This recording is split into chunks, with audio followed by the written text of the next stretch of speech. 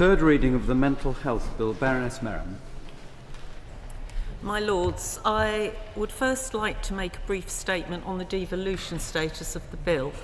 The majority of the Act, which the bill amends, extends to England and Wales. An initial legislative consent memorandum was laid in the Senate following the bill's introduction. Following further amendments to the bill, supplementary legislative consent memorandums have been laid. I would like to thank the Welsh Government for their constructive engagement, and I am pleased that they are recommending consent. The Senedd will hold a vote on legislative consent before the end of the bill's passage through Parliament. My Lords, I beg to move that this bill be now read a third time. The question is that this bill be now read a third time. As many of that opinion will say content. Contrary, not content, the contents have it. In Clause 30, Amendment, Baroness Merrim. My Lords, I now beg to move Amendment 1, which is a minor and technical amendment to reduce the period within which an application to the tribunal may be made from 6 months to 3 months, where a patient is transferred from guardianship to a hospital under Section 19. We are making this change to ensure that the relevant period within which transferred guardianship patients can make an application to the tribunal aligns with the relevant period for Section 3 patients. This is, my Lords, consequential to the changes the bill makes in Clause 29 to reduce the initial detention period for patients admitted for treatment from 6 months to 3 months, as part of our intention to provide patients with faster access to tribunals to review relevant decisions about their care. I beg to move. Amendment proposed, Clause 30, page 41, line 24, at end insert C, in paragraph E, for 6 months, substitute 3 months.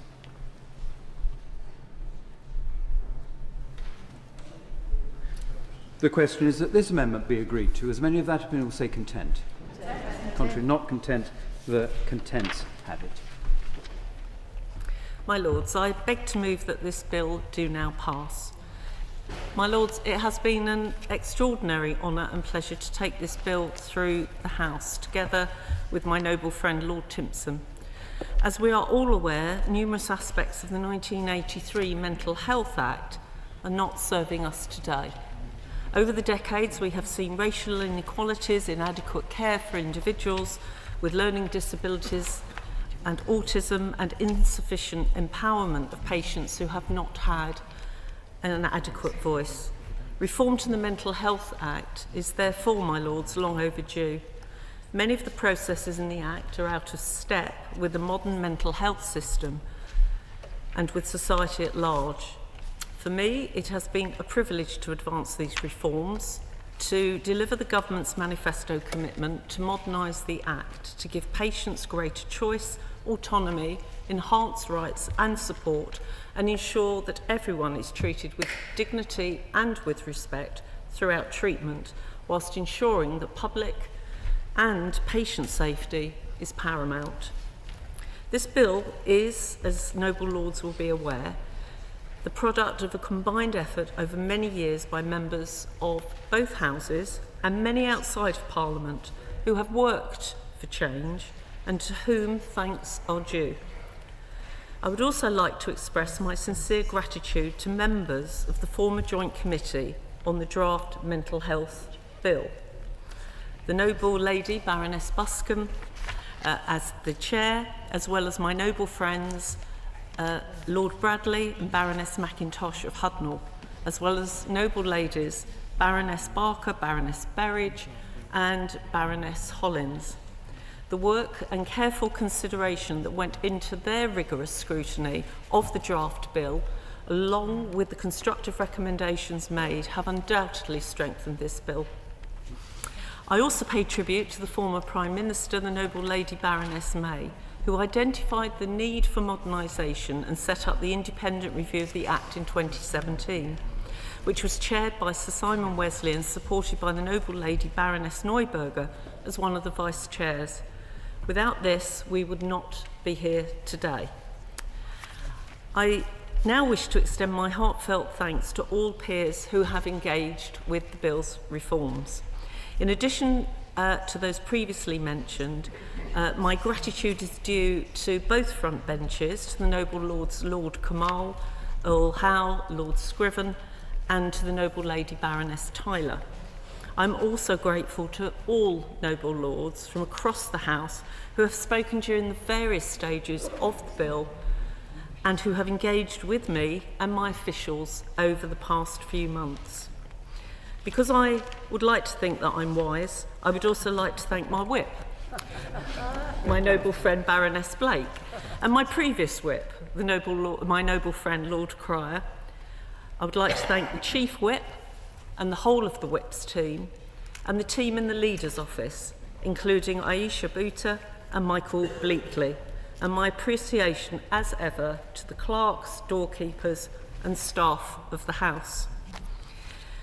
I would like to extend my heartfelt gratitude to all of the officials who have played a crucial role in the progression of this bill, and I hope your Lordship's House will indulge me why I give them the honour of mentioning them by name, because I believe they deserve it. Special thanks to Philip Dunkley, our bill manager, and his dedicated team. Callie Mulligan, Sam Munday, Emily Bolderow and Rhys Jose. I'm also deeply appreciative of the contribution of the bill's senior responsible owners, Cathy Smethurst and Caroline Allnut, as well as the DHSC officials, including Esther Horner, Hannah Coker, Alice Devlin, Matt Siddons, Tabitha Mufti, David Nuttall, Jennifer Rhodes, Megan McIver, Mahiri Sena Viatni and their teams. And additionally, I want to acknowledge the invaluable contributions of the government legal departments, officials Matt Smith, Lizzie Ratty, Nikki Richardson, Tim Spencer Lane and their wider team, along with my private office staff, including Carl Plain and Utunde Agega, as well as Diggory Bailey and Victoria Griggs from the Office of the Parliamentary Council. Whilst I cannot list every individual, I want to express my appreciation to all officials who have played a part, including officials from the Ministry of Justice. Their unwavering support and dedication have been instrumental in the successful advancements of this bill, and their work with peers, as Noble Lords across the House will testify, has been exemplary. I am confident that this legislation will make the Mental Health Act fit for the 21st century and give greater and better support to people when they need it, and I look forward to it receiving support in the other place. I beg to move. The question is that this bill do now pass. My Lords, as the Noble Lady the Minister said, debating the passage of this bill through your Lordship's House has been a pleasure. We've seen a genuine spirit of constructive engagement with a bill that we all acknowledge will help patients who encounter mental health services, but also the cross-party desire that we saw to improve the bill. This wasn't a particularly political bill as such. We found alliances across political lines, and I think all of us were didn't really play political games. We wanted to improve the bill and make sure that patients receive the best possible care. And I think it's a wonderful demonstration of the value of this House. Now, I want to extend my thanks to all peers who took part in this debate. I also want to thank the members of the pre-legislative committee, as the Noble Lady the Minister has acknowledged. But I also, like the Noble Lady the Minister, want to acknowledge my noble friend Lady May of Maidenhead, the former Prime Minister, who we have to thank for beginning the process of this bill. My noble friend identified the issue about racial disparities in the use of community treatment orders and wanted to reduce the involvement of police where they are not needed. And even though my noble friend was unable to be in her place to speak to her amendments at report, I am grateful to all noble lords who supported them, and I am delighted that the House has decided that they should be inserted into the bill. We look forward to how that will be debated in the other place. It is also welcome to see the House rally behind the amendment of my noble friend Lady Berridge to ensure that the process for appointing nominated persons for patients under 16 aligns with the Children's Act 1989. My noble friend was absolutely crystal clear that there has to be consistency between different bills, and you didn't want people falling between bills and actually falling into harm's way. And she's highlighted this and gave some harrowing examples of what could have happened or could happen if we don't align these, and we have to make sure that we align as much as possible. Can I also thank the Noble Lord Scriven and Noble Lady Baroness Tyler for their dedication to improving community treatment orders, but also addressing racial disparities. Noble Lords will remember that this is probably the issue that was closest to my heart, and we probed the government very heavily on it. There's still too many racial disparities. We understand it's a complicated issue, but the government did assure the House that they are looking into the data around this. What do they know? What do they not know? How will they fill that gap? And what will they do to address racial disparities? And I hope that's all something that all Noble Lords can agree on. Of course, I have to thank my noble friend Earl Howe for his stalwart support and advice on this bill, and obviously his experience, not only in parliamentary procedure, but also of previous iterations of this bill. I have to say I appreciate his sagacity, and I'm grateful whenever he agrees to work with me on bills, sometimes to curb my sort of schoolboy enthusiasm, as it were, but actually to keep me on the right path, as it were. So I'm also grateful that he's also agreed to work with me on the Tobacco and Vapes Bill, which your Lordships will be debating later today. Can I also thank the noble lady, the Minister, for taking her time, not only at the dispatch box and also her noble friend Lord Timpson, but also for the fact that her officials were always available and the noble lady was available to meet with us and try to iron out some of the disagreements or to find compromises. That's very much appreciated by, I think, all noble lords in this House. Can I also thank in her own office Ben, the Special Advisor, as well, for his input, and in our office Jamie Tucker, our advisor, who was amazing in terms of his understanding of the bill. Can I end by mentioning a quote that was sent to myself and my noble friend Earl Howe from the charity Blooming Change? And on hearing that the House had voted in favour of my noble friend's amendment on mandatory debriefing for mental health patients, a younger person told them, and they wrote this quote, "I genuinely for the longest time felt that I didn't matter to anyone or anything, that the universe didn't need to hear my voice, that what I went through didn't matter. It took so long to build my confidence and to find my voice. I'm glad I decided to use my experiences to fight for change, and I'm so happy our words have made a difference. We will keep fighting for more changes, little by little." My Lords, as this bill now progresses to the other place, I hope all members involved will heed those wise words. My Lords, it's been a privilege to be involved in scrutinising and improving this vital bill for which we had waited so long.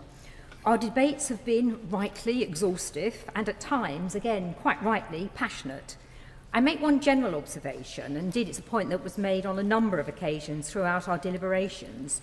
You only get one chance about every 15 years or so to reform and modernise mental health legislation. So it's really important both to get it right and to include all the relevant issue before the ship sails.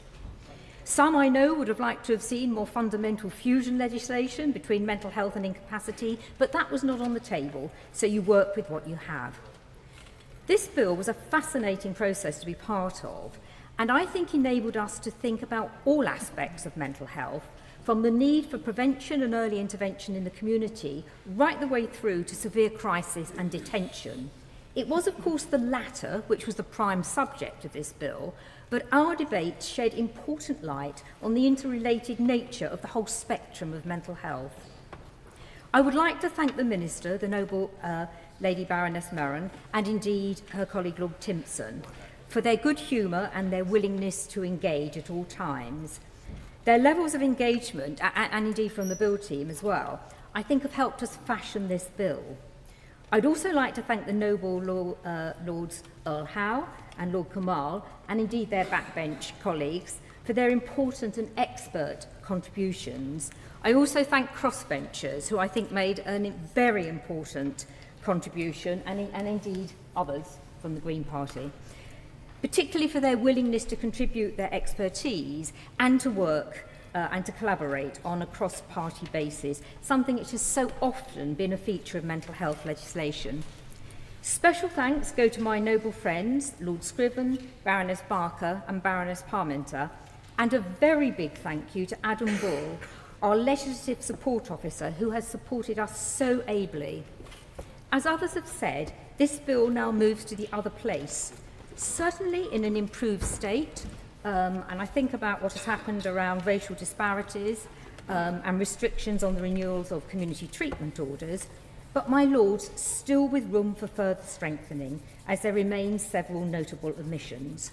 I look forward to seeing how that transpires in the other place, and when the bill reaches the statute book, what role this House is able to play in monitoring implementation, because, my Lords, implementation will be key.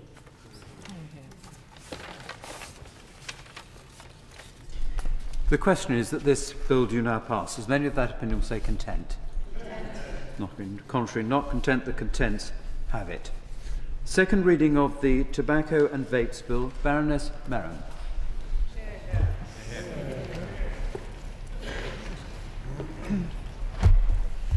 My Lords, I beg to move that this bill now be read a second time, and it is an honour to do so. My Lords, the evidence, despite perhaps some lingering myths and misperceptions, remains stark and compelling. Smoking remains unequivocally the #1 preventable cause of death, disability and ill health in our nation. Progress has been made, but this is not a problem of the past. Smoking continues to cast a long shadow over our society, remaining a significant public health challenge with persistent rates of prevalence. Every year, we witness the loss of approximately 80,000 lives in the UK directly attributed to smoking. The impact of smoking reverberates throughout lifetimes, increasing the risk of a whole range of conditions from stillbirth through to significantly higher rates of dementia, stroke, heart attacks, lung diseases and many cancers.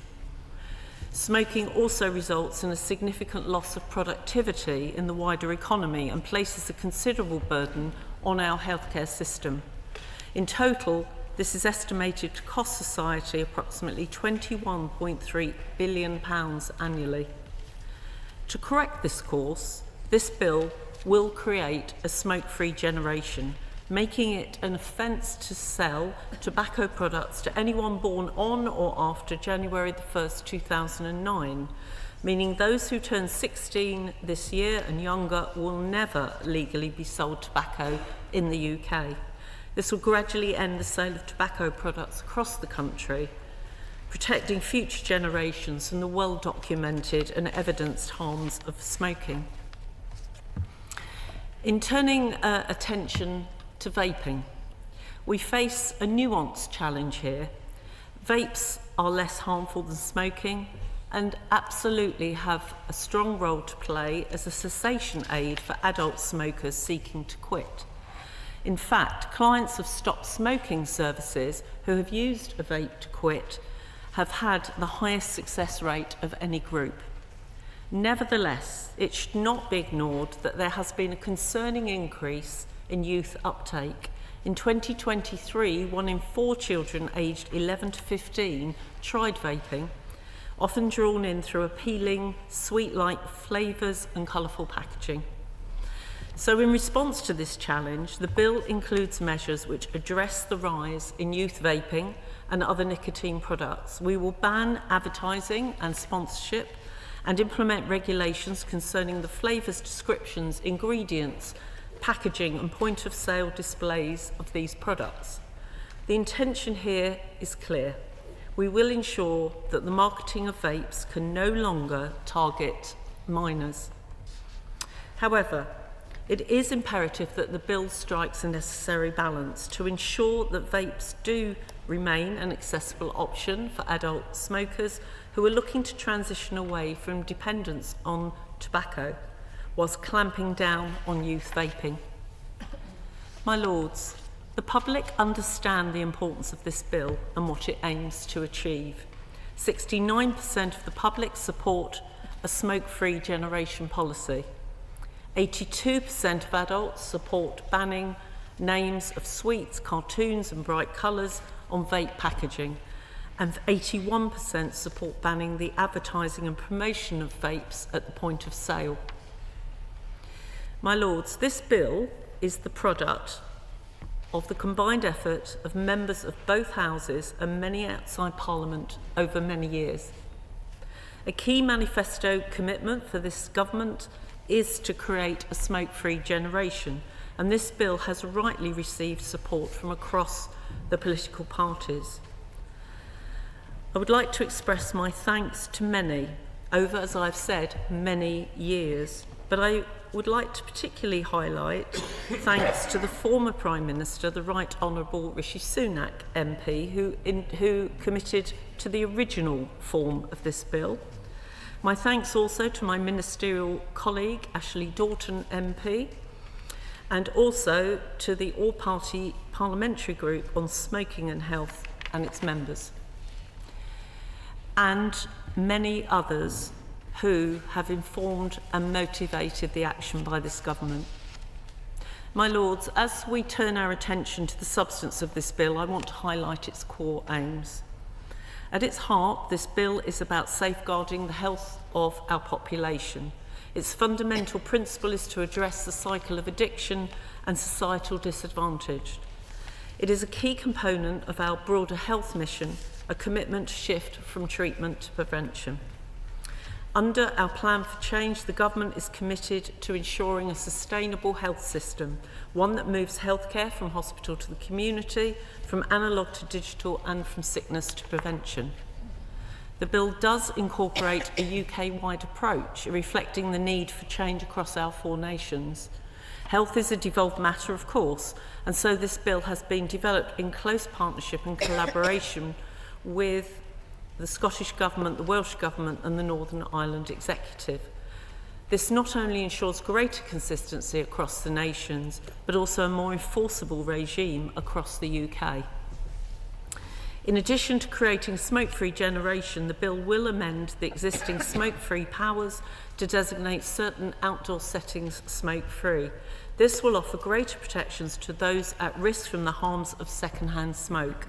Any such extension will be carefully considered and subject to consultation. And in England, the government will consult on banning smoking outside locations frequented by children and vulnerable people, such as schools, hospitals and playgrounds, but not outdoor hospitality or wider open spaces, whilst private outdoor spaces are out of scope of the powers in the bill. The bill provides, in addition, regulation-making powers to address the entire life cycle of tobacco, vaping and nicotine products, enabling the government to set appropriate product standards to protect consumers. The introduction of a pre-market registration scheme will provide comprehensive oversight of manufacturers and the products they introduce to our stores. Retail licensing provisions then facilitate ongoing monitoring and modification of retailer practices, strengthening enforcement and ensuring adherence to the measures that we put in place. My Lords, it is important, as I know many noble Lords acknowledge, the dynamic nature of the products we are discussing and the fact that our scientific understanding of their long-term impact continues to evolve. Therefore, the bill does allow for the highly technical details of the regulatory regime to be set out in subsequent regulations that are well placed to adapt to emerging evidence and market innovations. But it's not just about this bill. The bill is part of a wider effort across government to address the challenges of smoking and youth vaping. The government is actively supporting current smokers who wish to quit. We are increasing funding for local stop smoking services by an additional £70 million in 25-26 and delivering national action such as the National Smoke-Free Pregnancy Incentive Scheme and the Vaping Swap to Stop scheme. DEFRA has laid legislation which will see the ban of single-use vapes from the 1st of June of this year, addressing a key factor in youth vaping as well as environmental concerns. Moreover, to discourage non-smokers and young people from starting vaping and to generate revenue for public services, the government will introduce a vaping products duty that will come into force from the 1st of October 2026. And in order to continue to incentivise smokers to quit and keep the differential in price, duty rates on all tobacco products were increased by 2% above inflation in the autumn budget, with further additional increases for hand-rolling tobacco to reduce the gap with cigarettes. My Lords, we do recognise the importance of robust enforcement of our new laws and regulations, and so the Government has announced £10 million of new funding in 25-26 for trading standards to tackle the illicit and underage sale of tobacco and vapes and to support the implementation of the measures in the bill. And in total, we will invest £30 million of new funding in 25-26 for enforcement agencies, including trading standards, Border Force and HMRC. So, my Lords, I do extend my gratitude to noble Lords on all sides of the House for their ongoing support for this bill and to getting to this stage. I believe that the time to act is now, which is why this is a priority piece of legislation for this government, and also why we have gone further than the previous government. I look forward to the collegiate and constructive debate that I know will follow from my engagement thus far, and will seek to respond to the main questions and themes. And so, my Lords, I beg to move. The question is that this bill be now read a second time. My Lords, the House will be grateful to the noble Baroness the Minister for the characteristically clear way in which she has opened this debate. As she has indicated, this is a bill which in large measure replicates a bill introduced into the other place towards the end of the last Parliament. And speaking as someone who helped take through some important anti-smoking legislation during my time in the Department of Health, I begin by saying that the overall aims that the Minister has set out for this measure are ones that I fully subscribe to. Some little time has, of course, passed since I occupied the Minister's departmental seat, and in the intervening years we've seen the rise of vaping as an alternative form of nicotine consumption, sometimes as a perfectly valid means of quitting smoking, but increasingly a habit adopted by non-smokers, leading directly to nicotine addiction. I am therefore the first to say that I share the Minister's acute concern around this trend, which is in part caused by the numbers of young people taking up vaping who have not previously smoked. The bill therefore has some laudable aims and some welcome aspects. And my Lords, in the spirit of similarly motivated legislation going back over the last 25 years, it is surely our duty as legislators to look for ways to discourage smoking, to protect those who do not smoke from second-hand smoke, and to prevent children from accessing tobacco, vapes, and other nicotine products as if they were toys or fashion accessories. And it is right, too, that while we're about it, to look at the wider dimensions of the issue, such as the sale of non-nicotine vapes, as well as other nicotine products, such as nicotine pouches. The bill before us takes us into all these areas. At the same time, my Lords, there are two crucial tests that legislation of this kind needs to pass, and they're tests that Parliament has rightly applied to all previous anti-smoking measures. And they are the tests of proportionality and practicality. Much of what we shall need to debate in committee and beyond will revolve around those two tests, where there is often a delicate balance to be struck. For example, the balance between personal freedoms and health gain, between health gain and business burdens, between business burdens and free enterprise. And par excellence, in this particular area, we're dealing with another balance, one that threads its way through all the others, and that is the balance of probabilities around human behaviour. So, my Lords, this bill bears the same name as the one introduced by the previous government and shares many of the same features. It is nevertheless substantially different, and it won't therefore surprise the Minister to know that there are aspects to it which we shall wish to explore, to question, and in some cases to directly challenge. I mention first the most egregious. The bill before us today contains no fewer than 66 delegated powers, which is double the number present in the previous iteration of the bill. This is something that should concern us. Whether one supports the main principles of the bill or not, it cannot be right to condone a legislative model that leaves large swathes of policy areas with scant detail to be amplified later by ministerial decision. It isn't simply the volume of issues to which the regulation-making powers relate. It is also the nature of those issues. When the bill was reintroduced, it transpired that the government had inserted a new Part 7, permitting the Secretary of State and the devolved ministers to designate by regulations anywhere that is open to the public as smoke-free, including outdoor areas, and to designate any smoke-free place as vape and heated tobacco-free as well, once again by regulations. I recall the debates that we had in the House in 2006 on the health bill, which banned smoking in all indoor settings and on public transport. I supported that ban from the front bench on the grounds that there had recently been conclusive evidence that second-hand smoke indoors posed a serious health risk to those who chose not to smoke, and that policy has indeed stood the test of time.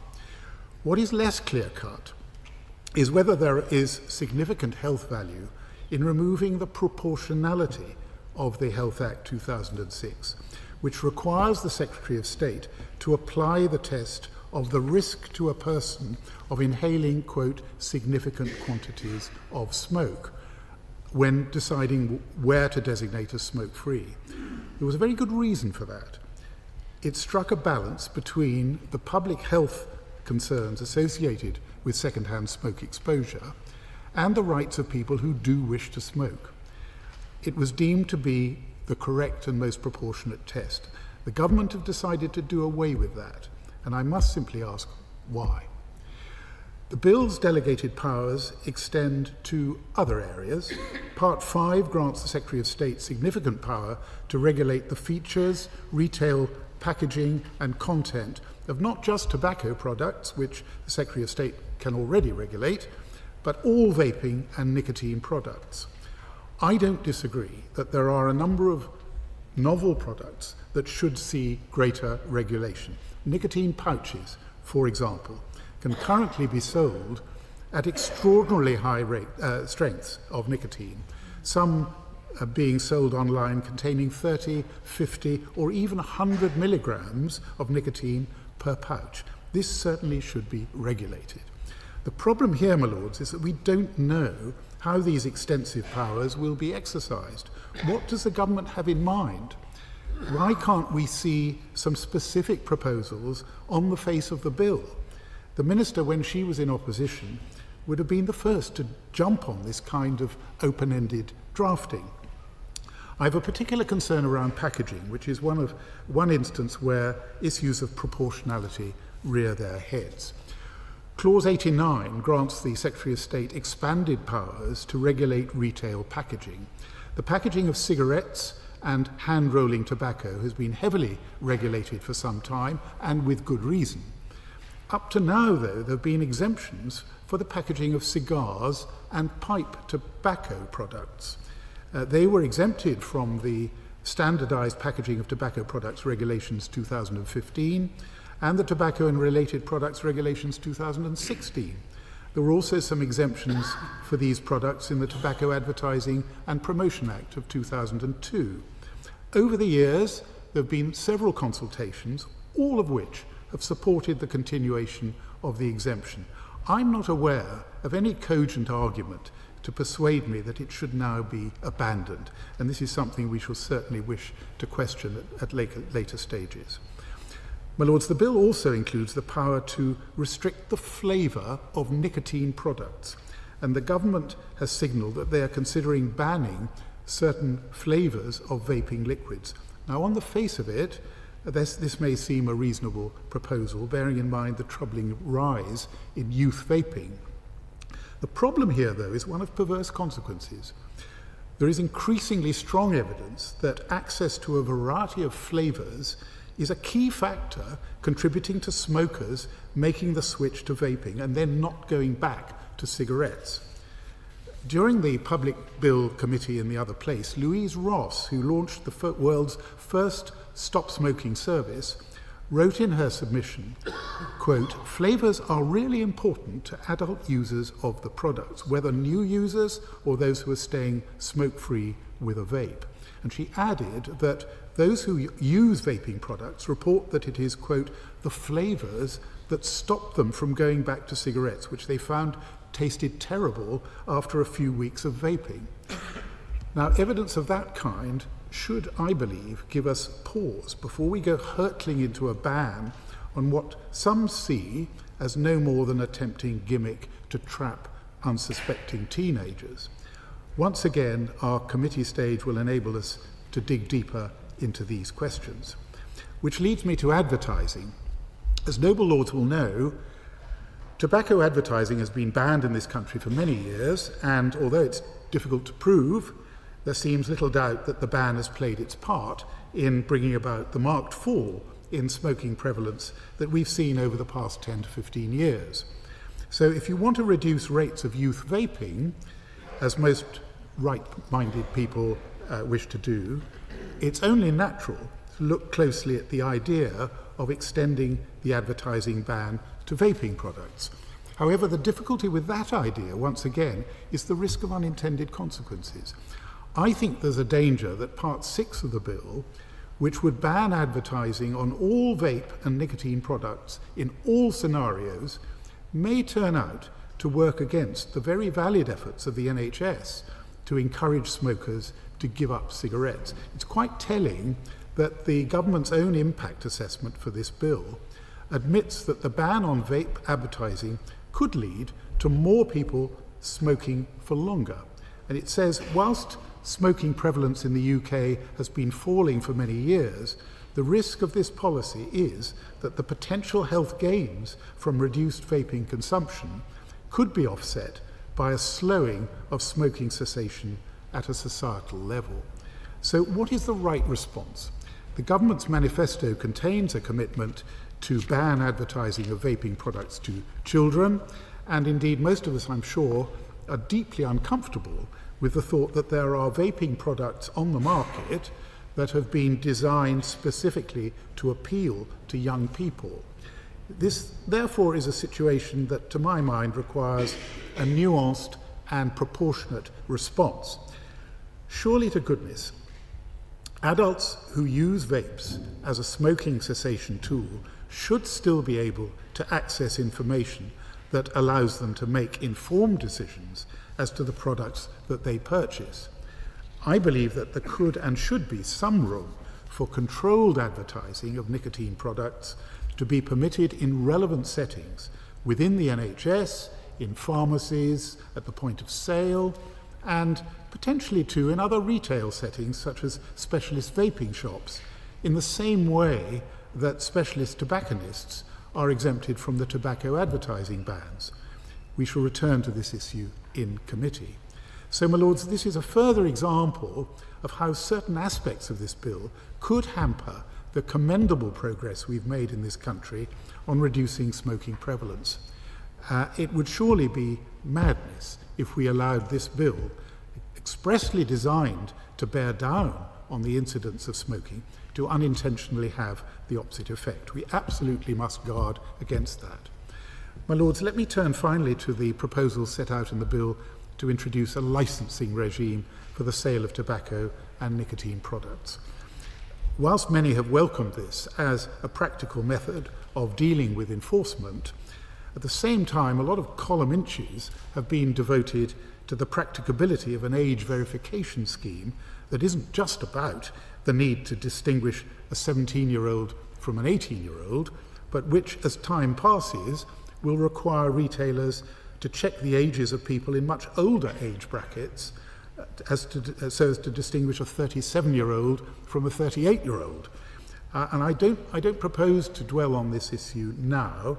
We can do so as necessary during later stages, because there is a much more immediate problem to occupiers, which is that once again, the licensing regime is to be established by regulations. And this means that we do not yet know the details, any details, of what the regime might look like or how it might be implemented. If you're a retailer, this really does matter. There's a certain amount of detail in Schedule 1, but the phraseology is, I'm afraid, rather vague. Regulations to establish a licensing scheme may make provision limiting the number of licensed premises in a particular area. They may make provision about the duration of licenses. They may enable the licensing authority to attach conditions, any conditions, to a license. I suppose those are clues. But what will this licensing scheme actually look like? My lords, we simply don't know. The bill permits the licensing authority to charge a fee for an application for a tobacco and nicotine license. How much might they charge? We don't know. What will be the upper limit that can be charged? Again, we don't know. Will retailers be required to apply for a tobacco license separately from a nicotine license or an alcohol license and be charged for all three? We don't know. In their written evidence submission to the Public Bill Committee, the Association of Convenience Stores said, quote, if the licensing fees replicated the same rates as the alcohol licensing scheme for the convenience sector, we estimate it would result in an additional cost of £11.4 million a year, initial sign-up, and £10.4 million for annual renewal fees for convenience retailers. So, my lords, these sums of money represent additional costs at a time when I think we'd all recognise small retailers simply can't afford them. They went on to say, quote, the proposed new ID requirements are a major concern. We're already stretched thin trying to manage age verification effectively with current regulations. Adding another layer of complexity with the potential for increased fines and penalties will simply make it harder for us to do our jobs and increase the likelihood of honest mistakes happening. My lords, these are real concerns that retailers have, and they're not concerns fed to us from the tobacco industry, they're not concerns fed to us by the vaping industry. They're concerns relayed to Parliament by the very people that this bill will impact the most. My lords, in preparing for this bill, I reread part of our proceedings on the Tobacco Advertising and Promotion Bill way back in 2001, when I said this: I asked the Minister to accept that there is no difference between us on the end that we have in view, which is to reduce the prevalence of smoking, particularly among young people. I repeat that assurance today, and I would add an assurance on youth vaping. It is indeed our duty to protect the health and well-being of everyone in our United Kingdom. However, we must never forget that it is possible for governments to champion those worthy aims by imposing regulation and burdens that are disproportionate to the good that they will do, or that in our desire to change the law for the better, we pay too little regard to the law of unintended consequences. My Lords, I too thank the noble lady for setting out this bill so very clearly. Most of the provisions here were indeed introduced by Rishi Sunak when Prime Minister, and in my view it's excellent that they're now being taken forward by the current government. We have a long tradition of cross-party working to reduce tobacco harms, and I'm delighted to follow the noble Lord Earl Howe, who has a long history as a committed member of that group, though always aware of the variety of views on his own benches. When I first came into this House in 2000 and was a health spokesperson, and much later on deputised for Earl Howe in the coalition, there were a number of people who took the industry briefings, sometimes unaware that these were what they were. Front groups, lobby groups, commercial groups led to be anxious when this was not merited, think tanks, now social media, were all active. and they resisted all kinds of tobacco controls that we now take for granted. The ban on smoking in public places, for example, was castigated as being nanny state, anti-libertarian, about to destroy all sorts of institutions, disproportionate, and so on. But many later said that it actually felt wrong when they encountered smoking in public places in other countries. And so we move forward step by step. Opponents of action dropped in number almost to a single voice, though I think the opponents have grown in number now.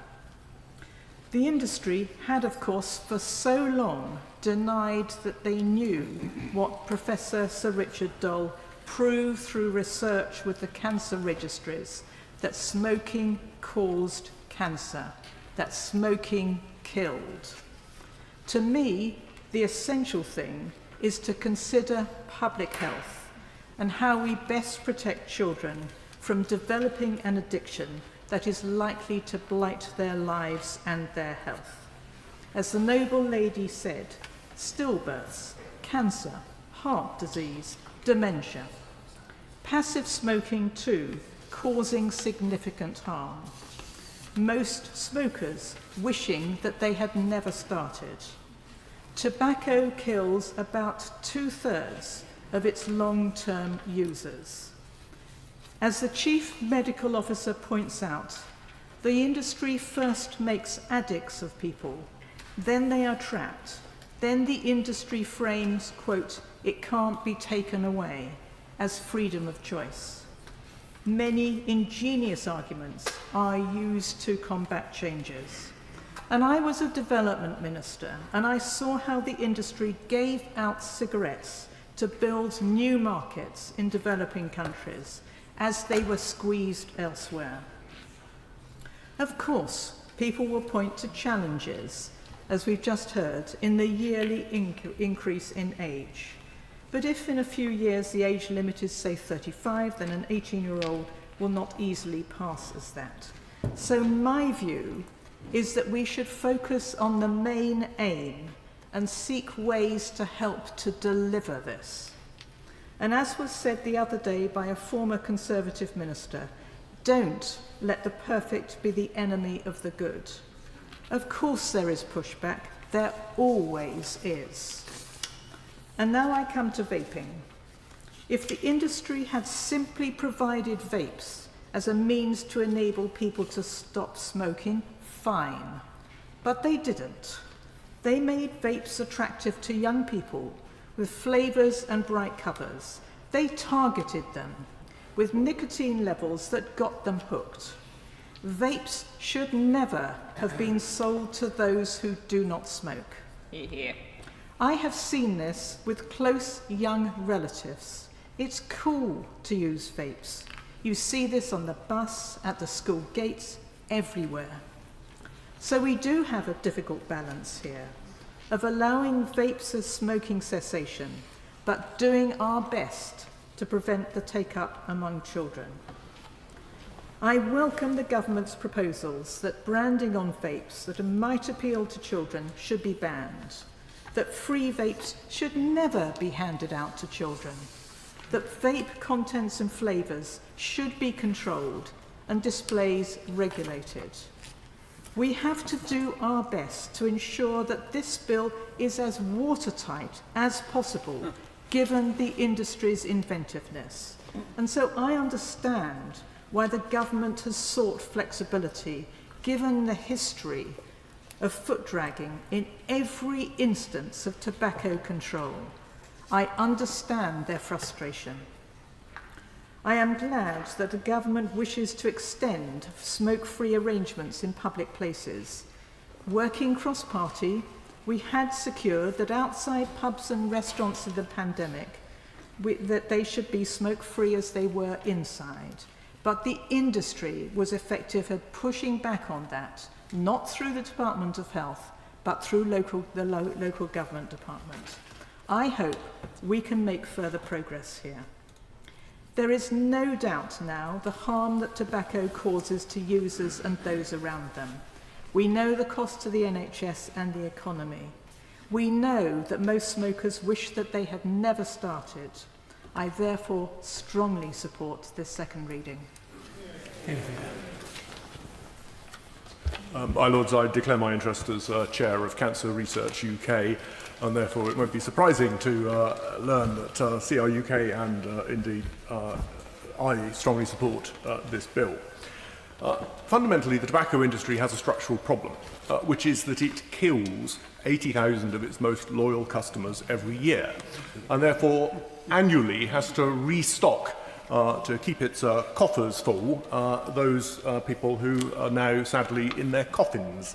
And the point of this bill is fundamentally to do something about it. And as the noble lady the Minister said, it was very gratifying to see the wide support across all parties in the House of Commons, and hopefully we will see that repeated here. But I suspect there will be some objections during the course of the bill, some legitimate and well-intentioned criticisms, but potentially some that bear a strange family resemblance to the arguments that the tobacco industry and its proxies also advance. One of those is that this bill isn't actually needed because smoking is on its way out anyway. I'm sure we can appreciate the irony of the argument that the industry advances, that the very measures they previously have so vigorously opposed on the grounds that they would be ineffective are now so allegedly supremely effective that further regulation is not required. But as well as the irony, the fact simply is that 6 million people are still smoking.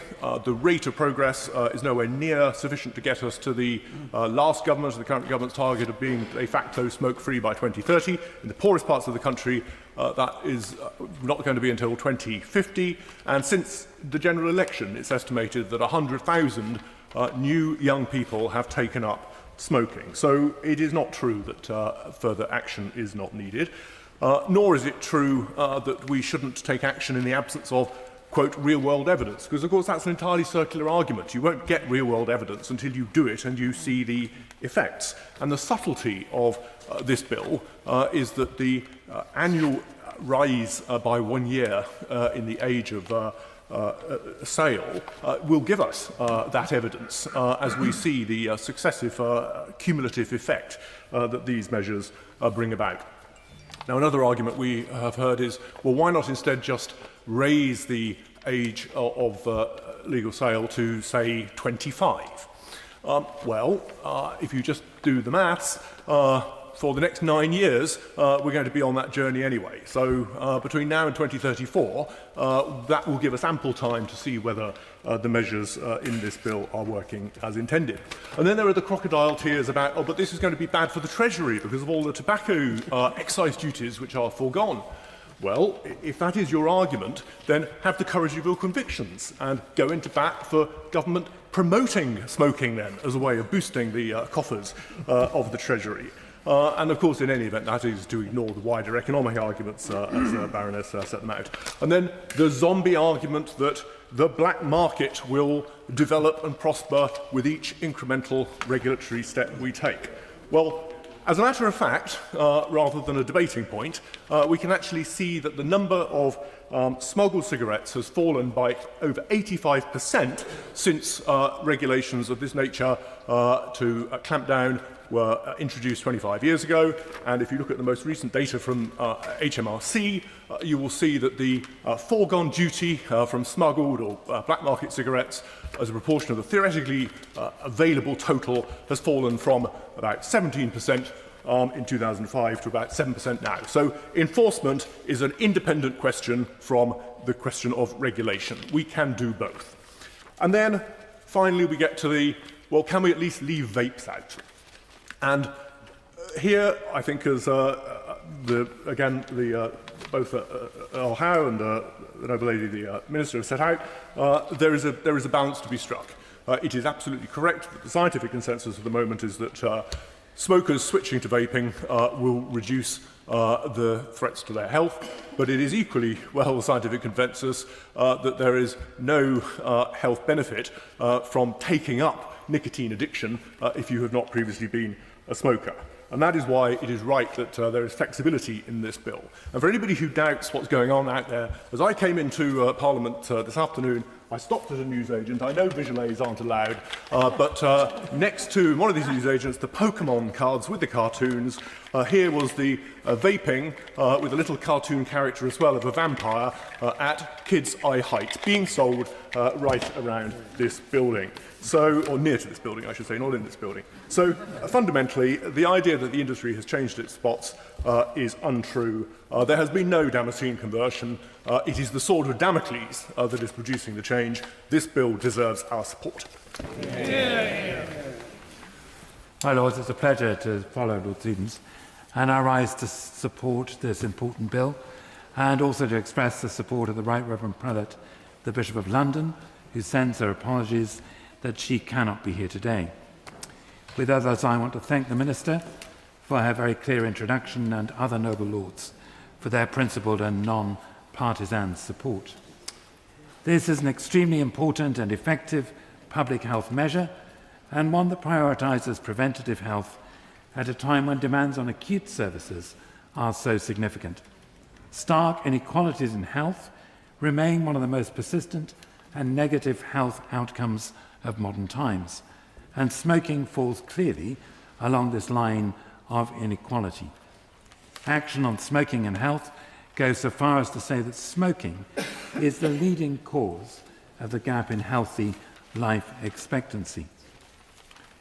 The government have already committed to being smoke-free by 2030, and though the most well-off parts of the country may be on track for that, Cancer Research Report, as Lord Stevenson has said, that the most deprived areas are not likely to meet that target until 2050 at current rates.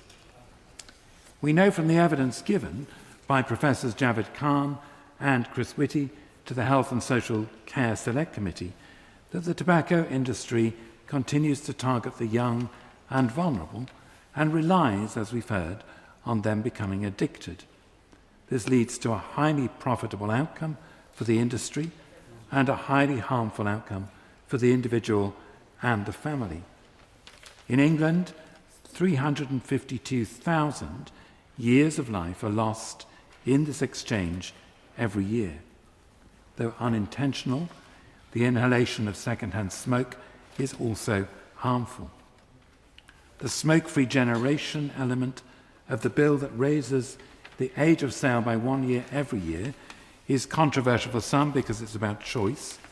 However, it recognises that our choices are not made in a vacuum, but with consequences for others. We all submit to the law and exercise limited rights for the good and protection of our neighbours. We're called to love our neighbours and seek their good.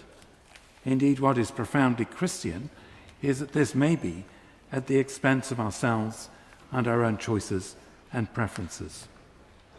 We agree on the need to reduce health inequalities and to reduce the overall smoking rate in line with the government's smoke-free commitments. Much of the onus for these tasks are on integrated care boards. May I ask the Minister, therefore, what will be the impact of the announced 50% cuts to operational costs be on stop smoking services and more widely on the reduction of health inequalities? In the midst of such pressure on the health service and in such a time of transition for the NHS, a change like this is required to reduce this enduring inequality in health outcomes. It also seems clear that a polluter pays levy should be considered to support these and other stop smoking services.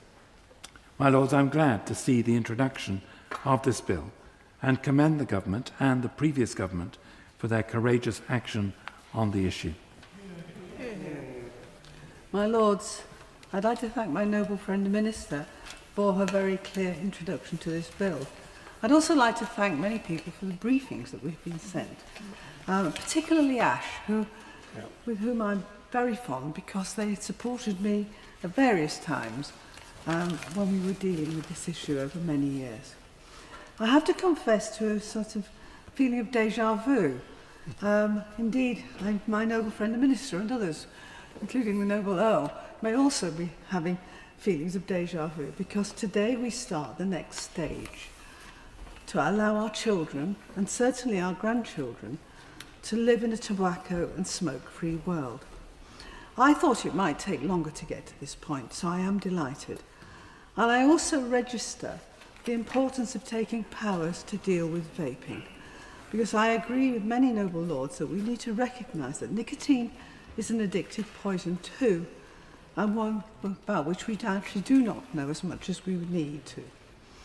My lords, I was a backbencher supporting the groundbreaking legislation in 2006 to make all workplaces and enclosed public places smoke-free. I confess I was proud when England went smoke-free in 2007. And early results show that within the first 2 weeks of the smoke-free law, compliance rates were 97%. And I was the Health Minister when the Health Act 2009 received royal assent. From April 2012, large shops in England, Wales and Northern Ireland were prevented from displaying tobacco products, and cigarette sales from vending machines were also prohibited. And in 2015, small shops had to do likewise, and I supported the Noble Earl Howe as the new Health Minister in carrying through the necessary regulations. I've had a great privilege of working with many noble lords across the House to deliver these crucial public health reforms. And I'm sorry that the Noble Lord Patel is not with us today, because I know his wise words would have helped us to take this bill through the House over the next few months. My lords, they have developed cross-party support which sees this historic legislation start its life during the last government. And what that signals to me, my lords, is that there is broad recognition that smoking is addictive and not a choice. It is not a result of a freedom of choice, except perhaps for the first cigarette. There is no freedom in addiction. Most smokers want to quit, but can't, and it takes an average of 30 attempts to stay smoke-free. Often the choice to start is made at a young age, and therefore locking smokers in for a lifetime, leading to early disability and death. So for many of us, my lords, this is not just a huge public health prevention initiative, savings for our NHS, but it's also a rather personal matter too. For me, my mother, Jean Thornton, spent the last 10 years or so of her life with COPD. It was only severe illness at the beginning of it being diagnosed that she actually ceased smoking, which she'd started at the age of 14. She's the eldest of 11 children. All of them, working class men and women, were smokers. All of them ended their lives with smoke-related disease. That's why it's personal to me indeed. The smoke-free generation is a long-term investment in the good health of our nation. This government has an explicit aim at the heart of the health mission to halve the gap in healthy life expectancy between the richest and poorest. Smoking is responsible for half of that gap. So according to government modelling, gradually raising the age of sale year by year could prevent nearly 500,000 cases of stroke, heart disease, lung cancer and other serious illnesses by the end of the century. This is not only a public health victory, it's also a major economic one, with total societal benefits projected at 77.3 billion. There are those who will undoubtedly seek to amend this bill, as the other place did, to remove the rising age of sale and replace it with a static age of sale. We must resist this, my lords. By increasing the age of sale every year, we prevent the tobacco industry from targeting new audiences and recruiting the next generation of smokers. So, 2 to 3 people who try a cigarette become daily smokers, regardless of when they start. My lords, I look forward to working across the House to make sure this bill gets onto the statute book.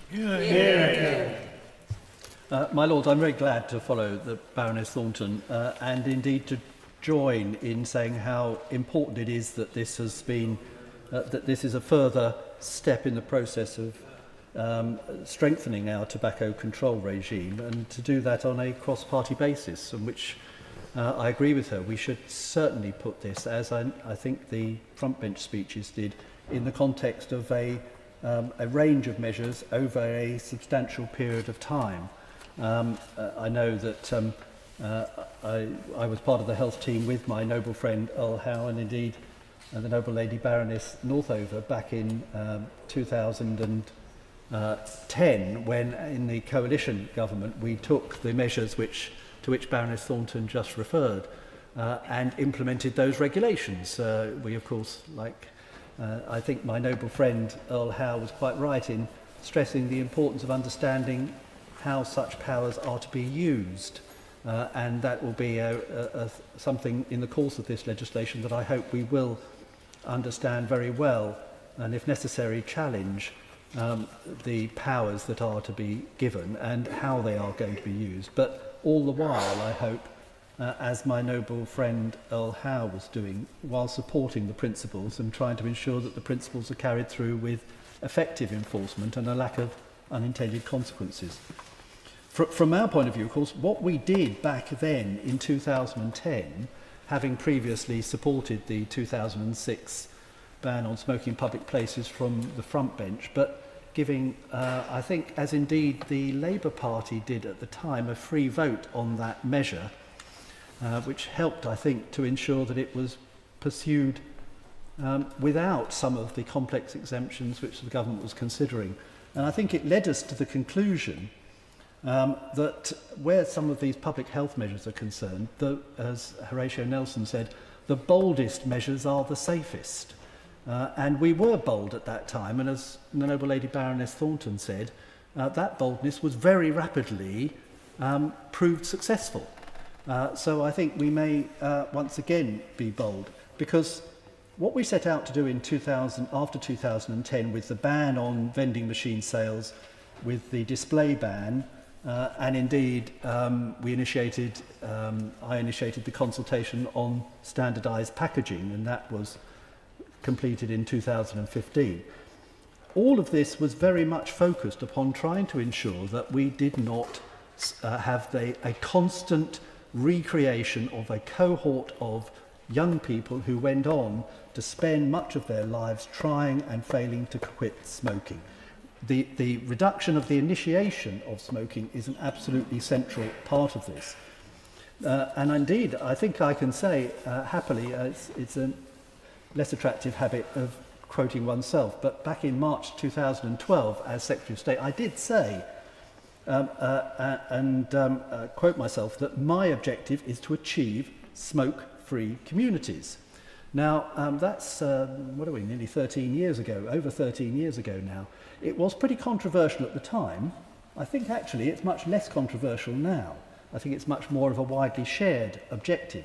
The question was always how to achieve it. And I think I would reinforce the credit to Prime Minister Sunak and the then Secretary of State, my friend Sajid Javid, in asking Dr. Javed Khan and his review back in 2022 to propose that bold step of incremental rise in the age bar on cigarette sales. So I very much support that, because it wasn't clear how we were going to achieve this thing. And I think this now shows us the path to achieving it. So I do support the bill.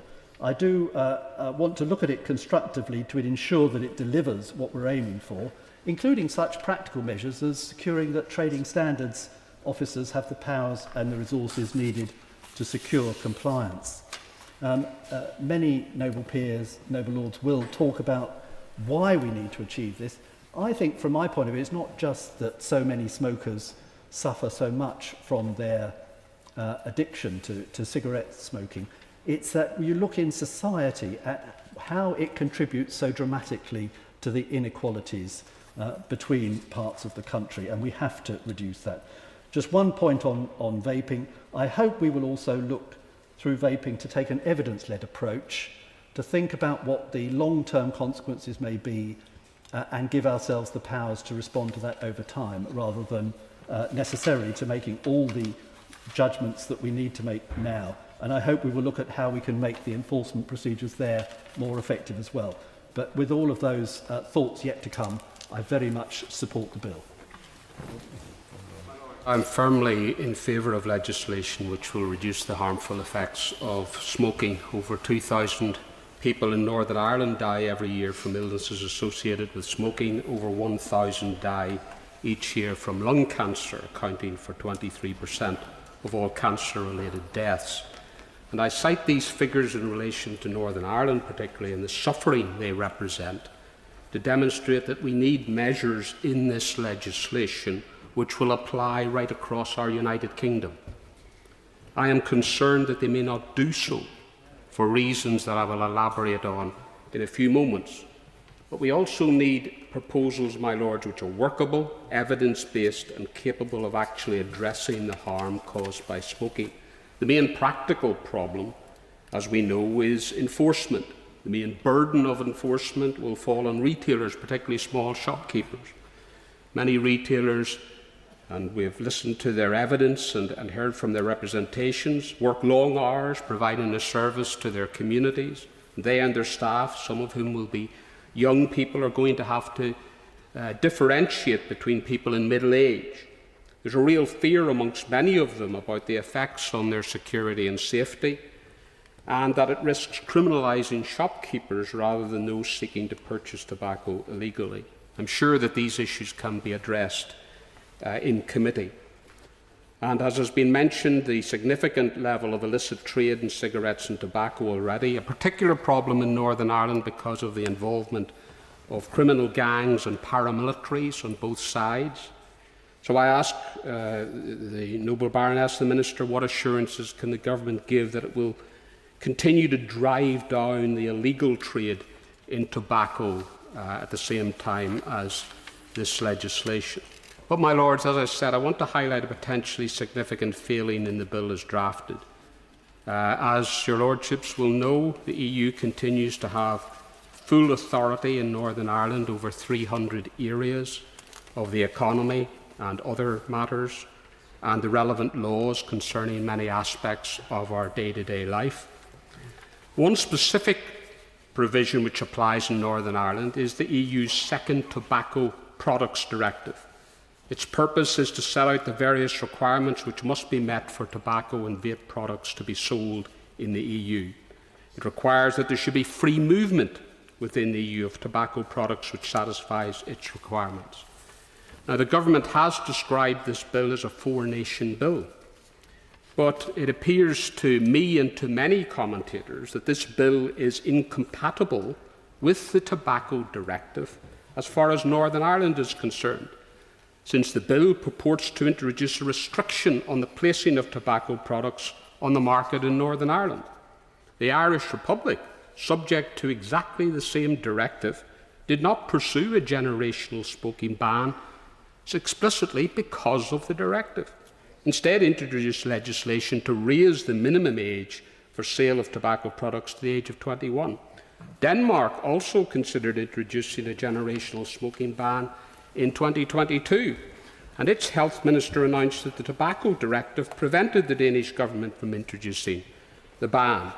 So, my Lords, I fear that unless there is a provision in the legislation which excludes the application of the tobacco directive in respect of Northern Ireland, then it may well be the case that the generational smoking ban, which we want to see applied across the United Kingdom, cannot apply in part of the United Kingdom.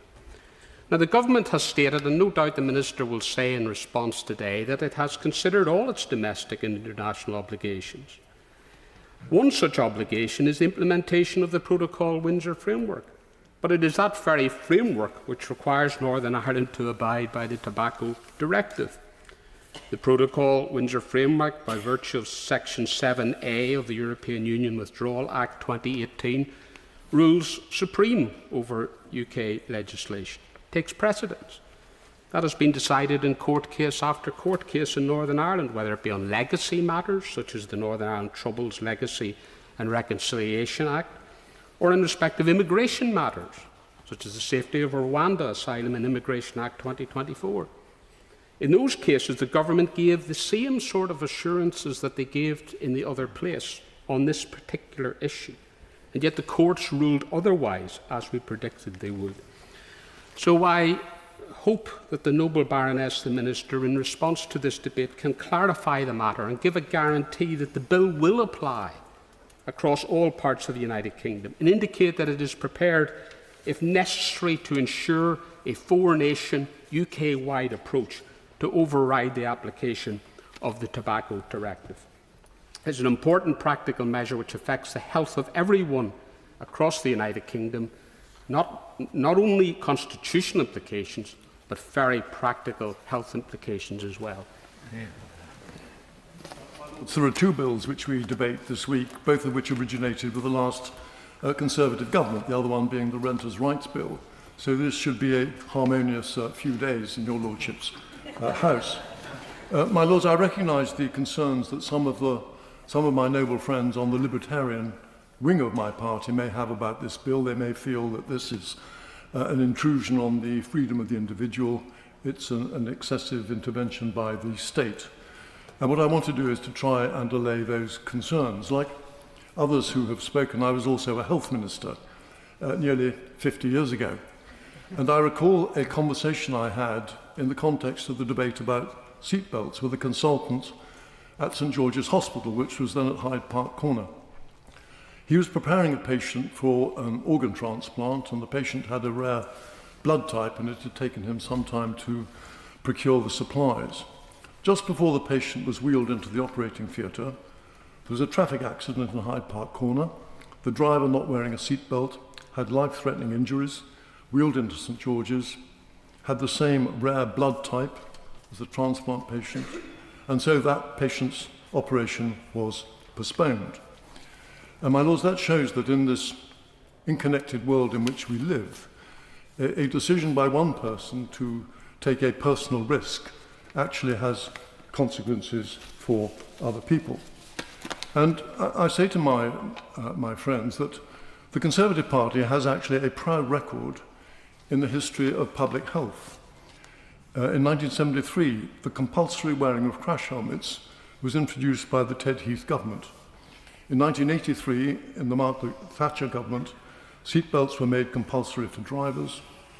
In 1991, they were made compulsory for passengers. As my noble friend Lord Lansley has said, the coalition government took further steps, and the last government introduced the Health and Care Act, which unblocked progress in adding fluoride to the water supply to promote dental health. So this measure is perfectly consistent with my party's approach to public health over 50 years. And the bill that we debate today, unlike other ones that I have referred to, would not impact on the freedom of anyone today. The bill, as published, enables adults who buy cigarettes and smoke legally today to continue to be able to do so. But my criticism with the bill is that it does not do enough to discourage existing smokers to stop or discourage new smokers from starting.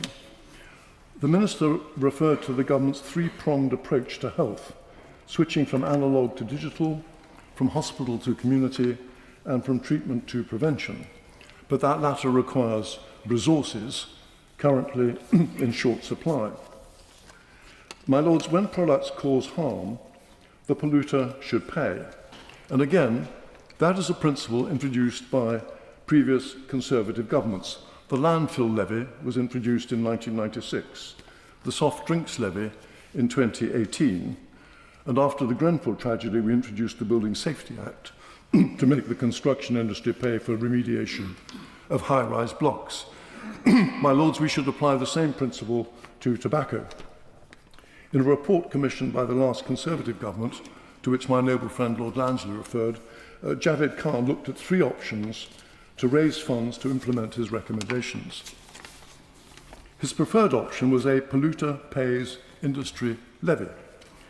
A tobacco polluter pays levy could be introduced in the form of a charge applied to a percentage of profits. It would not impact on the CPI, nor on the cost to the consumer, but it would raise hundreds of millions of pounds. My Lords, we debated exactly that proposition on March the 16th, 2022. Responding to the Amendment 158 to the Health and Care Act, the then Shadow Minister, Baroness Merron, said this in column 297. This strikes me as a wholly pragmatic. A wide-ranging consultation would undoubtedly help to strike the right balance between all the parties involved. The scheme proposed in this group of amendments would provide a well-funded and much-needed boost, and a consultation would allow this proposal to be tested, refined and shaped. I hope that the Minister will accept the opportunity of a consultation, but if the will of the House is tested, these benches will support the amendments. End of quote. The noble lady will not be surprised to learn that that commitment will be tested when we reach report stage of the bill to make it an even better bill than it is now. My Lords, I am delighted to offer my support for this bill and to join every other speaker so far in this debate. And there have been nine before me who have expressed their complete support for what the government is doing. And it is rare that a bill introduced by the government of one party finds it is then picked up in substantially the same form by a new administration after a general election. But this is consistent with the all-party approach which many of us across the chamber worked on from the early years of this century to reduce the scourge of tobacco and nicotine addiction. The most important of these, which has been referred to already today, was the decision to make pubs and clubs smoke-free after the free votes in 2006. There can be hardly anyone in your Lordship's house or outside who wishes to go back to the days when pubs were full of smoke and patrons needed to change their clothes and wash their hair to get rid of the stench when they got home.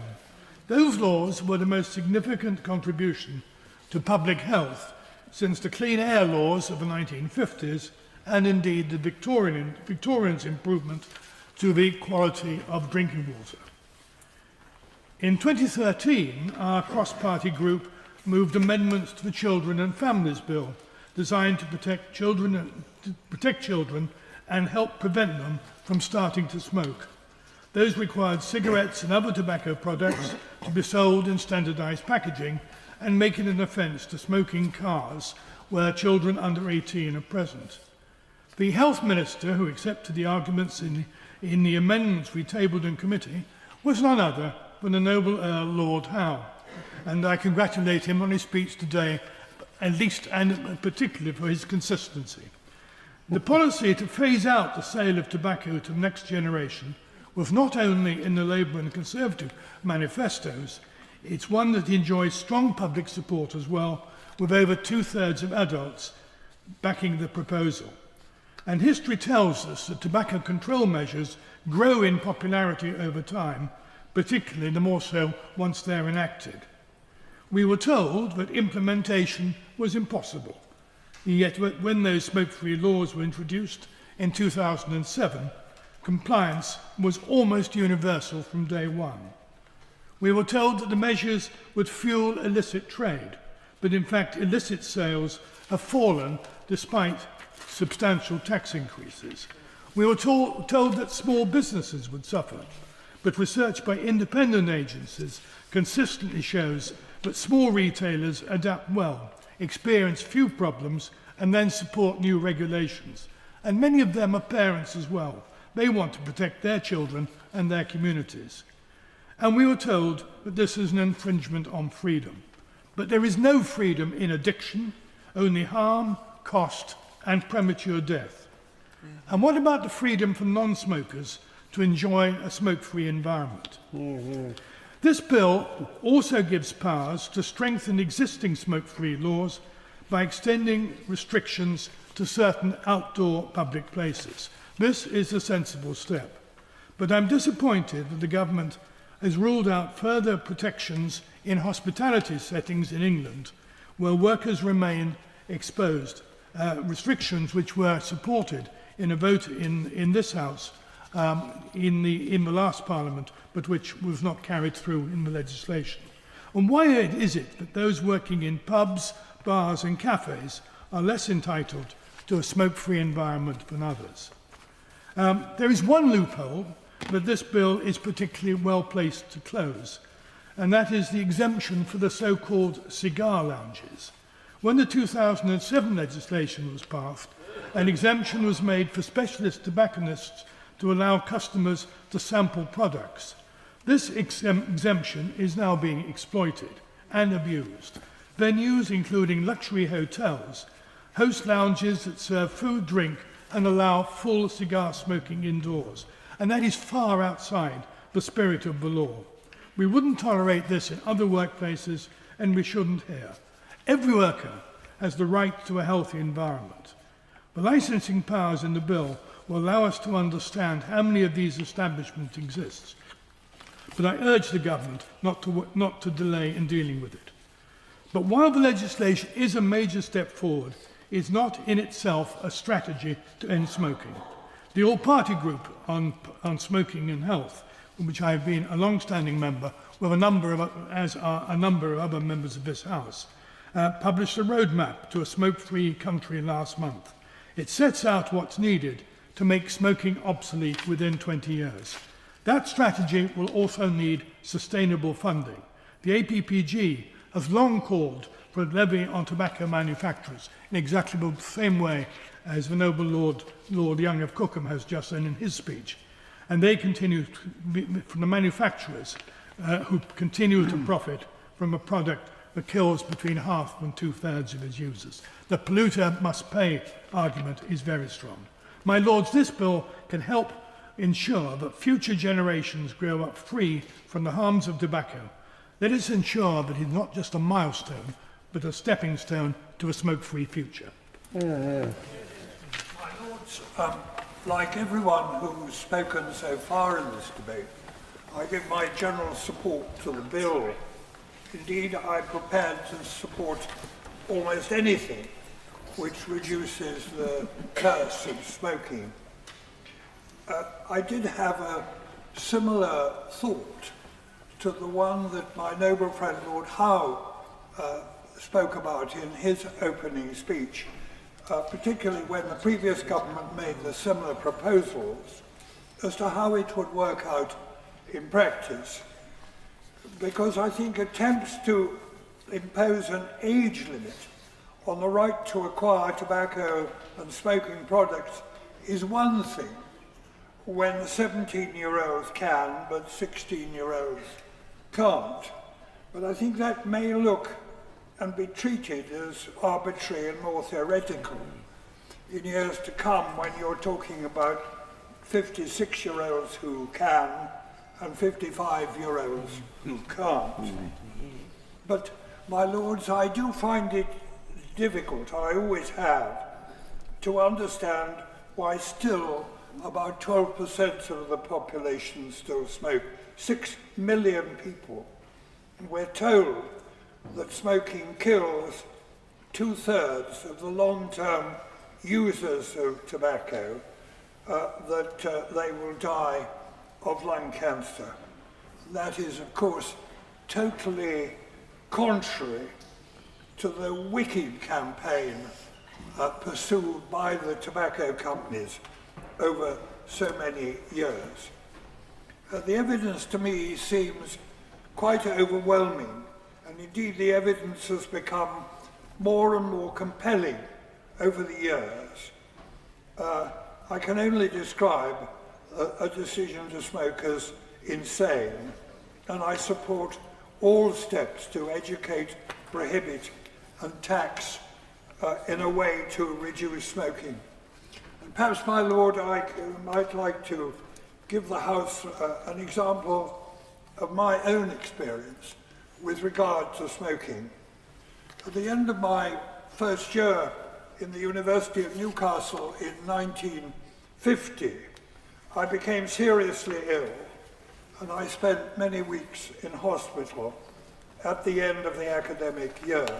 And I was about to be discharged when the professor of thoracic medicine came to me and said he thought I was going to be all right, and he asked whether I smoked, and I said yes I did, and he asked me how many, and I said too many, and he told me he thought it was a serious mistake and that I should stop smoking. And when I demurred and said I thought it was perfectly all right to continue smoking, he said this. He said, one of my students has just written a thesis, this is in 1950, has just written a thesis where he claims to have found a connection between smoking and lung cancer. And he said, I've only briefly skimmed over the thesis, but it seems to me to be very compelling. He then went on to say to me, you have completed the first year of a science degree. You will understand most of the thesis, but I'm going to let you see it. And the following day, this thesis by a Dr. Strang, who became later a very distinguished surgeon in thoracic surgery, this thesis arrived on my bed. And I read it, and I was horrified to read this new, in those days, almost unheard of connection, showing this insanity of smoking. And connecting, as he did, with general publicity, until 5 years later there was practically nothing publicly said, until the mid-50s, about this. And my lords, having read it, I decided enough, and I have never had a cigarette in my hand or my mouth since that day. My lords, I have lived a joyous life for 94 years and hope for many more to come. But if I had not taken that decision that day, I'm sure I would not have been here today to contribute to this debate. Yeah. Well done, Mike. My Lords, I support this bill, and I'm delighted that Lord Jopling is still alive to speak so eloquently on the topic of prevention. I also want to thank my noble friend, the Minister, for navigating us so clearly through a path to prevention. This bill presents an intergenerational approach to prevention, which is a real step change towards smoking cessation in the future. It's also been fascinating to listen to those veterans amongst you, as I'm a relative newcomer to the House and to this topic, who have lived this campaign for so many years and have personal experience. I pay tribute to Baroness, my noble friend, Thornton, and Baroness Northover, and many have been in the seats of policy making before. I also commend the arguments mounted in trying to take well-targeted aim at the preemptive points that might be made from libertarian quarters against this bill. The myth-busting must continue in this regard. As a nurse and former president of the Royal College of Nursing, I welcome the bill and the impact that it can have on reducing tobacco use and negative health outcomes. I support the Royal College of Nursing as a member of the Smoke Free Action Coalition, and it's important to call time on the legacy effects of harm from tobacco and reinforce its regulatory rigour. As a young nurse, I witnessed firsthand the consequences of smoking for patients in the vascular ward where I worked as a staff nurse.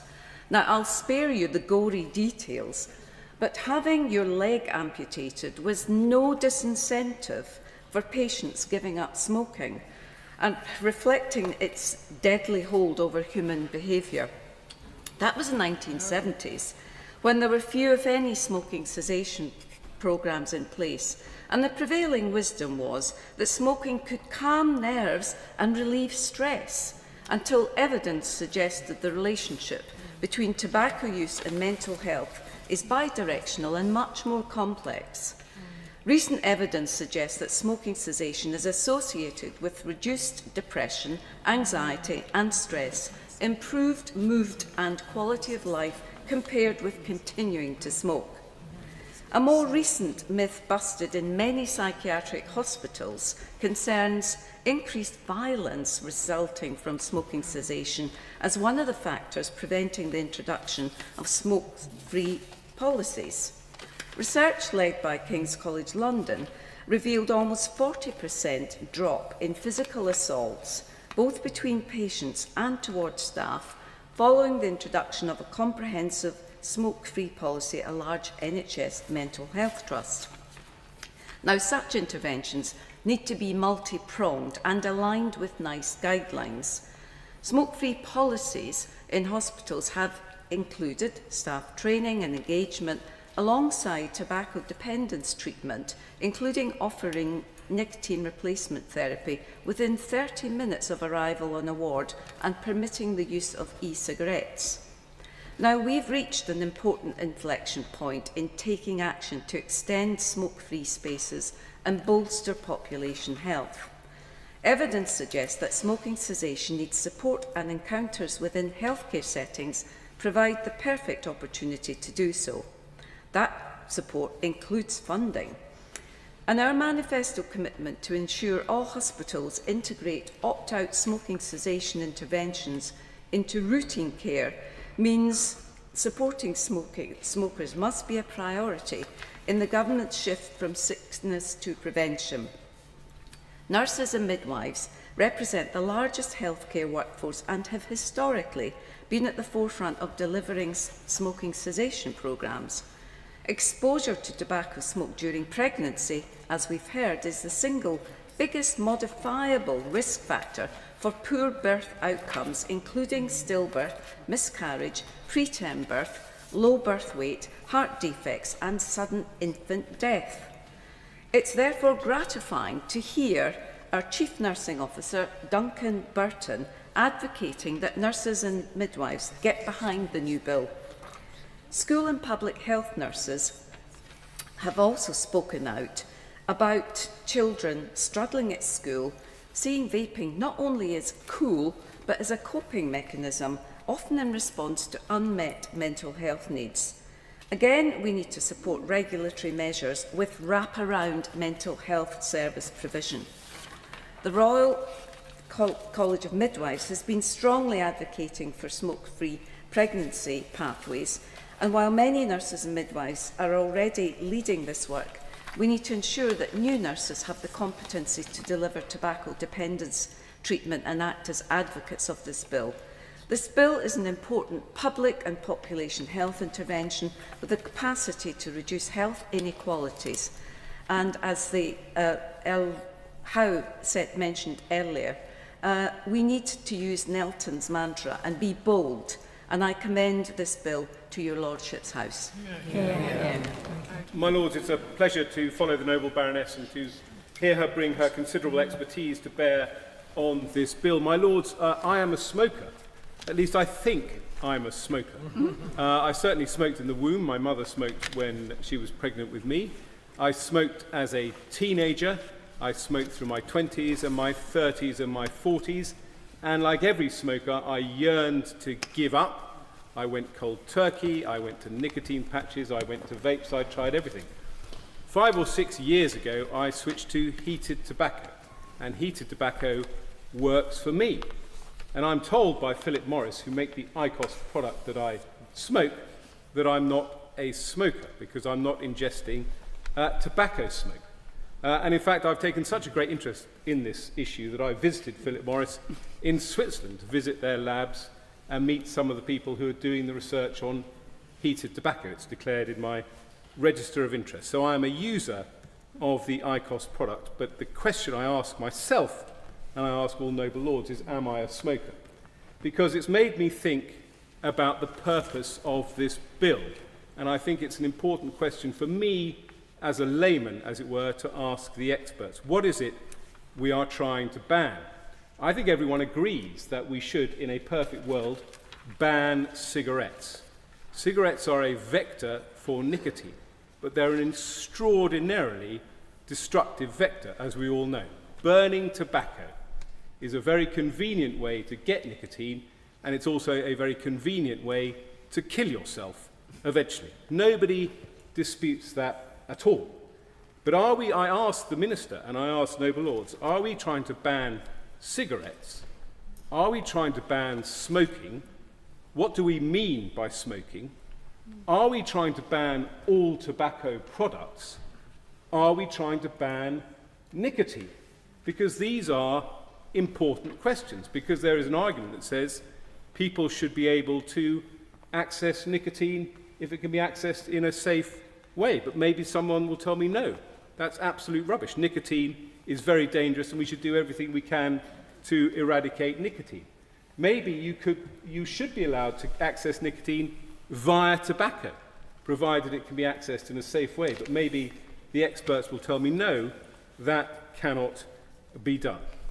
I fully accept that measures that appeared unpopular at the time have had a huge impact, and a good impact, on smoking. I remember, I have a fond memory, I have to say, of voting against the Labour government in 2006 when they were tightening up their legislation on banning outside smoking. And the only reason the memory is so fond is that as I went through the no lobby, John Reid, then a cabinet minister, walked past me and said, "Thank you for voting for the Labour manifesto," because that was the original proposals in the Labour manifesto. They were being taken further by the government. And there were huge rows, again, about the impact on communities. But I find it unimaginable now that I was able to smoke on an aeroplane, in the tube, and so on and so forth. So I fully support that. But I have to ask the questions. If you look at somewhere like Sweden, Sweden describes itself as smoke-free. 5.4% of its population smokes cigarettes. That's the lowest in Europe. But 22%, and granted the Swedish can be odd, use this thing called snus. This is basically the tobacco you put in your mouth. Now, Sweden has the lowest rate of lung cancer in Europe, but I don't know, from the people who have briefed me, obviously, whether they have the highest rate of mouth cancer. I would love to know that. But is Sweden a success story from the perspective of this bill, or does it remain a complete basket case and disaster? And I fully accept, I went to Philip Morris to find out more about this product, and I met the people who are working on it. They included a former academic molecular biologist. They included a public health neuroscientist who's worked in public health for 25 years. They included a physiologist who has spent his entire life fighting addictions and coming up with drugs to combat things like opioid addiction. And so the controversial thing I want to say is that a lot of the tone of this debate looks backwards at the sins of big tobacco and doesn't perhaps acknowledge might be too kind a word, that big tobacco has perhaps itself moved forward in terms of what it talks about with heated tobacco. So that is the question I ask the House as we debate the second reading. What are we trying to get rid of?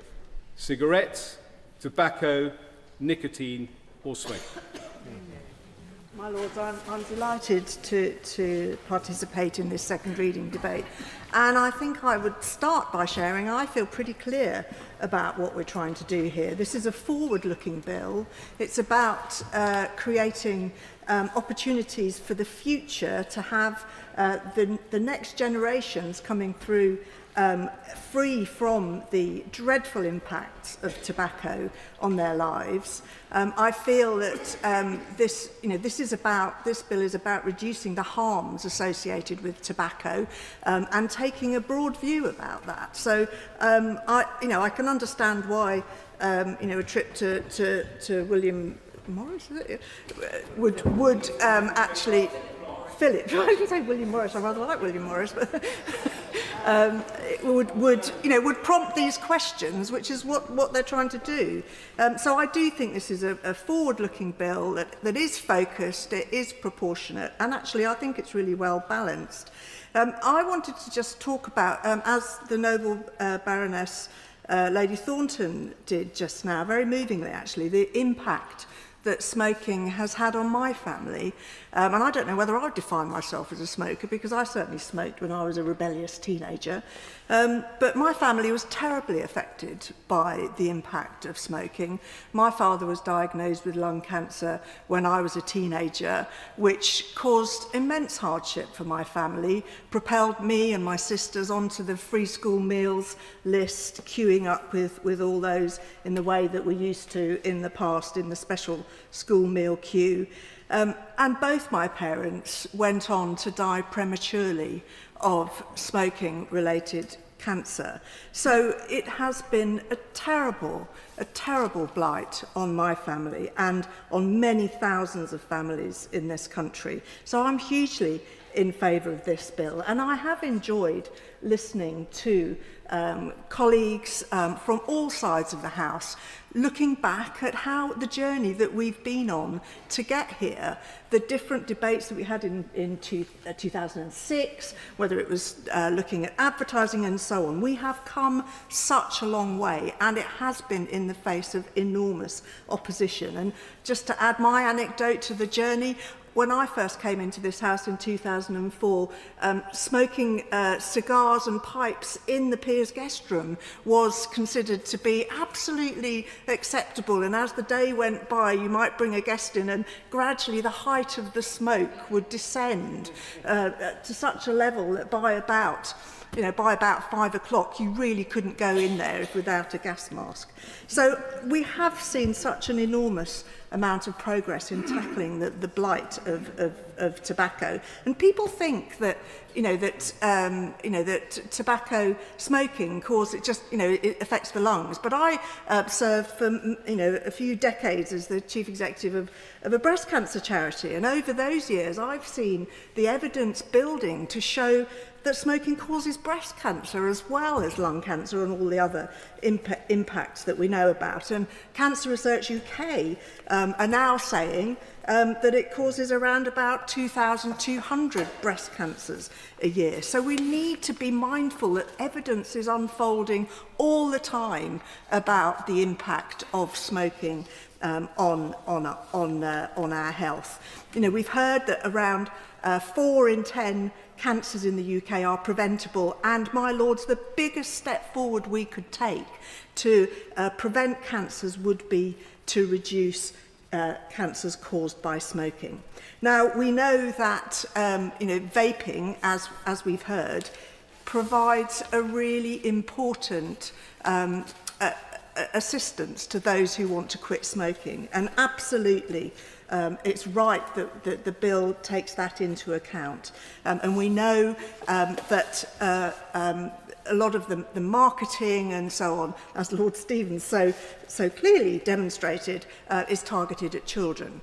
I want to close by saying those aspects of the bill I fully support.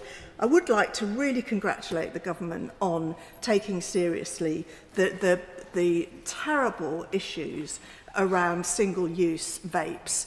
Only 2 weeks ago, I was in a children's playground looking after a great nephew, and he said to me, "Do you know what? You can find a red box that can make smoke come out of your mouth, sweet smoke, and it's really great." He's 6, and he found a single-use vape in the bushes in the park and had a go on it. Now, we don't want to see that as the norm in our society going forward. So this bill is about the future and the kind of future we want to see for our young people. So I support it wholeheartedly.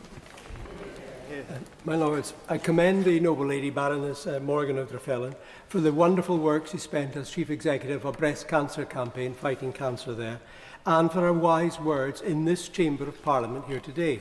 My concern with this bill is we might not hear those wise words or anyone else's wise words in Parliament again, since the government in this bill are taking so many powers away and delegating them to ministers.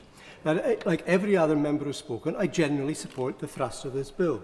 Now, as we know, the last Conservative government introduced a similar bill with these generational restrictions, and many people think it's possibly unenforceable.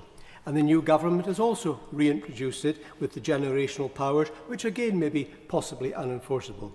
But my main concern about the bill are the unacceptable parts with the excessive amounts of parliamentary scrutiny being taken away and given to ministers and others in the delegated powers. Now, as has been said by others, the last bill had 33 delegated powers and this one has 66. Well, OK, some are repeats of the same powers duplicated for Northern Ireland, Scotland, Wales and England. Nevertheless, the extent of the delegated powers is a slap in the face for the report from the Delegated Powers and Regulatory Reform Committee, the report called Democracy Denied, the Urgent Need to Rebalance Power Between Parliament and the Executive, which was praised by the current government. In that report, we warned about the 4 major abuses we increasingly see in legislation. But this bill has every sin we warned against. It has 17 Henry VIII powers, enabling ministers to change Acts of Parliament, avoiding proper parliamentary scrutiny. It has skeleton clauses, saying that ministers can create offences on a range of topics and setting a maximum penalty. That is not good enough, my lords. Any and all criminal offences should be set out in detail in primary legislation. It has sub-delegation of powers. Now, it's bad enough that ministers have been given excessive delegated powers, but some clauses permit sub-delegation of these powers to other organisations.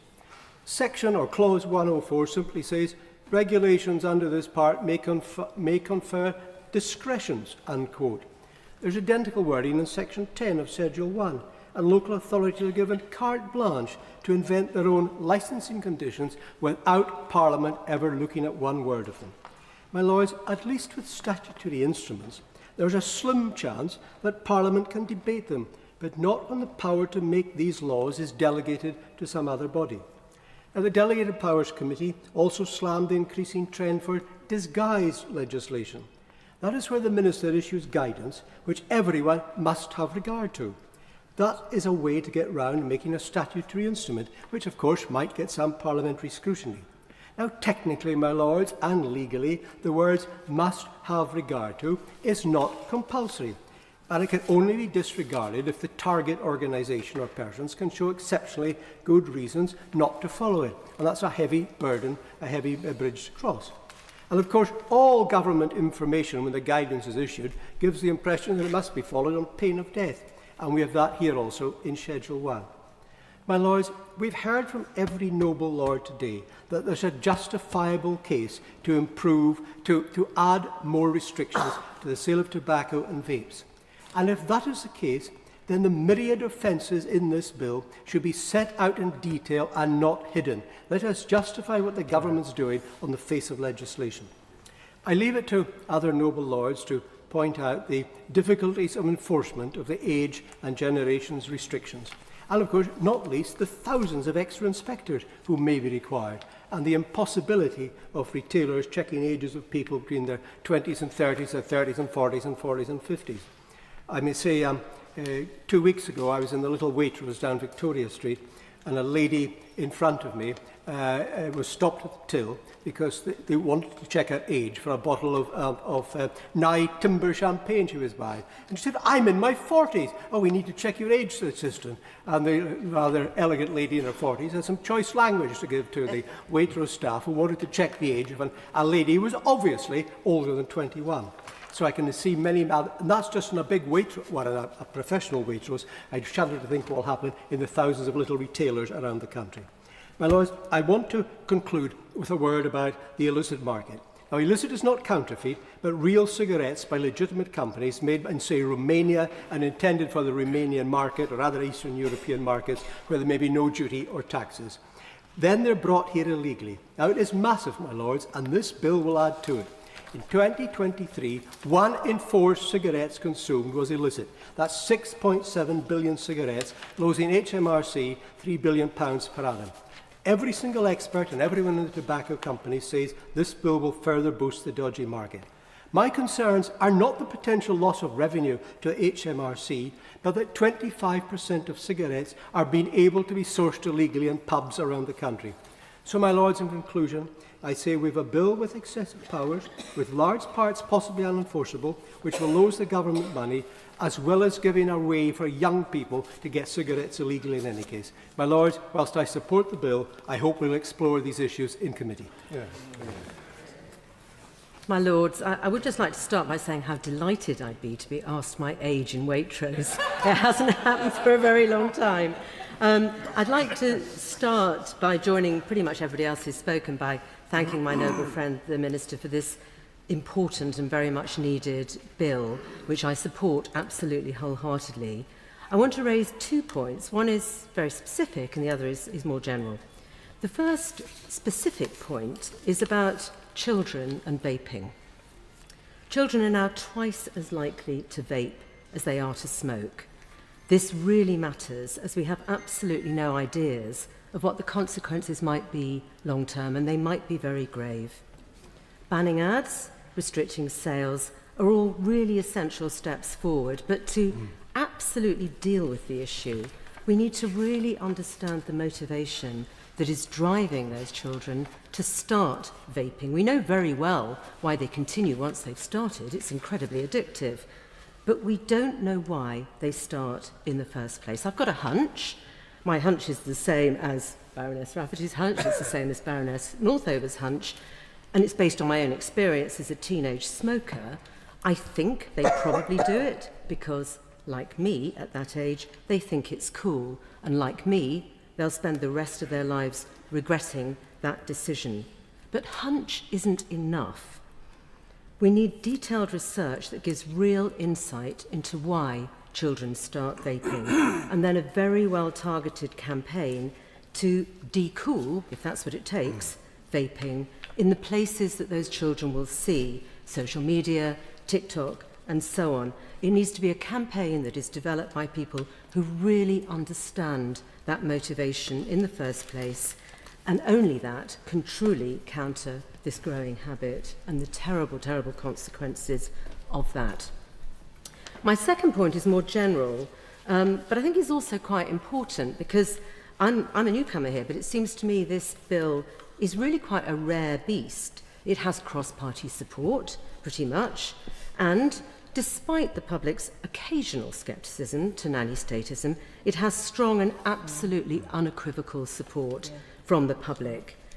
Against the backdrop of failing trust in government, this represents a rare opportunity to show what government intervention can actually do, what it can really achieve in terms of outcomes, whether or not that's ending illness and suffering, whether it's cutting hospital waiting lists, whether it's saving lives, and lots of people have spoken movingly about that today. And I would urge my noble friend the Minister to ensure that the impact of these measures is really carefully monitored so that there is a positive story to tell, and that story, when it's ready to be told, is told very loudly and clearly, as I know it can be. And I look forward to supporting this bill as it goes forward. Thank you. I've been involved with the tobacco industry ever since 1963, when I joined a major advertising agency and was responsible for Gallagher's marketing of all their products. And I've taken part, I think, in every debate since, both in the other place and in this place. This is an important bill today. One of the biggest problems, I think, is the differential between the price of a packet of cigarettes for the ordinary consumer and the price of a packet of cigarettes on the black market. Roughly speaking, £17 for across in the tobacconist or wherever, £3.50 illegally. And the quantum that amounts to is a market of £6 billion. And that's a frightening figure. Now, I accept Her Majesty's Government have said they're going to provide an extra 10 million to try and put some control. But that's very small beer against a rampant way in which illegal tobaccos and cigarettes is happening. And the government have got the report from the Home Office, the one that the National Business Crime Centre commissioned, when it says quite clearly the UK has one of the highest tobacco taxation regimes in the world, yes.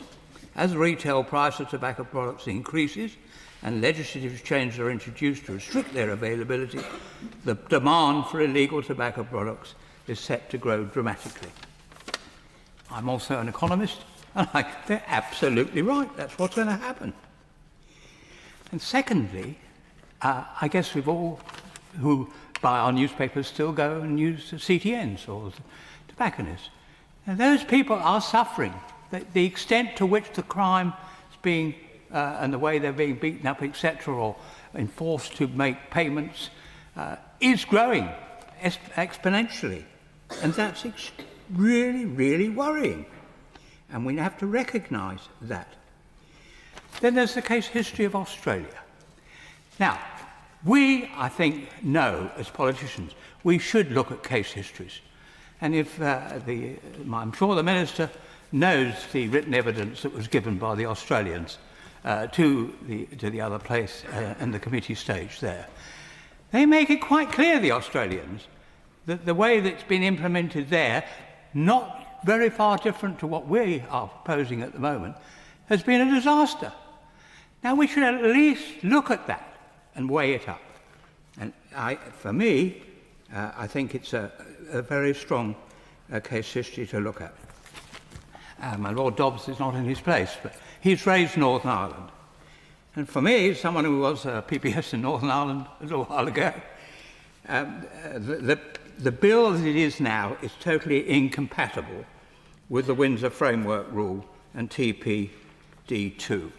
I don't see how Her Majesty's Government is going to get round that, because Northern Ireland is really going to have to follow exactly what Southern Ireland is going to do, and Southern Ireland is going for age 21 for their control. Somebody's mentioned Sweden. Now that's a nice case history in terms of education of young people. And again, we could look at that and learn something. The whole success of Sweden, as far as I can see, and I've looked at it fairly carefully, rested on the fact of how they really got hold of young people and made them understand the risks they were running. And that is now, as has already been said, the biggest success in Europe. So for me, I don't think a generational bill is necessary. I'm quite sure there has to be control. I think the generational dimension makes it all needlessly complicated, quite frankly. And for me, I think we look at the experience of other people and take the decision. 21 is alcohol, cigarettes should be 21, and all tobacco products as well. And then we know where we are, and then we can really force that and make sure that our young people do not take up tobaccos and etc. A pleasure to follow the Noble Lord Naseby, and he talked about his long history in the industry since 1963. I was born 3 years after Lord Naseby started, probably 9 months in my mother's womb as a passive smoker, because she was a smoker. And the bill before us today is driven by noble intentions. It seeks to protect, quite rightly, future generations from the serious harms of smoking and the trend in vaping in young people. These, my lords, are very good public health objectives, and ones that I support, seeing both my parents' lives cut short due to smoking-related diseases. And I support many provisions within this bill, but I do have serious reservations about the centrepiece, the so-called smoke-free generation. This mechanism, my lord, raises profound practical, legal and philosophical problems for myself. Let me start with the principle that underpins my objections, and that is about individual liberty, which I, as a Liberal, consider to be the foundation to a free society. In the United Kingdom, the age of legal adulthood is 18, and at 18, citizens can make many bad choices that carry risks with them. These include drinking, alcohol, gambling, and yes, currently, purchasing tobacco. The bill, my lord, proposes to strip away one of these rights from some adults because of the year in which they were born. Personal liberty and individual choice plays no part for those adults. Consider, if you will, 2 young adults, perhaps twins, born a minute apart, one just before midnight on the 31st of December 2008 and the other just after on the 1st of January 2009. At 18, when they become 18 under this bill, one will be able legally to buy tobacco for the rest of their lives and the other may never do so. This bill creates, for the first time, two classes of adult citizens with different legal rights based not on action or consent, but on something entirely out of their control, the date of their birth. Now, government, my lord, does have an interest in protecting public health, but that interest must always be balanced against personal liberty and equity before the law. This bill does not do that. It creates an unjustifiable inequity in the law. Even if one were to set aside these philosophical concerns that I have, there is a more immediate issue we must grapple with, and that is enforcement. My lords, laws that cannot be enforced are worse than being ineffective. They breed contempt for the very institutions that create them. And this law, my lords, I fear falls squarely into that category. Retailers should be expected to verify not just that a consumer is over 18, but that will continue for years to come. Imagine the confusion at the tills, the inevitable mistakes, the disputes and frustrations. In time, a 35-year-old legally permitted to buy tobacco while a 34-year-old will not be. And who will be checking their ID? And how will they make sure that that distinction is absolutely clear? But, my lords, also let's not forget the social dynamics. Siblings, friends, parents, still legally allowed to purchase tobacco, will inevitably be asked to, and even pressured into buying to buy tobacco for adults who cannot. Can you imagine a smoking wife able to purchase who could purchase tobacco, refusing to supply her younger husband who cannot buy it? Enforcement agencies already under immense pressure. Are we truly expecting officers to monitor our gardens, beer gardens and private homes in search of cigarette sharing between consenting adults? Such a law invites ridicule because it is unenforceable. And history gives us a clear warning that any form of prohibition rarely eliminates demand. Instead, it often pushes it underground, where criminal networks thrive. We see it with alcohol, and we've seen it with drugs. International evidence shows us what happens when you try to significantly restrict the sale of tobacco. Illicit tobacco sales start showing up more, especially in communities where there are fewer legal retailers. Convenience stores reported in New Zealand increased thefts and robberies targeting tobacco products, indicating an underground demand. And customs and law enforcement in New Zealand also noted a rise in smuggling and illegal imports. When legitimate regulated access is denied, unillegal alternatives fill the vacuum. So, my lords, I caution lords as we go forward in totally believing that an age restriction can and will work, and I would ask them to look at the core mechanism in committee. Pleased to follow the Noble Lord Scriven, and I agree with much of what he said in his speech, but I wanted to start by saying how much I welcome the tone of both the opening speeches, and I think that reflects the fact there is a very broad support for the aims of this legislation, and those aims principally being to protect children from being drawn into the dangers of vaping. We would all want to see that tackled, and the support and assistance for smoking cessation, encouraging people and helping people to give up smoking, and I certainly share those goals. But I strongly endorse the initial comments made by my noble friend Earl Howe in talking about the danger of unintended consequences, the possibility that by regulating some things in certain ways, you might drive more people to the illegal market, the possibility that by regulating the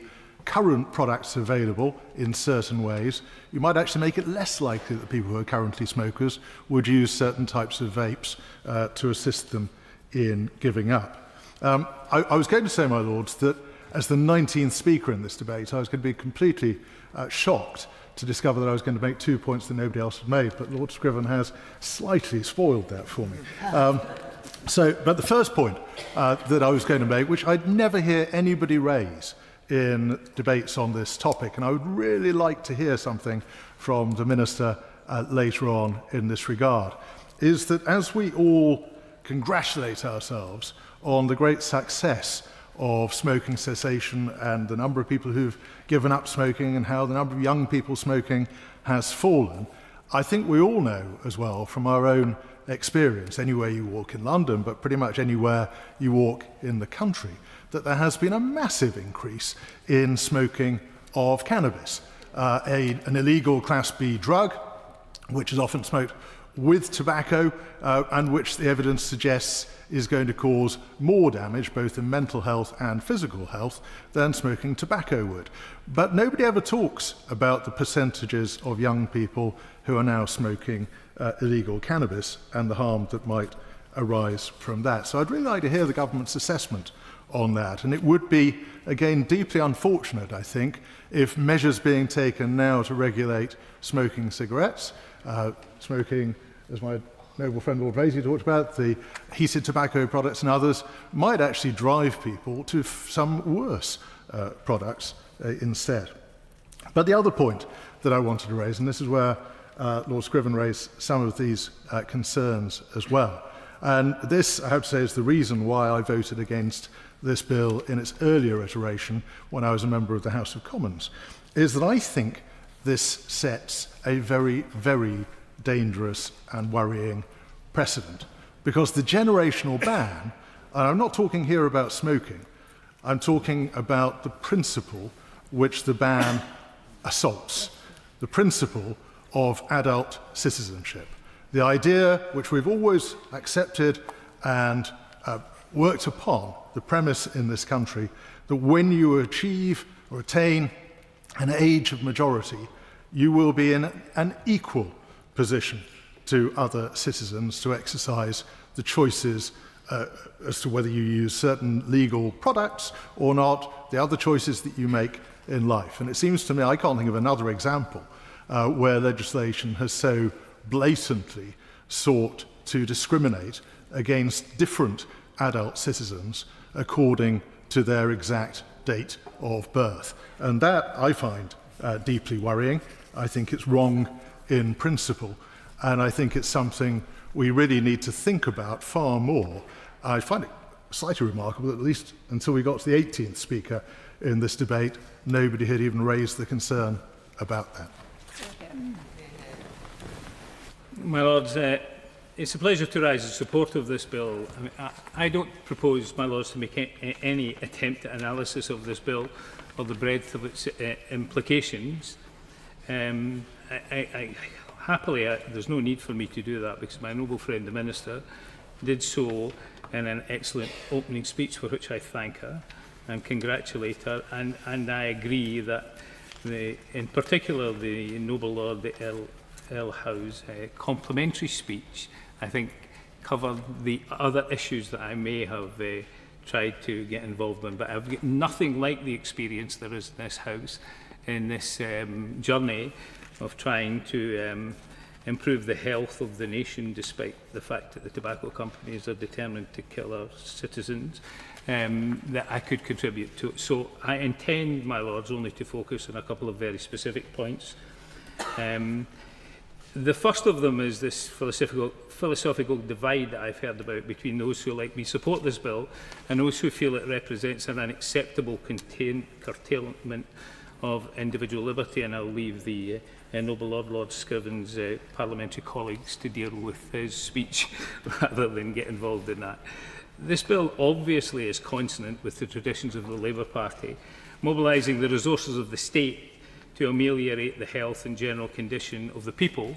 But as many Conservative MPs, including Jessie Norman, have made clear, it also tallies with the mainstream traditions of the official opposition. It takes a Conservative approach in effecting reform gradually, protects young people from a dangerous addictive drug, supports the NHS and will save taxpayers and society an enormous cost in money and, more importantly, lives. And As the noble Lord Young of Cookham, I think, has persuaded your lordship better than I could, there may be libertarian arguments against this bill, but there are few truly conservative ones. And as given the overwhelming majority afforded this bill at second reading in the other place, we know that it will progress to the statute book, but it's important to win arguments as well as votes. Of course, the genesis of this bill took place under the last Conservative administration, and in that context, I trust that the viewpoint of those who are friends, even if critical friends of this bill, on the other side of your lordship's house will be given due weight. My other point, my lords, is a very specific one related to the devolved administrations, which has been complemented already by the this point, my lord, has been dealt with partly already by a contribution from Northern Ireland. But in this context, it's worth saying that the implementation of the provisions of this bill would proportionally affect Scotland, Wales and Northern Ireland slightly more than England, given the greater incidence of smoking in these parts of the UK. Well, as I've met wholly unrepentant smokers in my life, I've met countless more who tell me they wish they had never started, but I have never, ever met any non-smoker who ruefully confessed that they wished they'd started smoking at an early age before rushing out, like one of Tennyson's Lotus Eaters, to abandon themselves to the pleasures of nicotine. It's instructive, my lords, that fewer than 1% of smokers start after the age of 26, and 75% have their first cigarettes before they're even legally allowed so to do. What follows, 2/3 of adult smokers in Scotland wish they'd never taken up the habit in the first place. What does that suggest? It suggests that this habit takes hold at an age when impulse control is at its weakest and when people are more susceptible to influence. And by the time that the demerits of smoking unpleasantly clear, smokers are then become unpleasantly clear, smokers are then in the grip of a potent addiction. I don't have time to do more than mention this statistic, and I hope others will take it up, but it's worth mentioning the fourfold increase in e-cigarette use among 16 to 24-year-olds in Scotland, with 22% using e-cigarettes in 2023. This has not been met with correspondingly large drop-off in smoking rates in that age group over that period. Almost all of Part 2 of this bill requires a legislative consent motion. Happily, there is already one lodged with the Scottish Parliament, and if this bill goes through relatively untroubled by significant amendment, I hope that we can see its provisions come into force across the UK at speed. It will have my full support as it makes its way through your Lordship's House. My Lords, nobody can fault the good intentions of this bill, which are to be applauded. But it does have the potential to profoundly impact personal choice and responsibility in our society. While I acknowledge the pressing health concerns surrounding smoking, I stand before you to advocate for the preservation of individual freedoms and the minimization of state interference in our personal lives. At the heart of the discussion lies a fundamental question. Should government dictate what individuals can consume? In a truly free society, the right to make personal choices, even those which may be deemed to be unwise, should be respected. The role of government should not be to shield people from every risk, but to empower them with information, education, and support so they may choose for themselves. The bill before us proposes sweeping regulations on tobacco and vaping products, ostensibly in the name of health, but with significant implications for personal freedom, economic viability, and the effective use of public resources. First, let us consider the economic consequences. The weight of compliance will fall heaviest on small businesses, corner shops, independent retailers, and family-run enterprises, who often lack the resources to keep up with ever-expanding regulatory demands. These businesses form the backbone of our local communities, but they will struggle to meet the stringent requirements outlined in this bill. Second, the cost of enforcing legislation will be significant. Trading standards will require a colossal increase in funding to successfully monitor compliance, conduct inspections, and prosecute violations. In a time of constrained public finances, we must ask, is this the best use of taxpayers' money? Could these resources not more effectively be deployed toward improving our schools, strengthening palliative care, or tackling crime? Third, there are the unintended consequences. Restrictions on advertising and sponsorship may hinder the ability of companies to provide essential information about safer alternatives to smoking. Many adults are already making the transition to vaping and heated tobacco products that, when properly regulated, may pose fewer health risks than combustible cigarettes.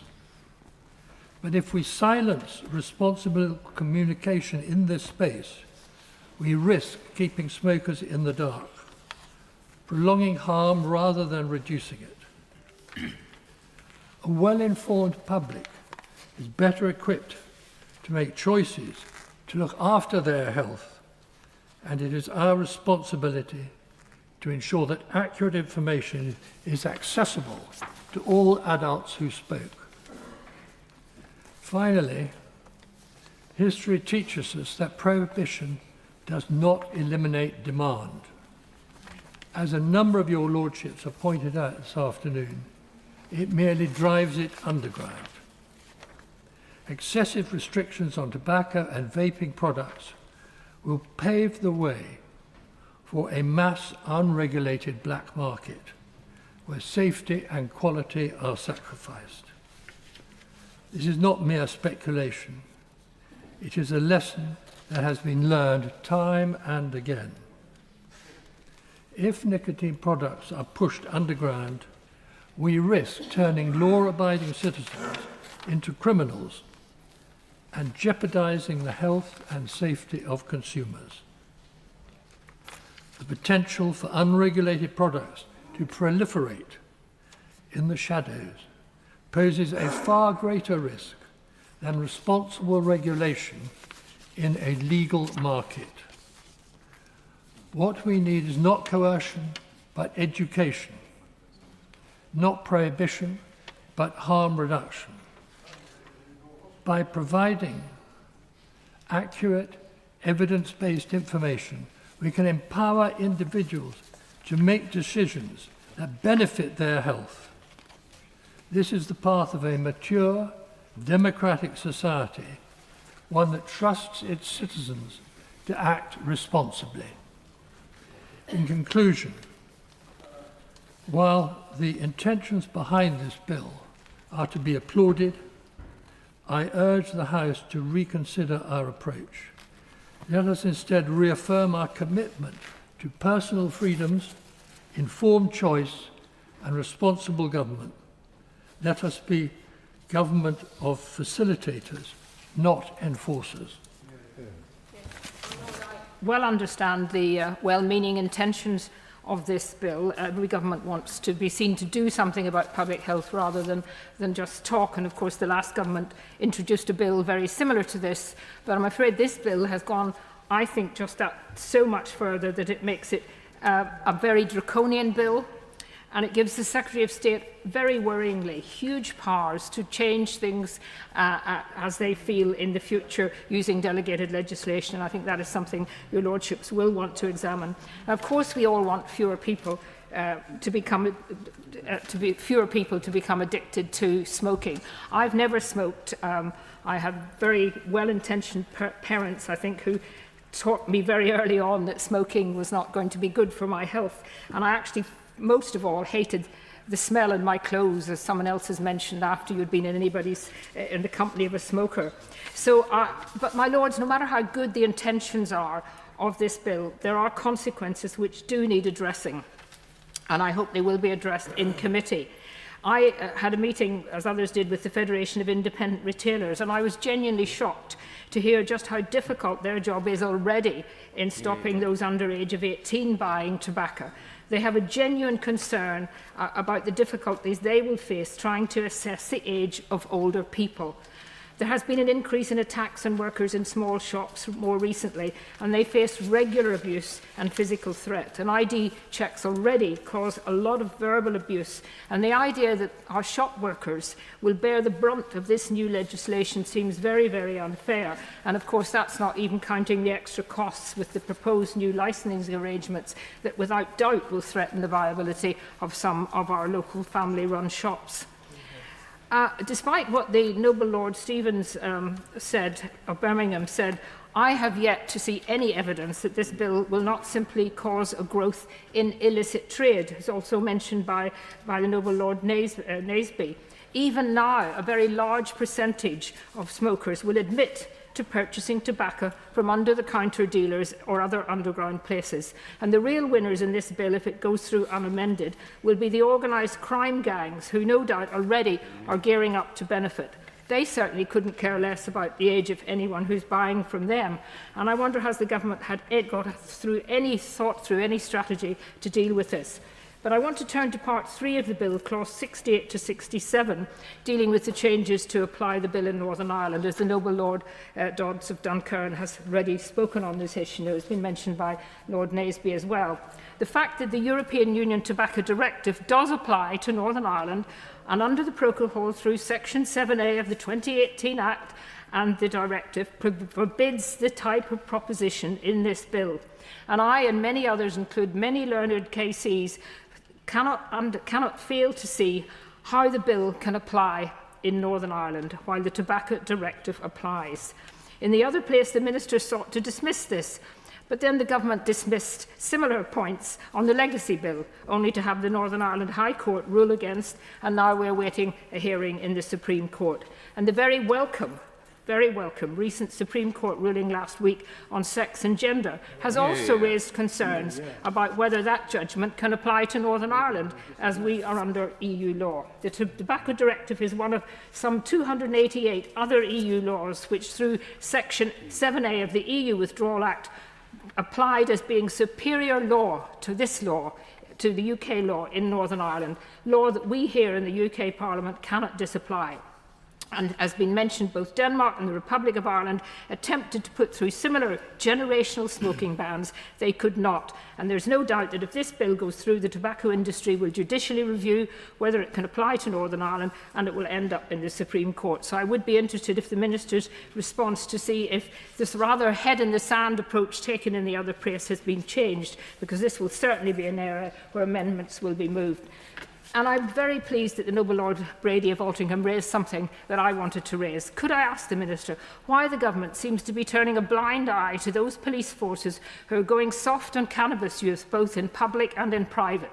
Cannabis is an illegal drug, and the stronger versions of it, according to research from the Institute of Psychiatry at King's College, like skunk, are known to increase the risk of psychosis by 3 times compared to non-use. There's an increasing burden on our mental health services, and I see this as just as important as a risk to health as tobacco. Does the Minister agree with me? And what intention has the government to deal with this? And finally, I'm just concerned about the whole generational risk, the way it's been put by other noble lords about differentiating in age in adults. And one of our fundamental principles of a free society must be personal and family responsibility. The more the government bans, the more the government regulates, the less families and people feel they have to make their own decisions. The state getting involved too much causes, I believe, that for the influence of families and individual responsibility be taken away. So I hope that this bill, when we go through the committee, we can deal with a number of these issues and get a better bill to come out at the end, because I think we all agree with the actual aim of it. Well done. Very good.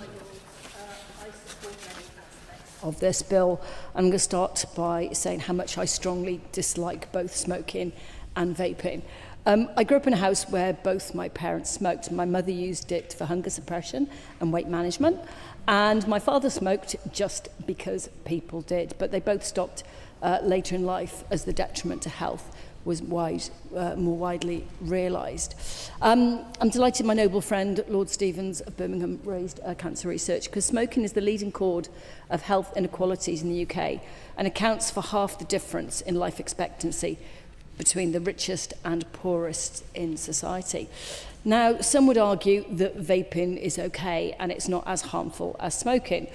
The UK Vaping Industry Association briefing stated that vapes continue to drive smoking to historic lows, and they state Public Health England has showed that vaping is at least 95% less harmful than smoking, and that the NHS Better Health Guidelines affirms that while vaping is not without risk, it's substantially less harmful than smoking. My lords, it might be better, slightly, but it's hardly good for you, as early smoking ads would suggest. My lords, as an athlete, I never directly smoked. I spent most of my time when I was competing avoiding anywhere that anybody smoked. But one of the reasons that I really dislike vaping is that I don't seem to be able to walk around anywhere without being vaped on or over, because vaping allows for nicotine to be more prevalent in the air, allowing for inhalation for third parties.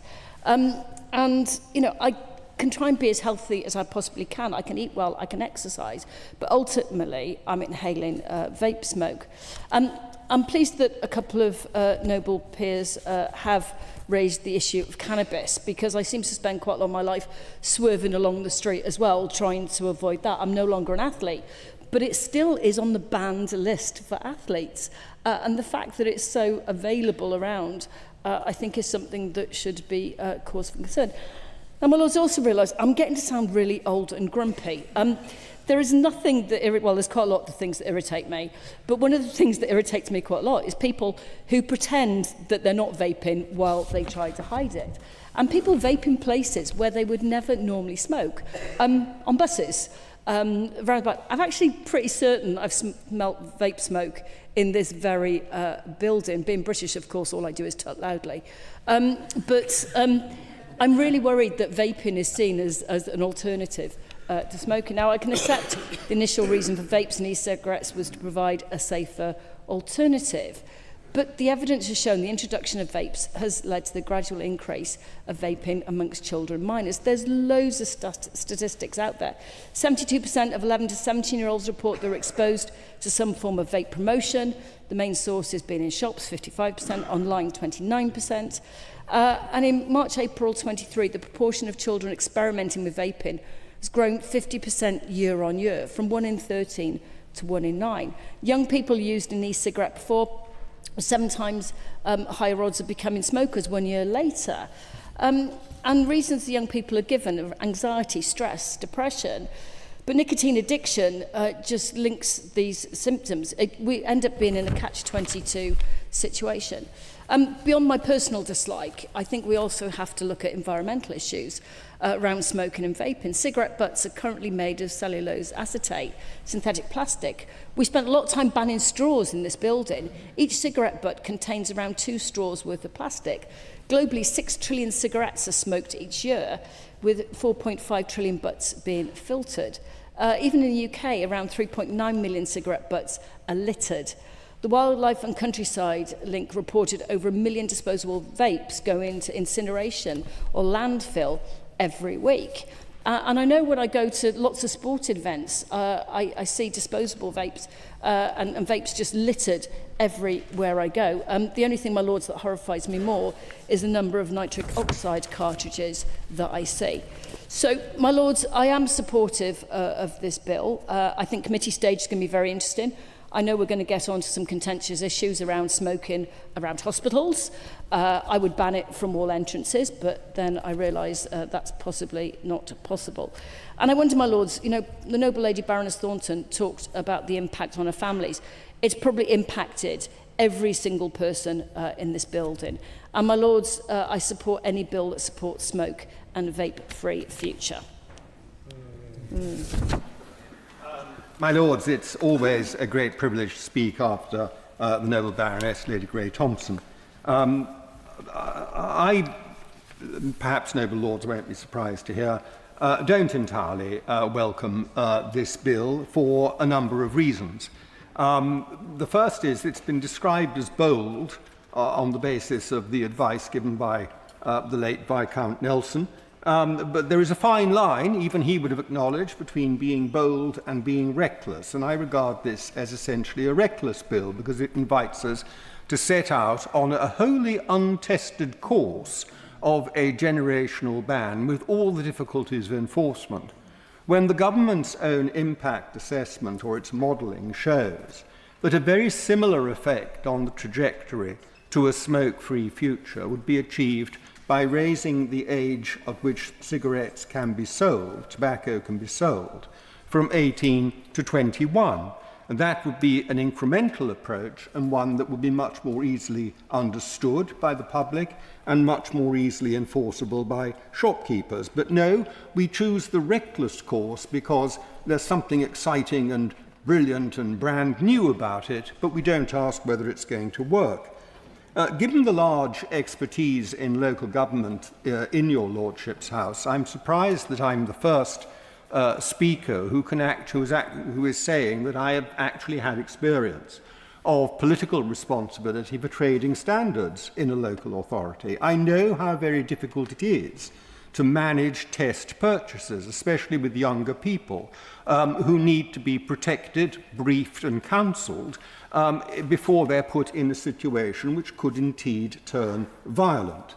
That is one of the reasons there are so few enforcement activities. According to the explanatory notes that accompany the bill, there were in 2023-2024 trading standards conducted over 650 tobacco test purchases in England and Wales. 650 in England and Wales. That is approximately one or one and a bit per local authority in an entire year.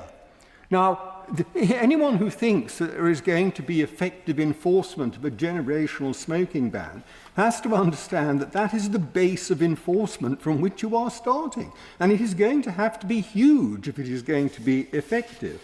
Now, part of the explanation for that low number is that it's clear that trading standards have switched their focus to vaping. And I'll come to vapes in a moment, because there were 3,400 test purchases of vapes, but even 3,400 divided by the number of local trading standards departments is a very small number indeed.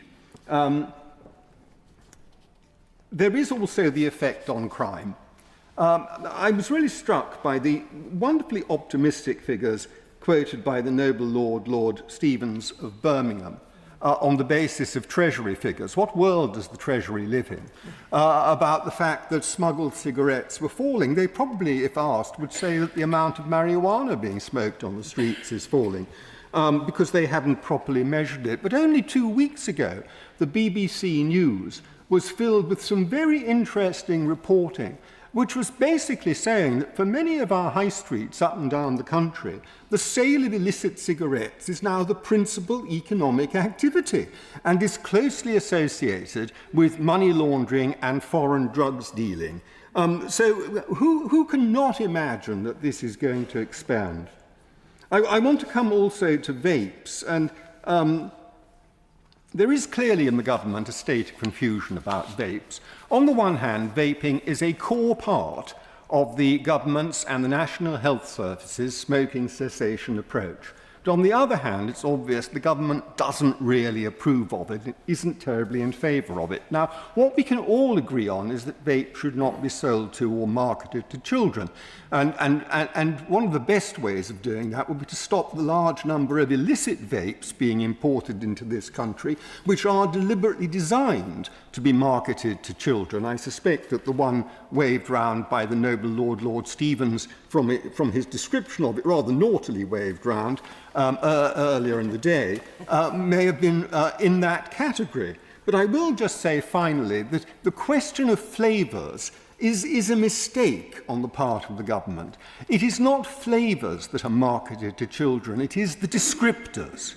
It is the fact that something is called bubble gum, say, that makes it attractive to children, not that it tastes like bubble gum. What does bubble gum taste like anyway?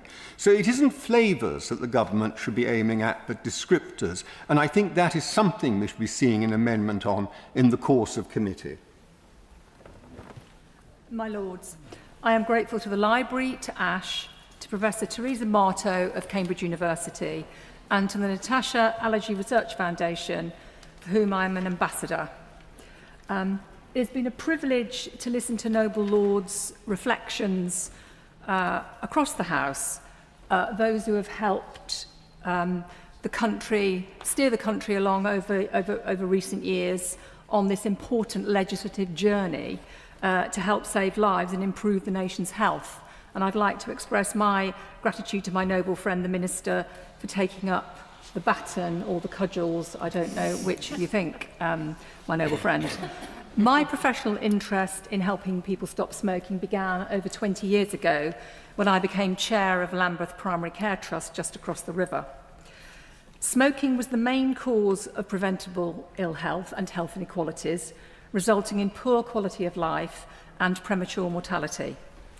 The then Labour government required local primary health services to provide support and advice to smokers wanting to quit, as well as prevention activities to stop youngsters from taking up smoking, to tackle underage and counterfeit tobacco sales, and to promote smoke-free environments to minimise the effects of second-hand smoke, as so eloquently described by the noble lady a few minutes ago.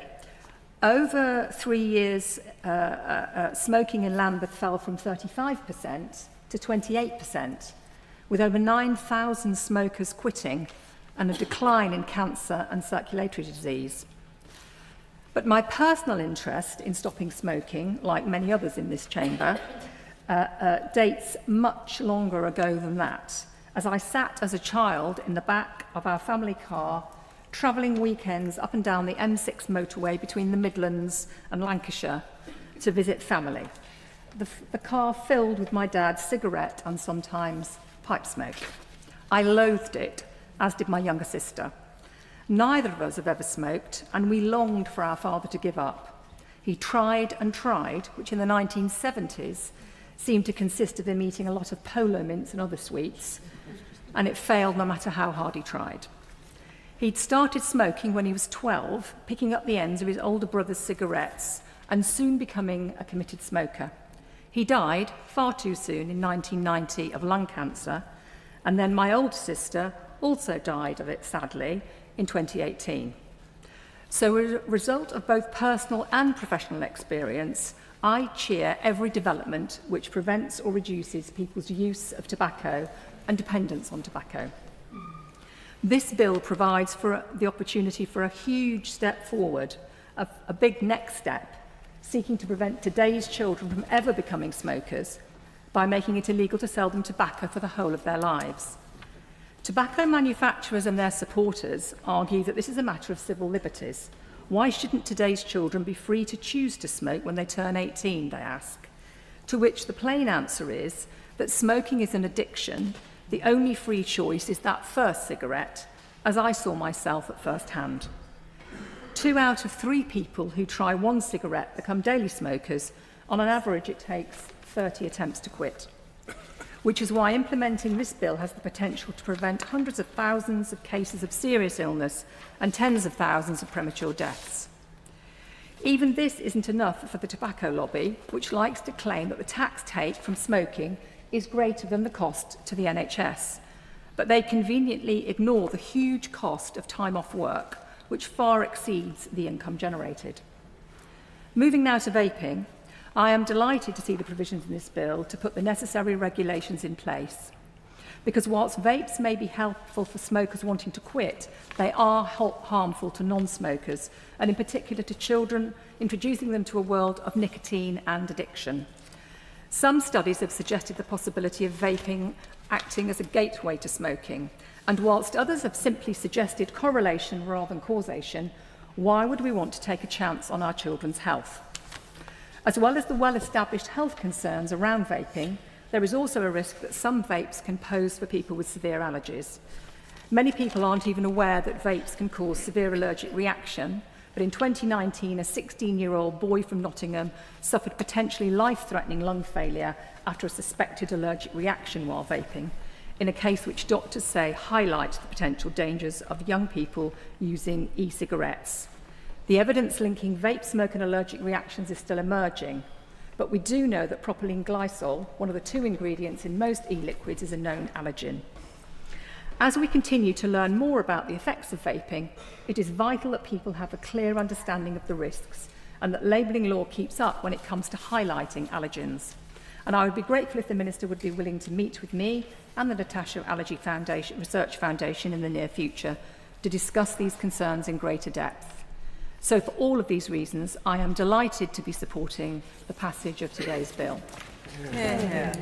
My Lords, it's a pleasure to follow the noble Lady Baroness Ramsay of Wall Heath, but I'm afraid I have some philosophical reservations about aspects of this bill, and in particular the proportionality in the relationship between the individual and the state.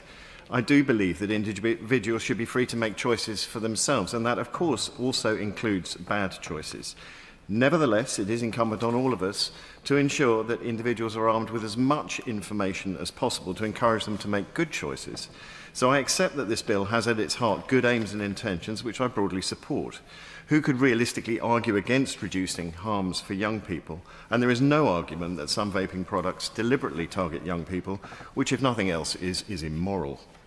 But while acknowledging this, and speaking solely on the subject of the sale of tobacco, like the noble Lord Scriven, I don't think that writing a law where those born at 1 minute to midnight on December the 31st, 2008 have more freedoms than those born 2 minutes later makes any sense at all. Surely far better to introduce a much higher age limit before individuals can legally make that choice, while increasing education and incentives to help them make a good choice. And I do accept that that would negatively impact a small group of people who are currently smoking legally. I also acknowledge that the apparent illogicality of making this argument, as of course the government intends to legislate to allow someone born on the 1st of January 2009 to vote in public elections.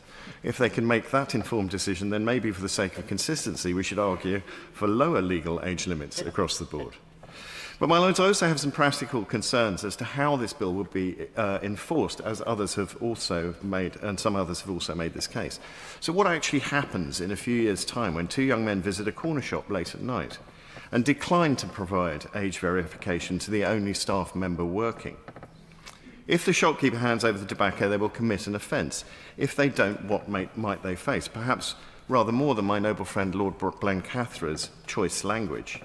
Now, I believe the Labour Party has a proud tradition of standing against the harassment and violence against retail workers. Indeed, it has made clear that they would like that to be an aggravated offence. So does it actually make sense to create conditions which seem highly likely to increase precisely that behaviour? I thought that was described very eloquently by my noble friend Lord Moylan. Some will argue that this will encourage smaller shops to cease selling tobacco and vaping products, and that is obviously a good thing, but history and current events teaches us what happens when there is an absence of a product for which there is considerable demand, or when that product becomes prohibitively expensive. And what happens is, of course, that organised crime spots an opportunity. Prohibition is the most obvious example of the former, and that didn't work, although it did help the mafia establish solid roots in the United States. And of course, a more current example is provided by the enormous wealth of the drug cartels. And on the subject of the cost, we need only to look at Australia, already mentioned by my noble friend Lord Naseby, where a packet of cigarettes costs more than $50, and where a vicious gang war has broken out to control what 9 News Network describes as a booming black market. This is not, to use the noble words of Lord Stevens of Birmingham's argument, a zombie argument. It's actually a factual one. 1 in 5 cigarettes sold in Australia is apparently supplied by a criminal syndicate. This gang war is so vicious that it has led to a spate of firebombings at small shops, in excess of 200. And as others have pointed out, my noble friends Lord Naseby and Lord Blencathra, as well as Baroness Hoey, criminal activity is already a problem here. I looked at it from the bottom up, and a cursory survey of recent BBC News stories indicates that, for example, trading standards and police raids on only 50 stores in Devon and Cornwall yielded £186,000 worth of illegal product in March. In Northamptonshire, 30 shops in the north of the county yielded £394,000 worth.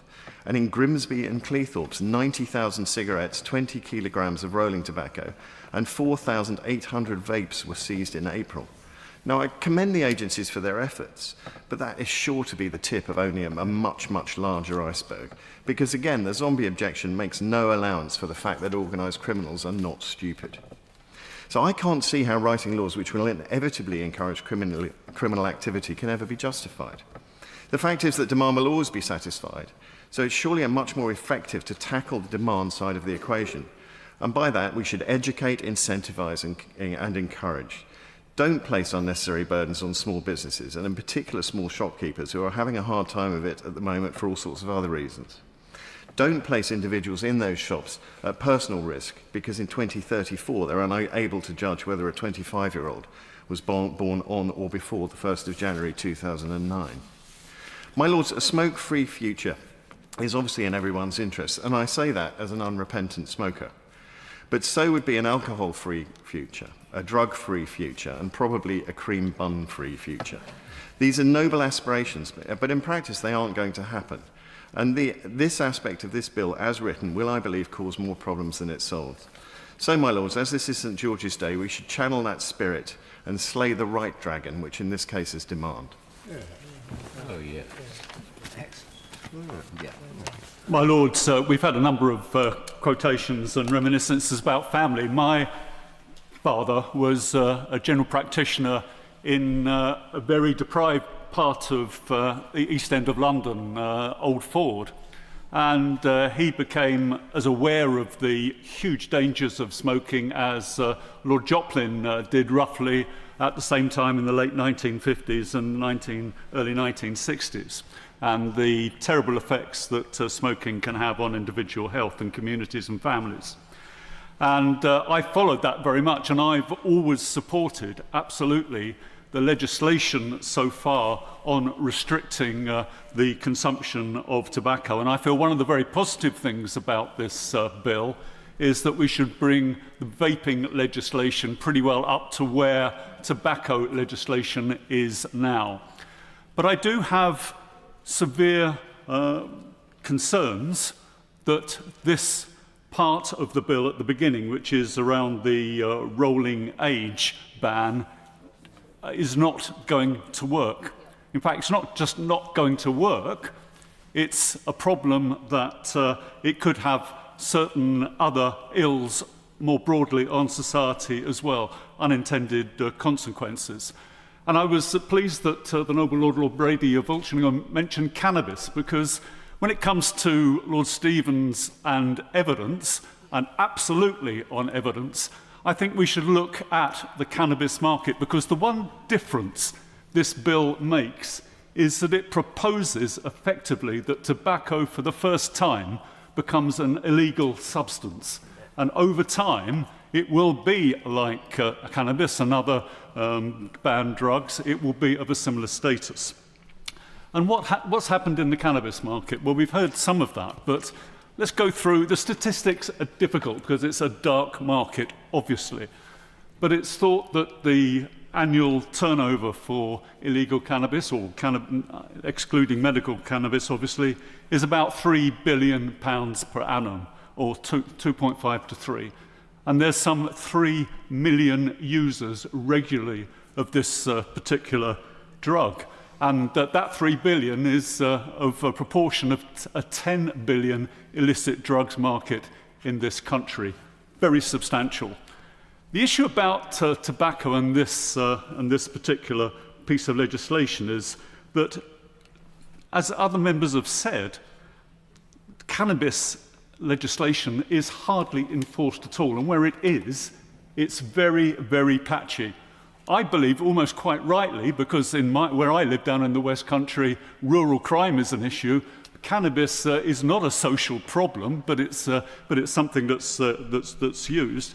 And I think many of us would prefer that the police spend their time more on those other issues than they do on some of the drug side. And the forces have obviously made that decision, and different forces make different decisions throughout the country. It varies very greatly.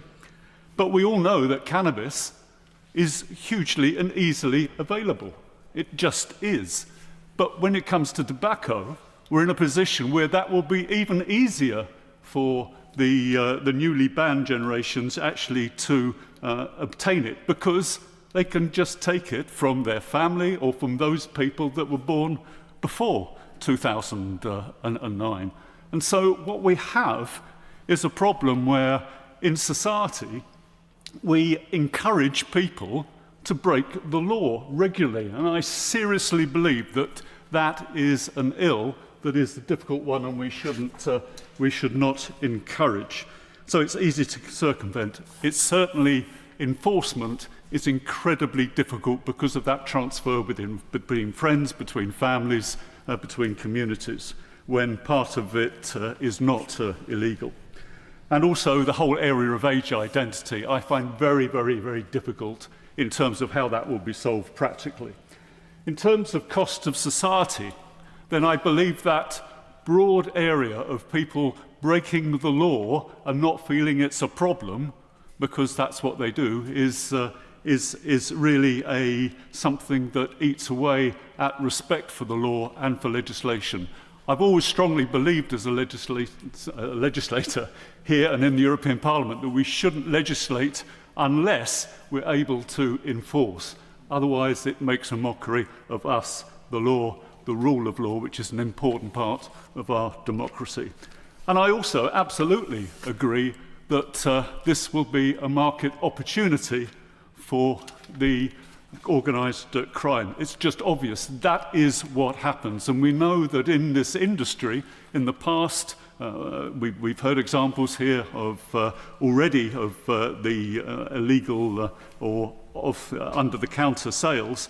There's a whole history of the tobacco industry exporting cigarettes to third world countries, but they come back into the country here.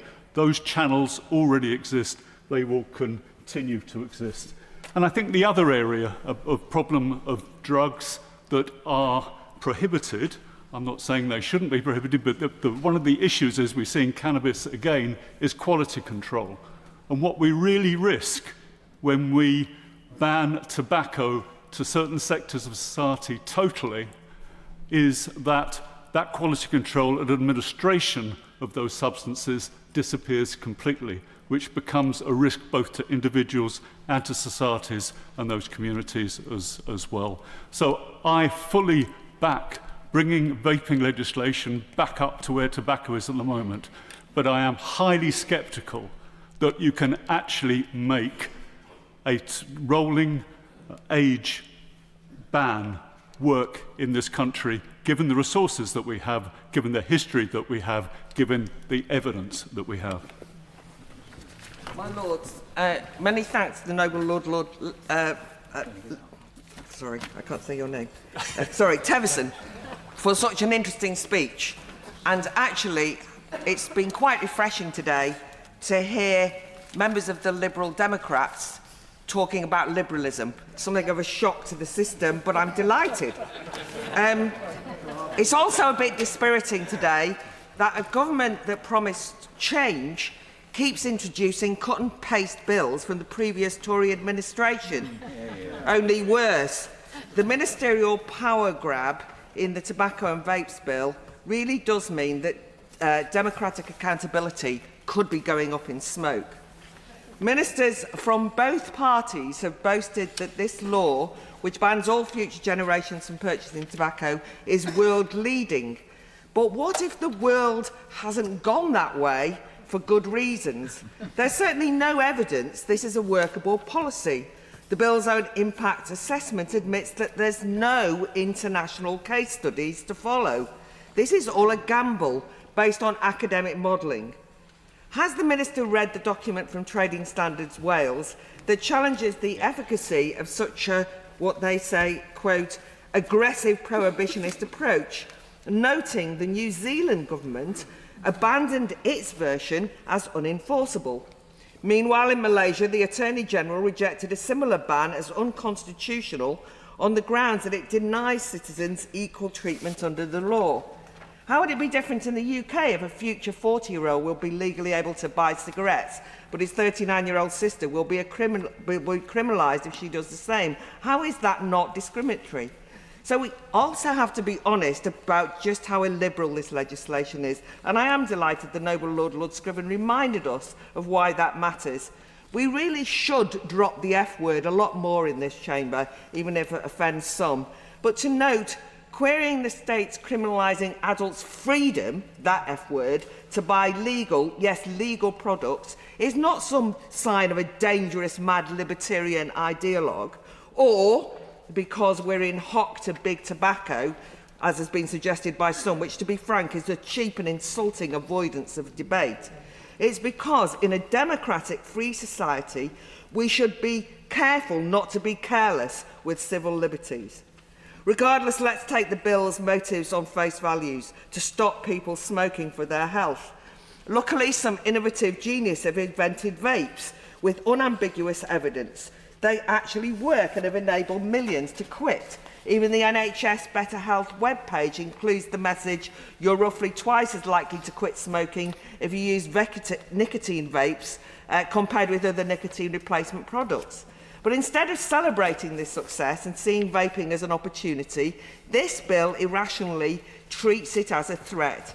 I know the government says the bill is targeting youth vaping, but hugely disproportionate regulations, such as the proposal to make it illegal to publish any marketing materials for vapes or nicotine products, can only create an information void and ensure adults will be confused by scaremongering misinformation about the dangers of vaping. Alarmingly, over half of adults who smoke mistakenly believe that vapes are equally or more harmful than smoking. Similarly, why, oh why, is the government so fixated on demonising flavoured vapes? Does the minister really believe only children like sweet things? Has she not noticed the exponential rise in the flavoured gin market for adults? Research shows that 65% of adult vapers find fruit and sweet liquids preferable, ironically, often because of the perceived difference to the tobacco they're quitting. Let me tell you a story. I, once the proud winner of Smoker of the Year award, by the way, quit smoking 18 months ago after 40 years of chain smoking. It was tough, but advised by no less than 2 doctors, I tried disposable vapes. Banana and strawberry worked a treat, and now, my lords, I'm smoke-free. But rather than patting me on the back, along comes DEFRA, who, with scant regard for public health, have prioritised the environment. I'm now in dread of June the 1st and an outright ban, and I'm stocking up. Now we have this bill's counterproductive attack on flavours, despite the evidence that 4 in 10 vapers say that if there's no flavoured vapes, they'll return to smoking. Indeed, in America, in 375 localities that adopted permanent restriction on vape flavours, the results were increased sales in cigarettes. On the theme of counterproductive outcomes, over Easter, the government issued flashy filmed adverts promising a new law against assaulting shop workers. I'm not sure that law's necessary. It isn't legal to attack retail staff now, surely. But did the government consider that this bill is guaranteed to make matters worse? The latest British Retail Consortium crime survey reveals 130,000 instances of shop workers being verbally and physically assaulted every day in 2024, 340% increase since 2020, and a significant number of these attacks follow requests for age verification.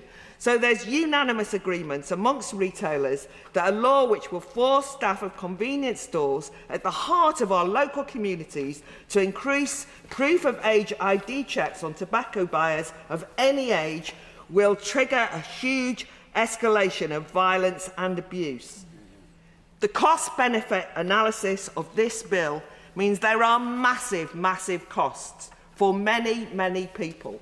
And just saying we want to stamp out on smoking is not good enough. And so, committee, we should ensure we follow and track those costs and not allow unaccountability to happen, at least here, before it gets passed. My Lords, it's a pleasure to follow the noble Baroness, the Baroness Fox of Buckley. I should declare 2 somewhat different interests. One is President of the Chartered Trading Standards Institute, in which role I welcome the additional £10 million for enforcement that the Minister mentioned.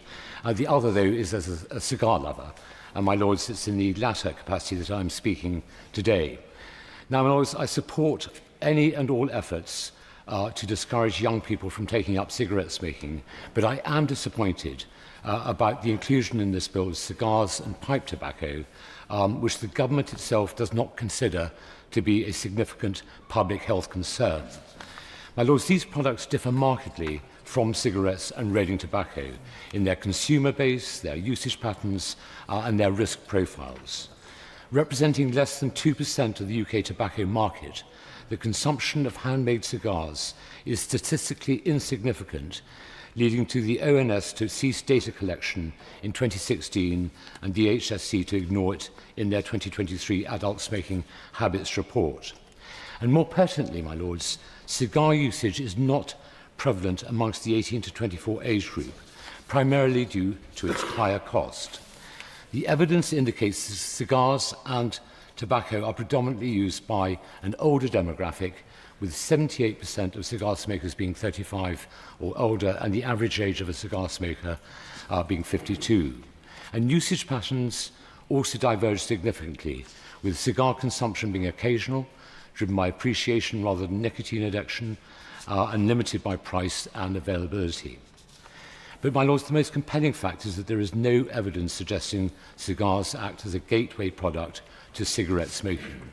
The lack of data linking cigars to youth uptake of tobacco products, addiction or significant public health harms explains why previous legislation has consistently differentiated cigars from cigarettes in respect of packaging and other requirements.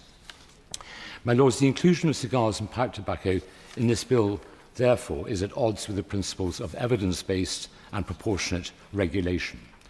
This echoes the concern expressed by my noble friend El Howe about proportionality and the balance between personal freedom and health gain. And, my Lords, the Regulatory Policy Committee, amongst others, raised concerns about the impact assessment, which relies almost entirely on cigarette-related studies, with cigars hardly mentioned, and their distinctively different consumer profiles, demographics and levels of risk completely ignored. My Lords, the IA also fails to adequately assess the bill's impact on businesses specialising in cigars and pipe tobacco. The specialist tobacco sector is composed of over 130 enterprises supporting 794 jobs.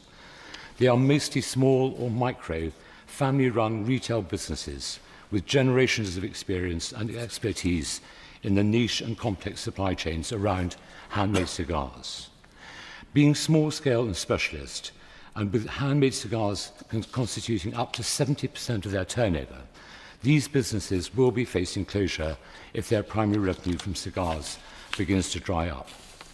A considerably more urgent concern, my Lords, for them with this bill, however, is the power that is proposed to extend standardised packaging to handmade cigars.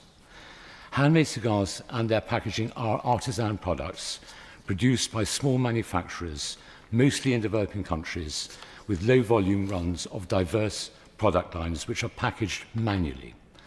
Unlike the highly automated cigarette industry, with a high-volume production of limited product variations, the handmade cigar sector has over 2,000 distinct products with unique packaging for each one.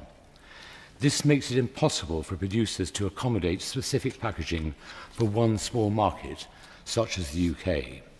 And extending standardised packaging to handmade cigars would require importers to develop packaging in the UK and repack each cigar manually. My Lords, this is financially unviable and a disproportionate requirement compared to other mass-produced tobacco products. As importers will not be able to meet plain packaging requirements, choice and supply to retailers and consumers will be dramatically reduced.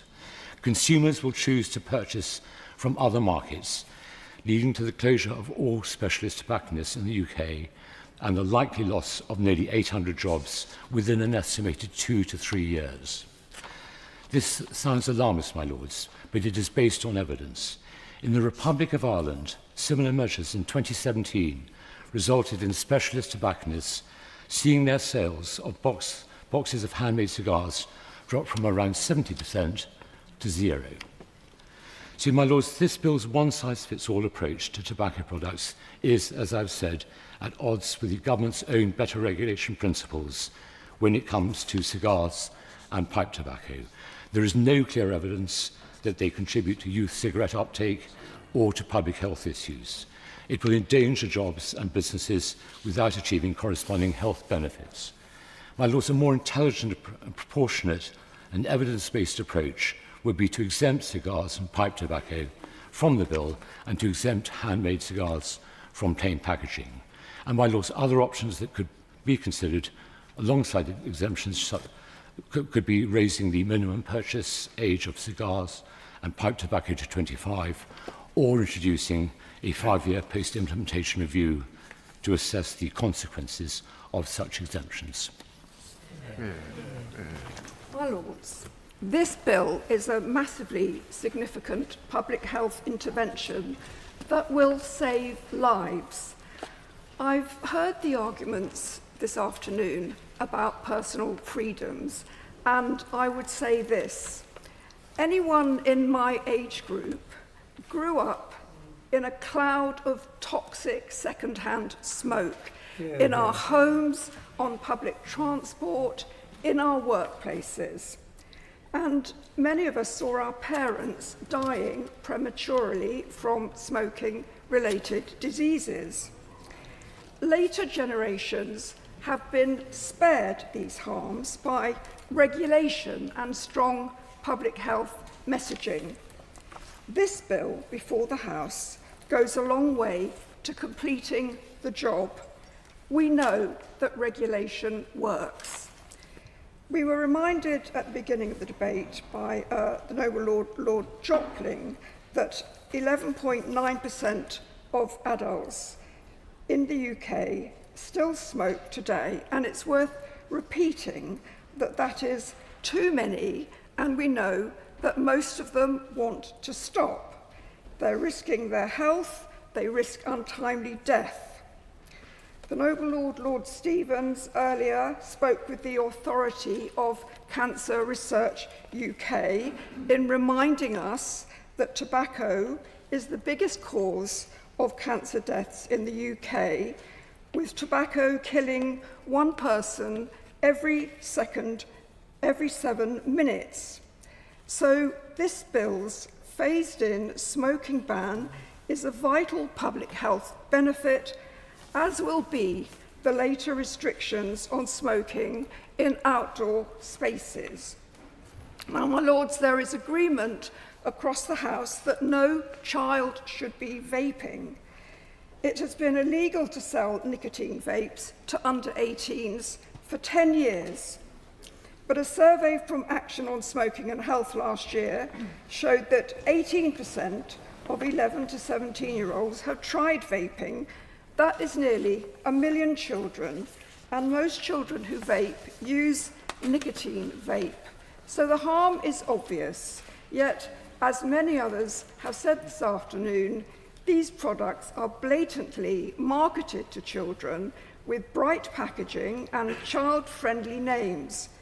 Children are being sold these products every day on our high streets, and that's why the powers in this bill to regulate packaging and display, and yes, flavours, are essential, along with the ban on disposable vapes and more robust enforcement.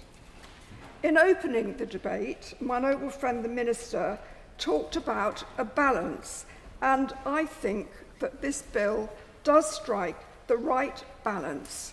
These restrictions on vapes should protect young people while not preventing adults who want to use vapes, whether or not they use them as a way of helping them to stop smoking cigarettes. Several speakers in the debate this afternoon have expressed concern that the bill contains many new and amended delegated powers.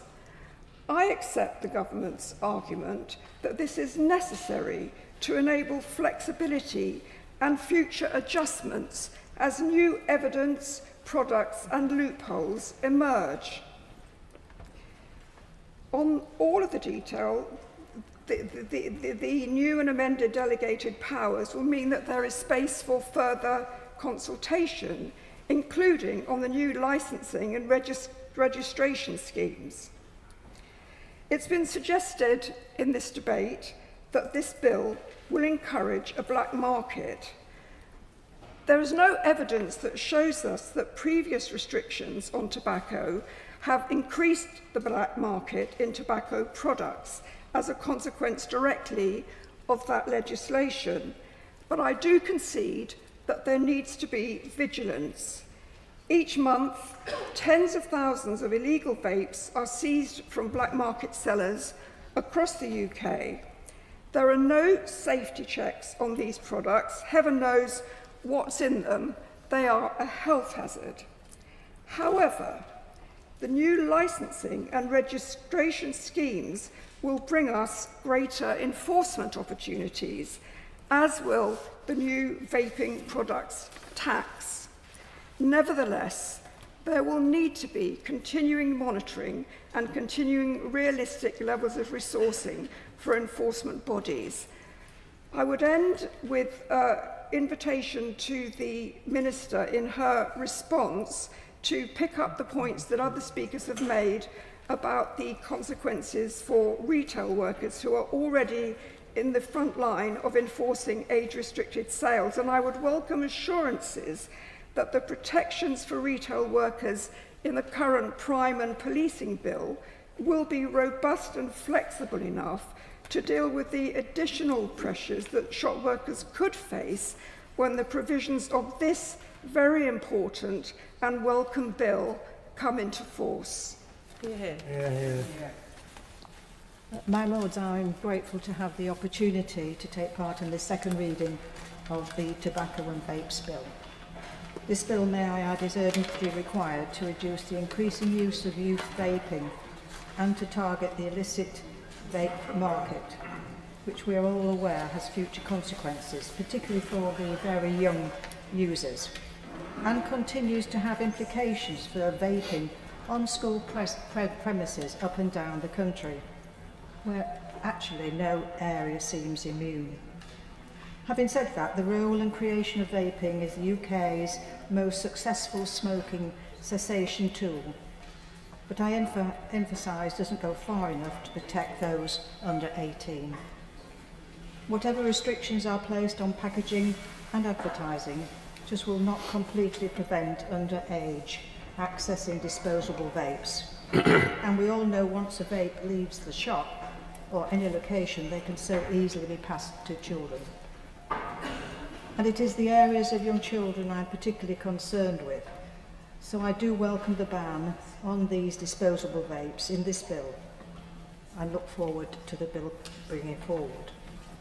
In tackling underage vaping must involve age verification at the point of use. It is not only practical, but it is supported by the majority of under 8 age groups. Banning of disposable vapes, restricting certain flavours and the impact of bright, colourful packaging descriptions is a novelty factor and, importantly, an attractive tool for marketing of these products, and they are clearly aimed at children. All that said in the round, unfortunately set against the backdrop for many parents who have little or no idea about their dangerous chemical composition and therefore the possible future health implications later. Teachers too believe vaping is a growing problem on school grounds, causing many issues with safety, behaviour and in instances school property damage. I, however, would wish to see schools and colleges engage with the public, private and third-party sector organisations regarding the total health implications of vaping and future engaging in tobacco smoking, running in parallel with the up-to-date public health advertising. There is, of course, a need for additional funding for enforcement to include a serious licensing scheme and the need to address retailers as many shops openly display the variety of flavoured vapes. And importantly too is another area for the distributors and importers which needs to be revisited. My Lords, we must not lose sight that restoring vaping to its original intention is less harmful than tobacco alternative, with positive outcomes for people transferring from tobacco smoking to vaping. Vapes are a valuable aid for many adults to stop smoking, but the elephant in the room is young people who are now using vaping when they've actually never smoked before. To mention also smoking and exposure to second-hand smoke, causing thousands of people to be diagnosed with cancer, ill health, and as a huge cost to society and to individuals, must not be forgotten, and is still the leading cause of premature death and disability here in the UK. And finally, my Lords, I do like to state that I welcome the creation of the first free smoke generation. My Lords, coming so far down the list in your Lordship's debate, the number of speakers demonstrating the strength of feeling about the issue and mostly slanted in the direction of seeking to do more to take on big tobacco from all sides of the House, I'm going to seek to not repeat what's already been said, rather to highlight a couple of issues that I expect to pick up in committee. But first, I will answer the Noble Lord Vasey of Didcot, not currently in his place, question about what this bill is for, or rather, I will answer what the Green Party thinks it should be for. This bill should be aiming to sound the death knell of big tobacco, the merchants of death who have preyed on vulnerable people, particularly children who they've hooked for life, if shortened by their product's life, as the Noble Lord Stevens of Birmingham pointed out, at great financial and personal cost to those individuals and spectacular profits to those companies. As regulation has sought to restrict their indefensible trade, they have twisted and turned, lobbied and wrestled, dodged and shapeshifted into new and harmful forms. One of those is nicotine pouches, as the Noble Earl Howe highlighted. It was an issue brought home to me on the 9th of September 2024. I know that because I documented the site on social media at Manchester Piccadilly Station. A giant yellow booth almost blocked the entrance, surrounded by a smiley group of young people, welcoming and warm, seeking to hand out such pouches to random passers-by. Now, the company name was Velo, and a little research uncovered the fact that it is owned by British American Tobacco. Well, shame on you, British American Tobacco, for peddling at random to young people a dangerous and addictive poison.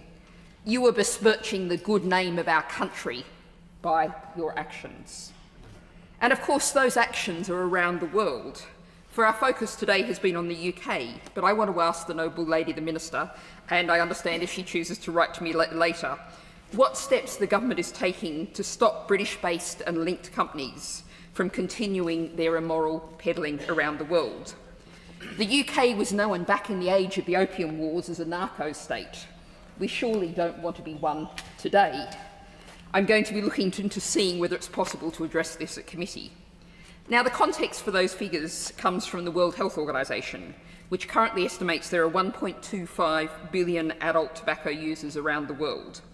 That's an improvement, about 1 in 5 adults worldwide consuming tobacco compared to 1 in 3 in 2000, but not on track for the global goal of a 30% reduction from the 2010 baseline. And why is it not on track? Well, let's take a clue from the dedication of this year's World No Tobacco Day, which is the 31st of May. The slogan for the day is protecting children from tobacco industry interference.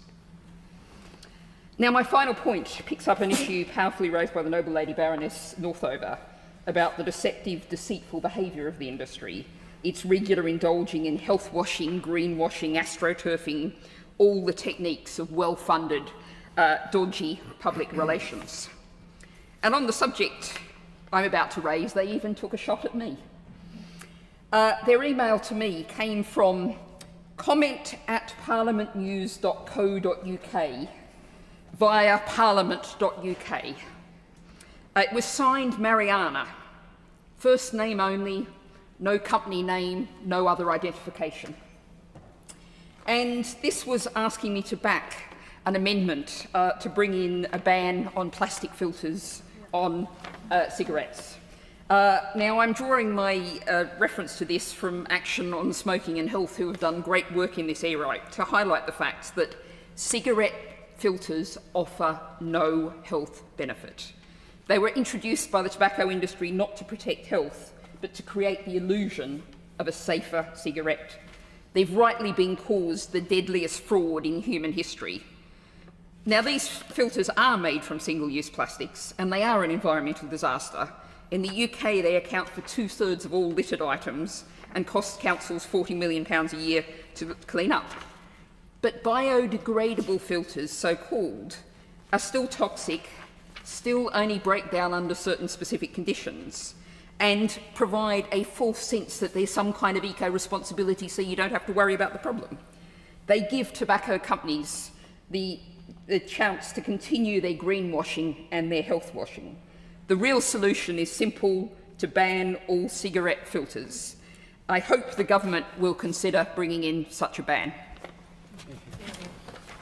My Lords, I still remember well the berating I got from my local pub landlord this Sunday after I voted to ban smoking in public places back in 2006. It was going to be the end of the pub.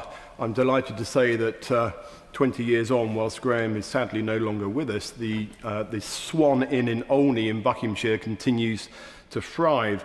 And I support this bill in principle as a progressive step in moving forward in reducing smoking in the United Kingdom, but the bill is far from perfect. On the face of it, smoking, and specifically smoking tobacco, has done untold damage. The health of the general public has suffered as a result of the well-documented effects of regular smoking. Smoking is also a driver of social and economic inequality. Smokers earn on average around 7% less than non-smokers. This shouldn't surprise noble lords. If you take more time off work for the inevitable ill health effects, if you spend more of your disposable income on tobacco, and if you develop a dependency on a drug like nicotine, that is going to impact your earnings over time. And the problem is that across a range of metrics, there is a higher prevalence of smoking along the less well-off. So I can see why this government has kept with the previous government's ambition to phase smoking out. If there were no adverse reactions to the bill, it would mean the average individual smoker recouping the $2,300 annual amount spent on buying tobacco, and further millions reclaimed across the UK from smoking-related productivity loss, as well as from the cost of care for those who have contracted smoking-related illnesses. But the fact is that not everything is as black and white as the government is suggesting, and this bill is not a silver bullet. There is already a thriving black market for tobacco in the UK, and that prohibition will only increase the problem.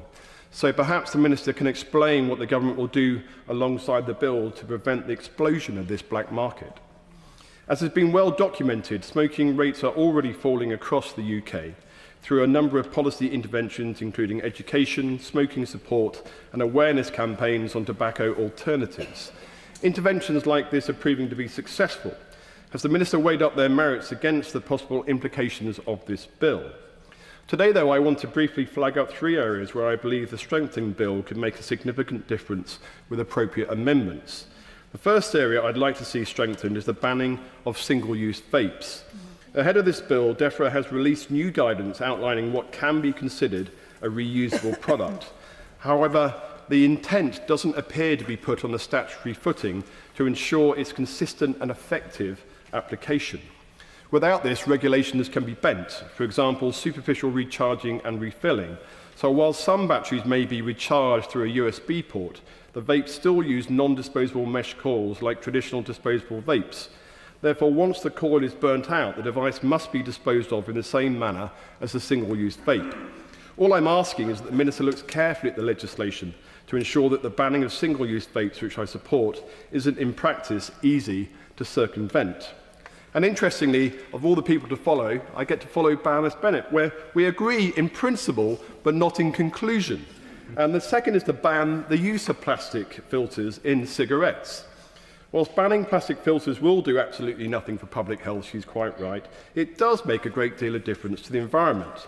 And whilst our figures may differ slightly, it's estimated that 27 billion cigarette butts are littered or dropped across the country each year, which equates to approximately 120 tonnes of cigarette-related waste discarded on streets daily at an estimated clear-up cost of some £40 million a year, with many of them being inevitably ending up being flushed into our waterways, our rivers and our seas. In fact, cigarette butts do indeed account for 66% of all littered items in the UK. One cigarette butt left to soak in water for 96 hours will release enough toxins to kill half of the salt or freshwater fish that are exposed to it. 40% of chemicals contained in cigarette butts leachate have been found to be either toxic or very toxic to marine life and take up to 12 years to decay. And there is even a chance that the slow degradation of these plastic butts is contributing to the rise in microplastics found in the human body. Companies have demonstrated that it's easy to make the switch in production from plastic to paper that would be required to accommodate this change in the law. For example, it's been 6 years since McDonald's made the decision to switch to paper straws. Yet, unlike paper straws, biodegradable filters will make no discernible difference to the user experience, which explains why polling suggests that this is a measure supported by 86% of UK adults. So it really is, to me, a no-brainer. With massive public support, though in response to the amendments, as has been said, proposed by Dame Caroline Dinenage in the other place, somebody who I have great respect for, the government dismissed the proposal as greenwashing. Switching to paper filters is not simply greenwashing, but a move that will make a tangible difference to the environment, and I hope that the government will reflect on its earlier decision and support the move. My Lord, it's a pleasure to follow on from the noble Lord, Lord Lancaster of Kimbolton, and good to hear that, was it the Swan at Olney is still thriving despite the tobacco ban. It's very good to see this bill and to see that it is supported so strongly in the Commons by all sides. One thing that this debate strikes me very strongly is how public opinion has changed. And I think the example that the noble Lord just gave is a very good example of that. Some of that change has happened in response to some of the actions. So, for example, we have seen change coming from the banning of smoking in public places. But it seems to have been continuing since. And I think we've had a number of strong quotations from the Noble Lady, the Minister, from Noble Lady Baroness Northover and others, about how public opinion will support radical action in this area, much more radical action than perhaps we would expect. With this in mind, I want to just mention 2 areas which I would be particularly interested in seeing taken forward. The first one is the levy, the polluter pays levy, which was first mentioned in this debate by the noble Lord, Lord Young of Cookham, and later by the noble Lord, Lord Faulkner of Worcester, and no doubt others as well. I think this is a really important way of making some progress here. It's worth remembering that the tobacco companies make their profits at the expense of others. Duty raises about £7 billion a year on UK sales, but the costs to the public sector are estimated as, for dealing with the consequences of that, are estimated to be about 16.5 billion a year. And then in addition to that, there's a cost of lost productivity, adding a further 20 billion or so.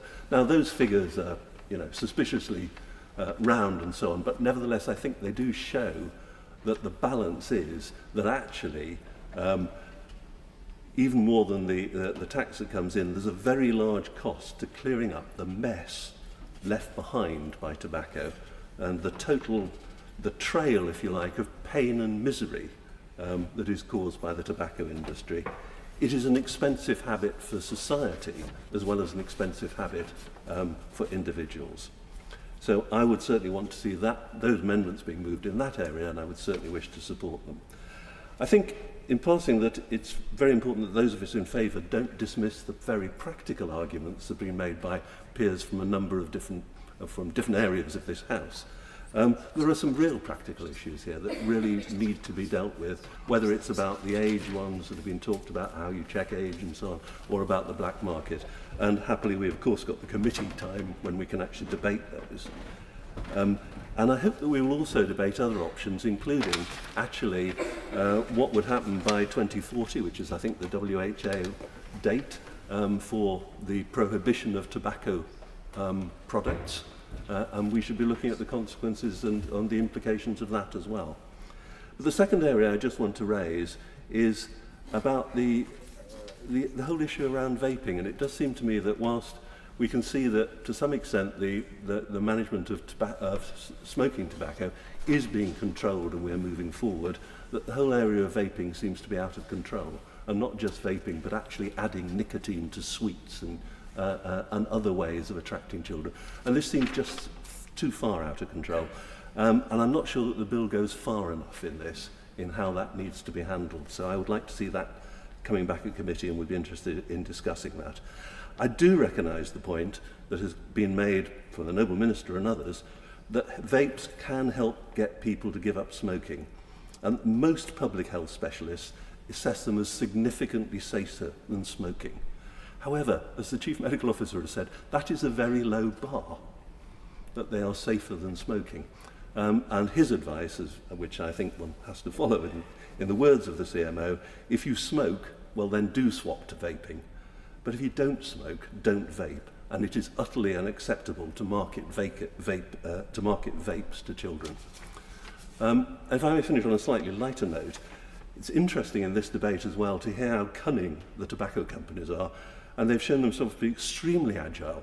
Cunning is perhaps a better word, getting around regulations and provisions, designing new products to get customers of all ages addicted.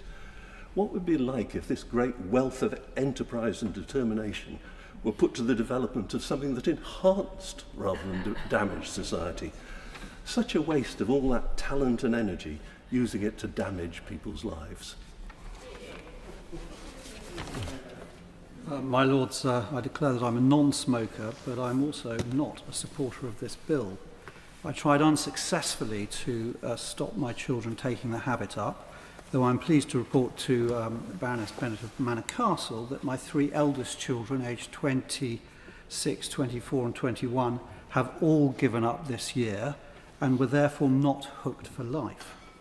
My Lords, this bill, as currently drafted, will have profound repercussions which will be felt by consumers, retailers and law enforcement agencies across the UK. It will, I'm afraid, my Lords, not wholly contribute to the improved health outcomes a majority of noble lords in this debate expect, because it will not stop smokers from smoking. Granted, it will undoubtedly reduce the number, but again, not to the levels expected. If the government is committed to reducing smoking rates, it should focus on stronger enforcement action against those criminals trading in illegal tobacco, as well as clamping down on rogue traders that for years have been selling tobacco to minors. I'm afraid the £10 million the noble Baroness the Minister referred to being allocated to trading standards this, or was it next year, and the further £30 million in subsequent years to enforcement agencies will simply not touch the sides. I'm amazed, reading the 33-page library briefing here, that there were only 2 lines referring to the possibility of a black market in cigarettes and missed tax revenue. That is utter naivety.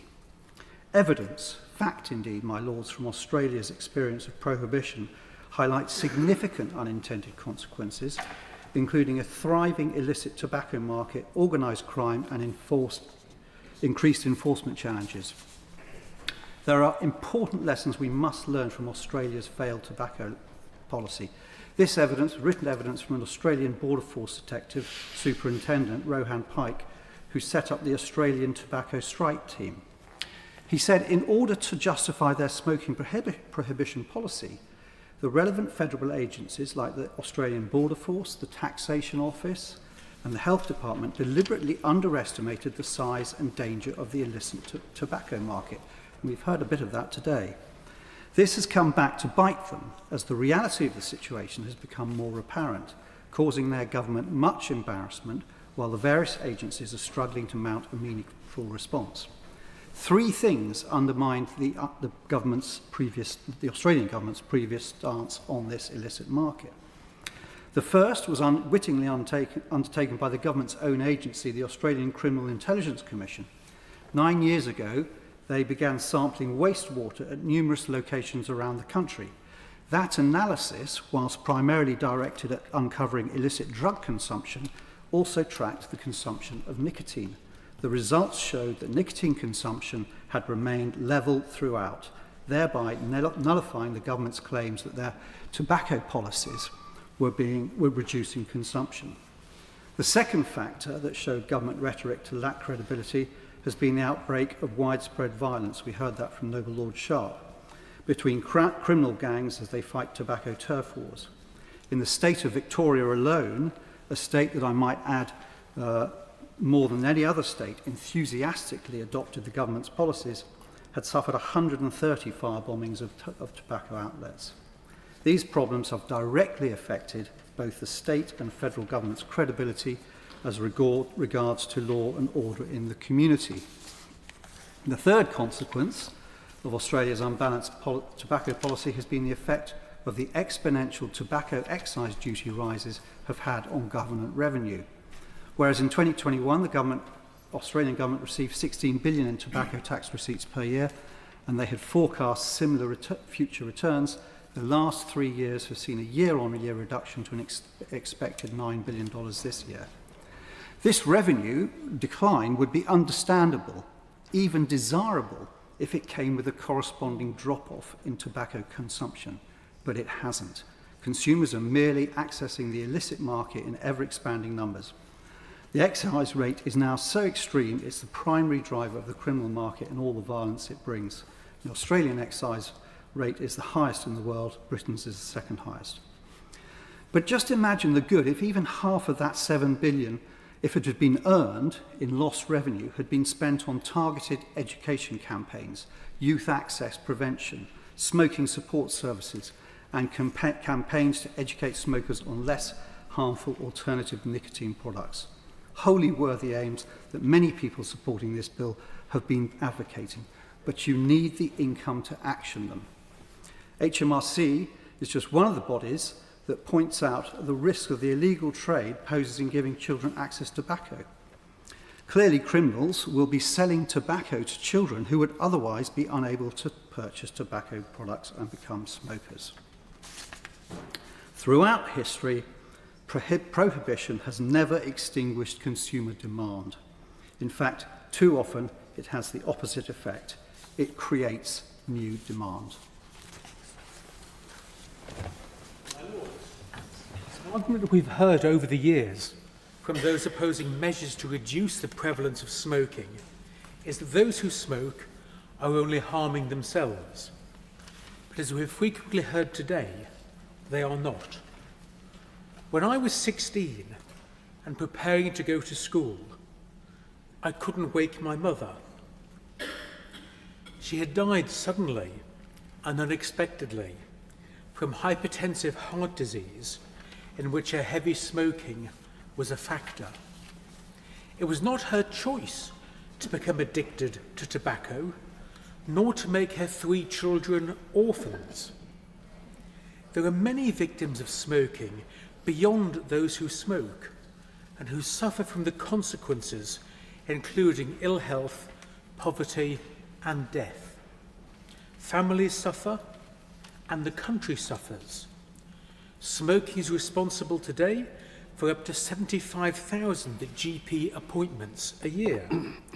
It costs the country approximately 27.6 billion in lost economic productivity, almost 2 billion a year to the NHS, and almost 4 billion a year in social care costs to local authorities. So the claims about the costs of enforcing measures in this bill do not stand up when the costs of smoking are considered and the savings made by reducing smoking levels. It is in everyone's interest to reduce the prevalence of tobacco smoking. So let us create a future in which today's children will never smoke tobacco, and the country will benefit enormously from the habit gradually coming to an end. From all parts of the House, we have pressed previous governments to do more to regulate the smoking and vapes industry. It is because of the exceptional, deadly deceit by the tobacco industry that we need legislation that can respond flexibly. I moved amendments to the recent Health and Care Act, seeking to provide health warnings within cigarette packs, so I'm very glad that the government is moving forward on this. Such inserts can highlight routes to smoking cessation services and that are effectively targeted at those who need to receive those warnings the most. I hope that the government can be persuaded to go further and put warnings on the cigarettes themselves, as in Canada and is soon to be the case in Australia. This will help to deter young people being offered their first cigarette from beginning the addiction. Raising tobacco taxes has been hugely successful in reducing tobacco consumption.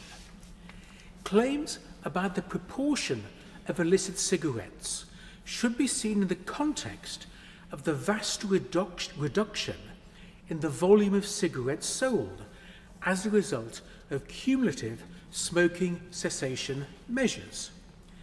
Many of these claims are based on the tobacco industry's purported concerns about illicit sales, whilst the truth is the tobacco industry itself has been directly responsible for tobacco smuggling.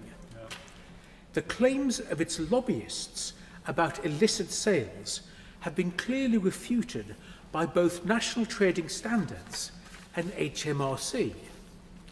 We should therefore also be mindful of the fairness of increasing taxes on many smokers, some of whom are made poor by their habit, whilst not further increasing taxes on the very rich tobacco companies who have profited from their ill health.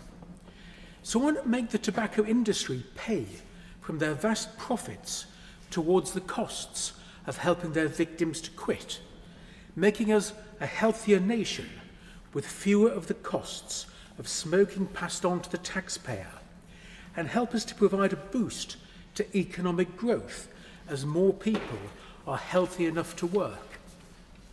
Integrated care boards have been told to cut running costs by 50%, and this financial year is the first that budgets for smoking cessation services in the NHS are rolled into the baseline budgets of ICBs. Smoking cessation services are being funded on a slow drip feed only, with future funding uncertain. Meanwhile, big tobacco companies reap £900 million a year in profit annually, and they pay shockingly little corporation tax. It shouldn't be assumed, therefore, with these big profits, that an appropriate levy would not raise much money. A tobacco levy could go a little way towards filling the black hole of which the government speaks frequently, and the hole will be filled further as more smoking rates reduce still further. My Lords, as the noble Baroness Lady Bennet observed, the joy of being so far down the speakers list is one can greatly abbreviate your remarks. I'm pleased to follow the noble Lord Reynard, although it's my misfortune to take a slightly different view on the bill. I have two significant concerns in relation to the tobacco side of the bill. The first is its impact on shops and staff, and the second are the black market consequences of these measures. These 2 points are, of course, linked. The ONS tells us the price of a packet of 20 cigarettes presently is £16.60, and it's estimated on the black market a packet of 20 will cost you between £3 and £6. It's obvious, therefore, that the black market is a lucrative business to engage in. In the impact assessment and in the utterances from ministers in the other place, it's clear that there is a great deal of complacency about the threat posed by the black market. I need only refer to the eloquent remarks of my noble friend, the Earl of Leicester, and my noble friend, Lord Sharp of Epsom. in that regard. But not only does a flourishing black market mean there is a risk of counterfeit cigarettes or substandard cigarettes being sold to individuals, there's also the very significant risk that purchasing on the black market will also expose potentially the young purchaser to a range of other more illegal substances, cannabis and other drugs, which would be a much more damaging health path for them to go down. There's also the risk that purchasing on the black market is done in an entirely unregulated atmosphere. There will be no age limits on the black market, my lords. And there will be a very, very significant loss to the taxman. The £10 million this year and £30 million in the future promised to trading standards will not even touch the sides, my lords. Turning to the second point, the idea that in a few years hence, a shop staff member in a corner shop will routinely deny tobacco to a 37-year-old, but allow tobacco to a 38-year-old, is a circumstance which is bordering on the incredible. The suggestion that you're going to demand sight of an identity card to allow you to buy tobacco if you're in the potential range of looking in your mid to late 30s rather than your late 30s, it is hard to credit. And one can entirely understand that in many cases this may lead to an atmosphere of tension and aggression which will be most disadvantageous to those staff members. And this must be seen in the context of an environment where a lot of these shops work late at night, they're single-staffed often, and these are staff who are routinely, sadly, assaulted, and crimes are committed in their shops already. This bill will make matters worse as it stands. Furthermore, tobacco and vapes make up 20% of the revenues of many of these small shops. The likelihood is, without these sales, and with the sales instead being conducted on shady street corners on the black market, a lot of these shops will go bust, with all that that means for community cohesion, with all that that means for the convenience of the people that live near those shops, and with all that means for the people that own and work in those shops. But the gangs will thrive. My lords, we have much to consider in committee. It's been a fascinating debate, and I've reflected on a number of peers, some of them probably as old as me, if not older, who have recounted the story of having to survive in homes that are full of cigar smoke or cigarette smoke. And my noble friend Lord Faulkner of Worcester talked about being the unpleasant atmosphere in many pubs.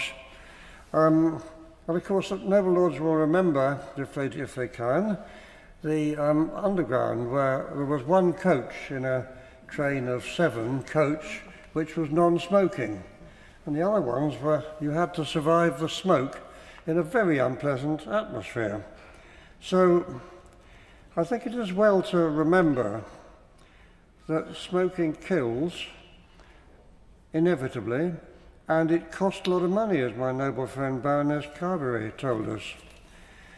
So this bill is, for me, very, very welcome, not before time. I want to say a word or two about the enforcement, which noble Lord Murray mentioned, and many other noble lords have mentioned, because corner shops, yes, they're the very, very important parts of our community, but in the last 10 years, corner shops have changed their trade and method of trading quite significantly, largely due to COVID. Because, I mean, 10 years ago, how many of us went in there and bought a paper for £5 or whatever it costs these days with a credit card? We didn't, we paid cash. But now, there are many shops I know who won't accept cash, they'll only accept credit cards. And there's no reason why the banks who issue these cards should not also be able to incorporate some kind of age recognition in there. There must be a way of doing it, which is not going to cost a lot of money, but it's much easier to say that it can't be done. And to be fair, I mean, the tobacco industry has probably worked very hard on many noble lords to say that this bill is unnecessary and will make you fat, as the noble Lord Crisp said. I've got two issues which I'd just like to raise for my noble friend the Minister's benefit, which may seem quite small, but I think they're quite significant. And the first one relates to the Crown, the abolition, it's clause 46, which affects, it makes that the Crown is immune from prosecution. There's many clauses in legislation which has the same wording as this, because the Crown is supposed to be kept clear of everything like this. But when it says, and I quote from clause 46, paragraph 2, nothing in this part or regulations made under it makes the Crown criminally liable. Well, why should the Crown get away with it? Not that they're very likely to be selling underage cannabis or tobacco or anything else, but you can see a situation where members of the Crown letting people go round their palaces and have a cafe at the end of it, and they're selling things. If they're not allowed to sell tobacco, so be it. But I mean, maybe Prince Andrew has a party one night and starts selling cannabis or something like that. I don't see why the Crown should be exempt from this, and I'm sure if my noble friend is not able to answer that question today, I'm sure she can write to me, or we can have a bit of a discussion about it. Finally, my lords, shipping. Clause 157 says that the bill applies under the Merchant Shipping Act, which is even thicker than this bill, I think. But it doesn't say where you can buy or sell this on a ship, where the ship is going. Does it have to have a UK flag, or can it come to be registered in, I don't know, Guatemala or somewhere? And where's it travelling from? And can the law be enforced in a British port? If it's a Dover-Calais one, can you smoke halfway across the channel and not the other half across the channel? I'm sure there's an answer to this, and if we studied the Merchant Shipping Act for the next week, we'd probably find out, but I'm sure she'll be able to come back to me at some stage on that. But I conclude, I think this is a really good bill. There's things to talk about in the next stages, but congratulations to the government for doing it. There is a real problem about being number 39 to speak in this debate, because everybody said everything that I'm going to say. And then there is an even bigger problem, is that Lord Scriven actually spoke my speech. And I don't know on many other issues we would be on the same side. But on this one, absolutely 100%. And of course we should support smokers to quit. And of course we must discourage young people from ever starting. But I do not believe that this government's ban is the answer. Imagine, as many people said, a 40-year-old going to the shops and buying a pack of cigarettes, and then his friend next to him, who is a day younger, is actually doing something criminal. I mean, this doesn't work. It's silly. And it actually is unfair. It undermines equality before the law. It's actually discriminatory. So the policy is also impractical. It forces retailers to check birth dates indefinitely. creating confusion and increasing the risk of fraud. Retailers are already under financial stress. The British Retail Consortium reports 2,000 incidents of abuse a day. This ban will make it worse. And many retailers say that they will have to close, leaving communities without vital services. Meanwhile, the black market is thriving, as we heard before. UK consumers spend 2.21 billion on tobacco, including 6.1 billion on illegal products. With cigarettes at £16.60 a pack and illicit ones at £3, the incentive is obvious. This isn't about saving a few pennies, as a minister said before, it's about saving pounds. And we know where this leads.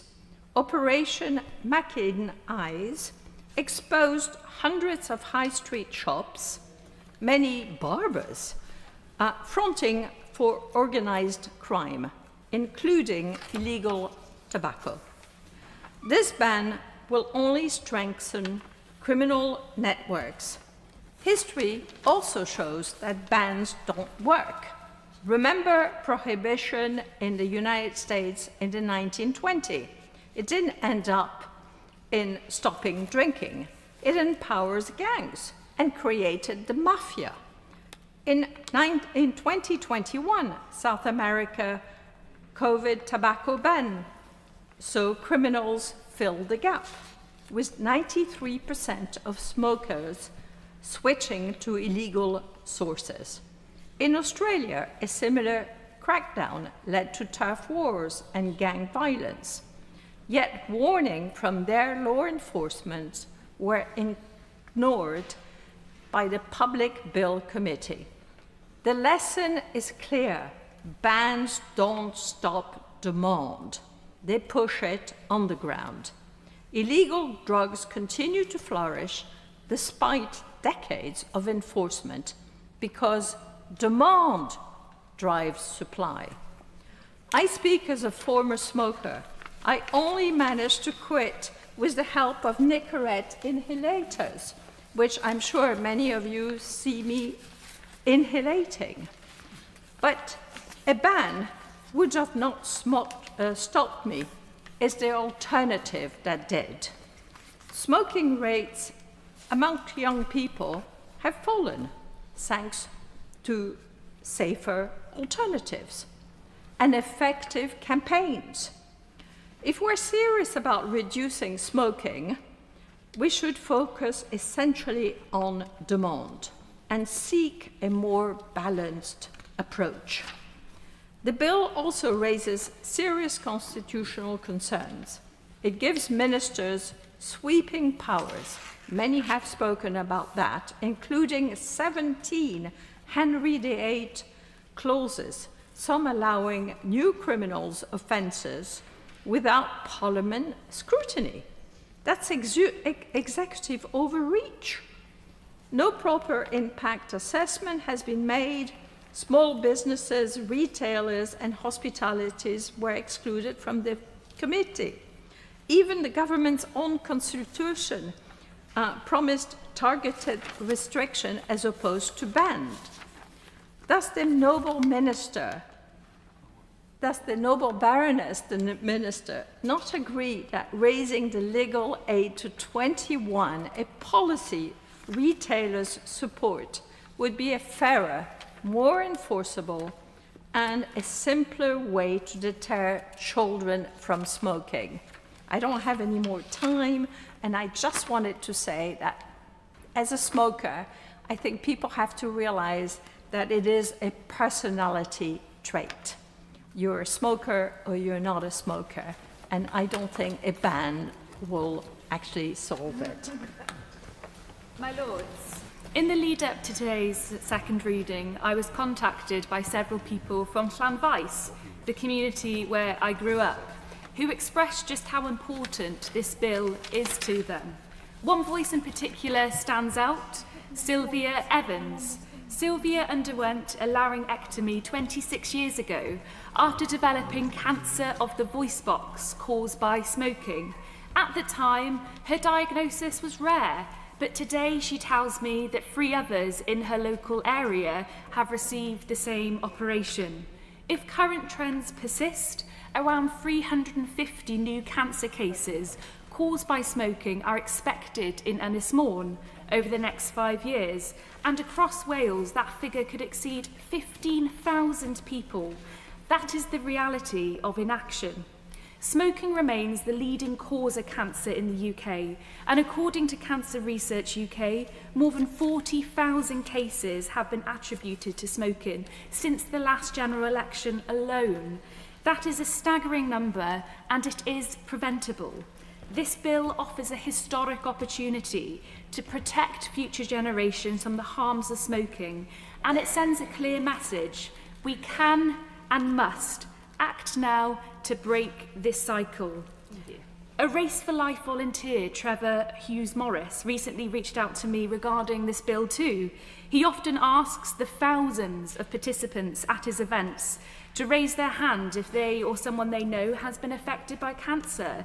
He tells me that every hand goes up, and that is the scale of the challenge and the urgency.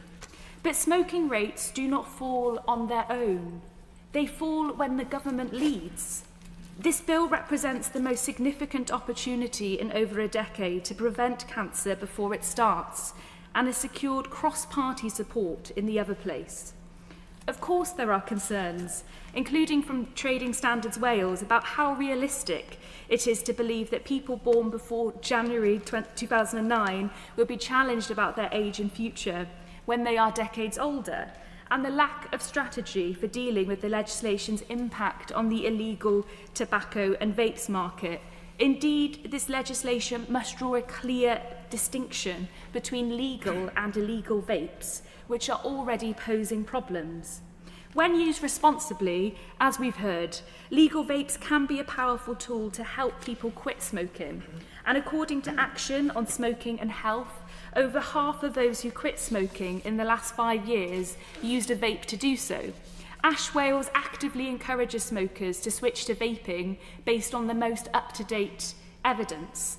That said, we urgently need more research into these long-term effects of vaping to better inform regulation as the industry evolves. In the meantime, the lack of clear standards has allowed illegal and non-compliant products to proliferate. Some contain illegally high levels of nicotine or e-liquid, and even dangerous substances such as mercury and lead. According to Trading Standards, 1 in 3 disposable vapes sold are already illegal. This matters because the bright colours and flashy branding of disposable vapes are attracting children and young people. In Wales, 24% of pupils in years 7 to 11 have vaped. Of those who vape regularly, 92% use products containing nicotine. Nearly half report being unable to get through a school day without vaping, impacting on their focus and their education. Better regulation of the vape industry is not optional, it is essential. And in the Senedd, Plaid Cymru have long advocated for a national mandatory register of all retailers selling tobacco and nicotine products in Wales. This would ensure only compliant businesses operate and allow enforcement action against those that break the rules. This proposal is backed by Public Health Wales's Youth Vaping Response Group, which includes leading health charities, trading standards officials and medical professionals. We have also called for and supported Senedd legislation to ban the sale of disposable vapes, which will curb the rise in youth vaping and tackle their detrimental environmental impact. To conclude, I support effective forward-looking legislation that protects people and encourages collaboration across all 4 nations of the UK. The biggest cause of cancer has no place in our future. While working through some concerns at committee, I urge members across your Lordship's House to support this bill. My Lords, it's a great pleasure to follow the noble Lady Baroness Smith of Llanfaes, and I totally agree with the point she made about vaping and the need for research as to the long-term effects of vaping. I think that's absolutely right. My Lords, this part of the speakers list looks like a Welsh odyssey with Llanfaes from North Wales, Aberystwyth from Mid Wales, and to be followed by my good friend Lord Griffiths of Buryport in South Wales. So a tiny corner of the House of Lords debating chamber that is forever Wales on St George's Day. My Lords, could I thank the Minister, the Noble Baroness, the Minister, very much indeed for setting out the rationale of this legislation, which she did very effectively. It seems a long while ago now. It is a long while ago. My Lords, I declare my interests as set out in the Register. My Lords, I believe this is the most significant piece of public health legislation for a generation, and I think there's a danger that some of my colleagues may be losing sight of this, that the mainspring of this legislation is to protect the health of generations to come. And talk of a 21-year age limit does not achieve that. This legislation, my Lords, is remarkably like legislation that was introduced by my government, the last government, under Rishi Sunak. I was very proud of that legislation, and I think the current government deserves some credit for bringing forward very similar legislation, not attacked as what one noble baroness did for bringing forward Tory legislation, I think was how she put it. I'm very pleased that this legislation is remarkably similar to the legislation that we saw then. My Lords, it is fairly clear that this legislation is not perfect. Of course, this is second reading. There will be amendments, and there will be discussions on funding for trading standards, how we combat illicit tobacco sales, and it'd be good to have some reliable figures on that. We've heard people banding about what the figures are. I don't think anybody really knows. If we could get some reliable figures, that would be very good. Age verification is something we need to look at as well. But people talked about that as if it was difficult. I looked at my wallet because I was pretty confident this was the case. Driving licence, I have the date of birth on it. You've just got to show that. Straightforward. I mean, I'm not suggesting that there aren't issues with this legislation, but I don't think that is an insuperable one, I have to say. Against all this, we shouldn't lose sight of the fact that smoking is the largest cause of death in the United Kingdom. Some 74,000 in 2019. Since the last election, over 100,000 young people will have taken up smoking. That's not something that we should glory in by pretending this is some libertarian nirvana and they're all rushing to say, oh, let's exercise our freedom to smoke. I don't believe that's what's happening for a minute. Smoking, as we know, substantially increases the risk of major health conditions, heart disease, dementia, asthma, diabetes. The list could go on. The cost to the NHS is £3 billion a year, and social care costs to be added onto that. The time lost from smoking-induced illness, £18 billion a year, the cost, easily outweighs the revenue lost of £10 billion. So let's just nail that one.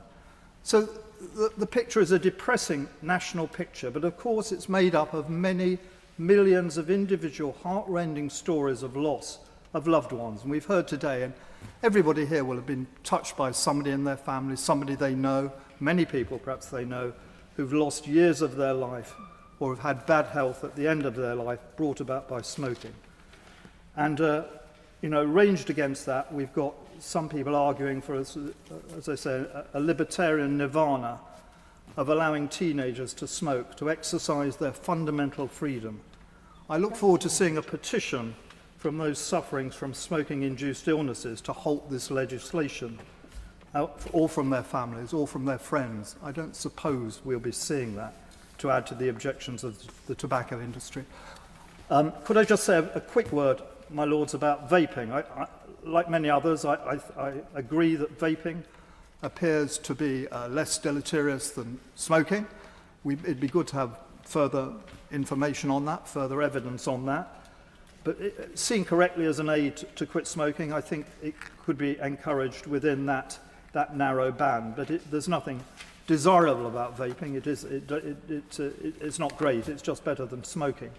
But I do support age-gating technology to ensure that those people who are using vaping, to ensure that it's sold by those who could legitimately smoke. And to that extent, I think it's to be welcomed. But my Lords, I think this legislation is powerful legislation. I think it's desirable. and I hope we will support it as it goes forward on the basis that it's good legislation that can be improved. With great pleasure after my compatriots and certainly rejoice in the fact that we can add some Celtic flavouring, not vaped at all, on St George's Day.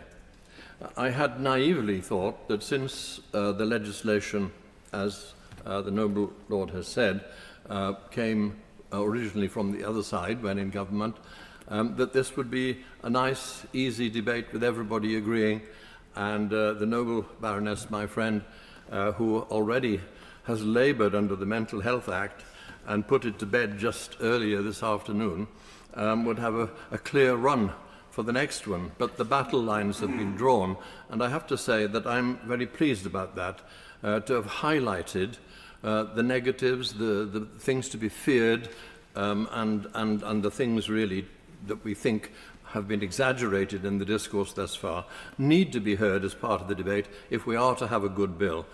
I have to say that I myself was very sympathetic with the view that was expressed by one noble lord to say that if legislation relating to vapes was brought to the same level as was already in existing for tobacco, that would seem like a legitimate and logical aim and a realizable one. I do fear about the enactment and the enforcement of any of the claims in this bill, but that will come at committee stage and beyond. Just to say that, that it's going to be clearly a bill where certain points are fought hard for. I've been amazed in this debate at the number of families who've been brought to our attention by noble lords, who have given the people sitting on these benches smoke-filled beginnings to their lives. And I have to say that I feel that under an obligation to add yet another one right now. We lived in just one room and it was filled with smoke. But the facts are very simple. I've been meditating on this question just about all my life, to be quite honest.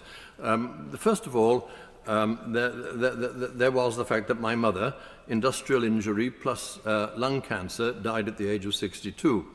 My dear brother, at 57, his lungs riddled with cancer, a heavy smoker, died 25 years ago.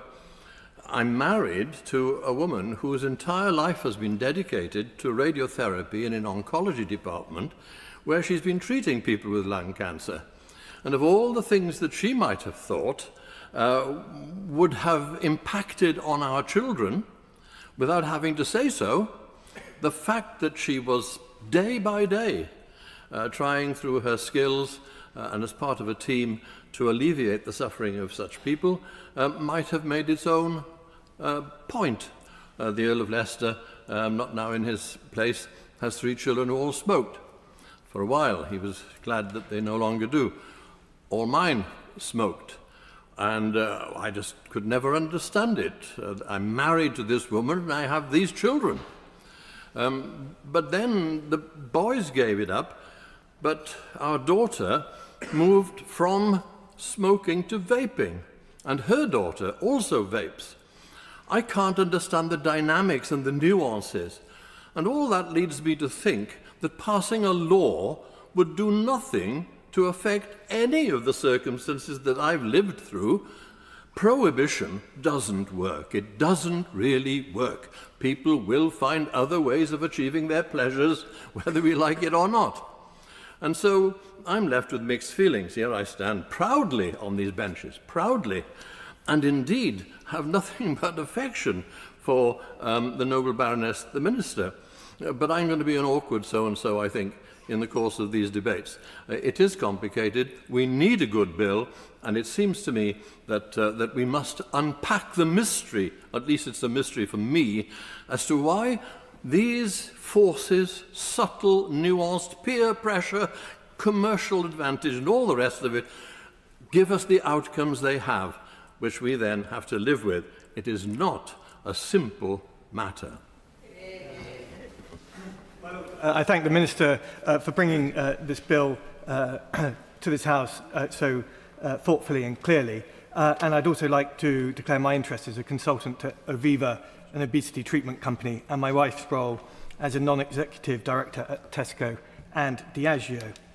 My Lords, it's a great honour to be so far down the list because it has been a very rich debate and we have heard some very touching and powerful testimony. And as the Noble Lord Griffiths put it, we've heard some particularly personal stories, particularly from the Noble Lord Renard and Baroness Morgan of Rathilly, of people who were brought up with smoking and who were either orphaned or had their lives devastated by smoking. These stories should move us, and it's very powerful that they were brought to the House in this way. We've also heard a lot of depressing talk of violence, gangs, the diminution of civil rights, the breakdown of societal values, and a complete collapse of market mechanisms because of the unintended consequences of this bill. And so I'd like to spend a moment just to talk about some of the other unintended consequences, which are the huge benefits that this bill might bring to our economy, to our society, and to our national security. My Lords, we're really blessed to live in a time when modern medicine is delivering miracles that can keep us alive well into our 70s, 80s, and 90s. But the thing that holds us back are the bad habits and the pollutions that mean that chronic disease in this country is exploding. The projection is 40 million people with a chronic disease by 2040, according to the Health Foundation. And the reason for that is the junk food, it's the inactivity, it is the bad air, it's the filth on the internet that gives us mental health issues, and it is the smoking. And that kind of pollutant is causing immense harm in our families, our communities, and our economy. So I welcome the emphatic intervention of this bill, not a half measure protecting big tobacco's grip on our lives. No more treasury nihilism or medical fatalism. No more free market complacency. I like this bill because ultimately it will get rid of smoking forever, and I would like to celebrate that decisive step towards a healthier, more prosperous Britain. The unintended consequence will be a massively more prosperous life.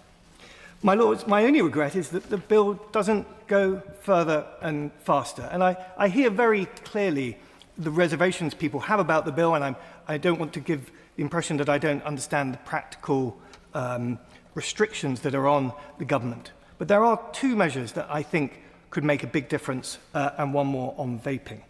Firstly, there is an opportunity to integrate the Khan Review's recommendations more emphatically by increasing funding to cessation programs even further, to tighten market controls even further, and in fact to move towards a complete smoking extinction target of 2040. And by that I mean making smoking completely eradicated in the UK.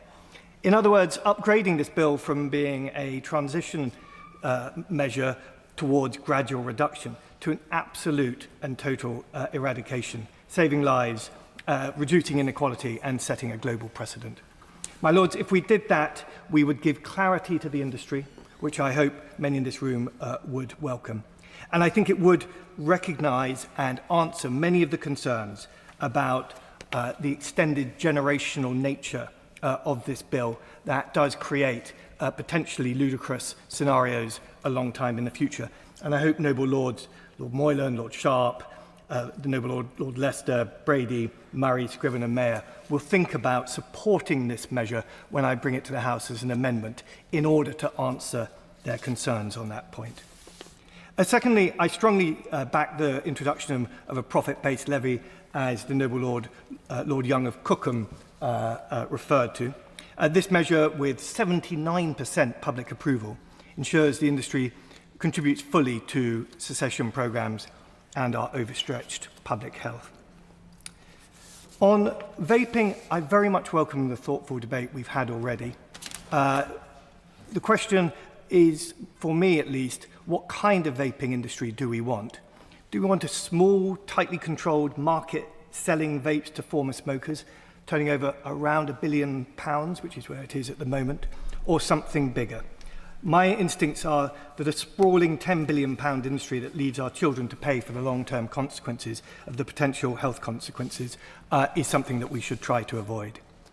My Lords, this bill is a huge opportunity. Let's not please allow exaggerated concerns from the tobacco industry playbook hold us back. Let us instead lean in. My Lords, I welcome the second reading of this important bill. It is right that we scrutinise it carefully. I'm pleased to be following my noble friend Lord Bethell. This is a landmark piece of legislation introduced by the previous Conservative government with the ambition of delivering a smoke-free 2030. As a father of 2 daughters, I care deeply about the future we are building for the next generation. Protecting children from smoking and vaping is vital. But to achieve that, we must ensure this bill is practical, enforceable and fair to those who act responsibly. My concern is that in its current form, the bill risks harming responsible retailers and manufacturers while driving trade into the hands of the illicit market. Many of these retailers are already under pressure from inflation and increased costs, highlighted very clearly by my noble friend Lord Sharp earlier on. On the retail licensing scheme, I support its introduction. Reputable retailers have been calling for a scheme like this for years. Licensing will help distinguish responsible businesses from those who sell illegally.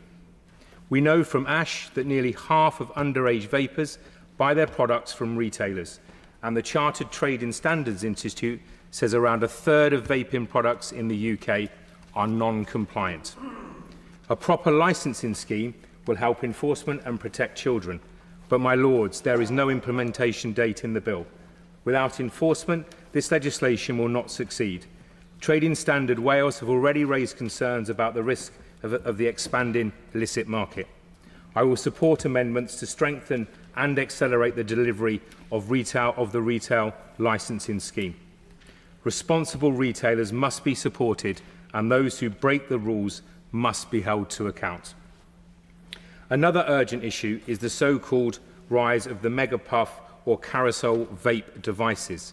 These are being marketed as reusable, but in reality they are often thrown away after the coil burns out, as mentioned by other noble lords this evening. These devices are cheaper per puff, contain more liquid and plastic, and are proving popular with young people. Material Focus estimates that 3 million of these big puff devices are sold every week, and nearly half of those are sold to 16 to 34-year-olds. If we don't act now, this loophole will undermine the disposable vape ban coming in force in June. The government must be empowered to remove these products and prevent future redesigns that bend the rules. I now do find myself in that unique place, as mentioned earlier by my noble friend Lord Lancaster, in agreeing not only with him, but also Baroness Bennett of Manor Castle. While the bill rightly focuses on reducing the health harms of tobacco and vaping, we must also recognise the significant environmental damage caused by cigarette litter. Cigarette butts are made of a synthetic plastic.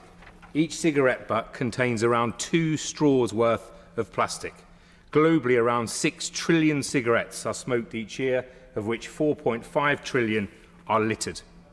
Even here in the UK, an estimated 3.9 million cigarette butts are discarded every day.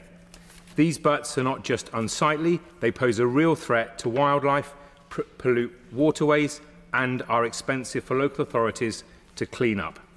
Each plastic cigarette filter can take up to 10 years to break down into microplastics, tiny particles that now pollute every corner of our planet, from the summit of Mount Everest to the deepest parts of the ocean. Microplastics are now found in our food, our water, and even the air we breathe. The scale of this problem is growing.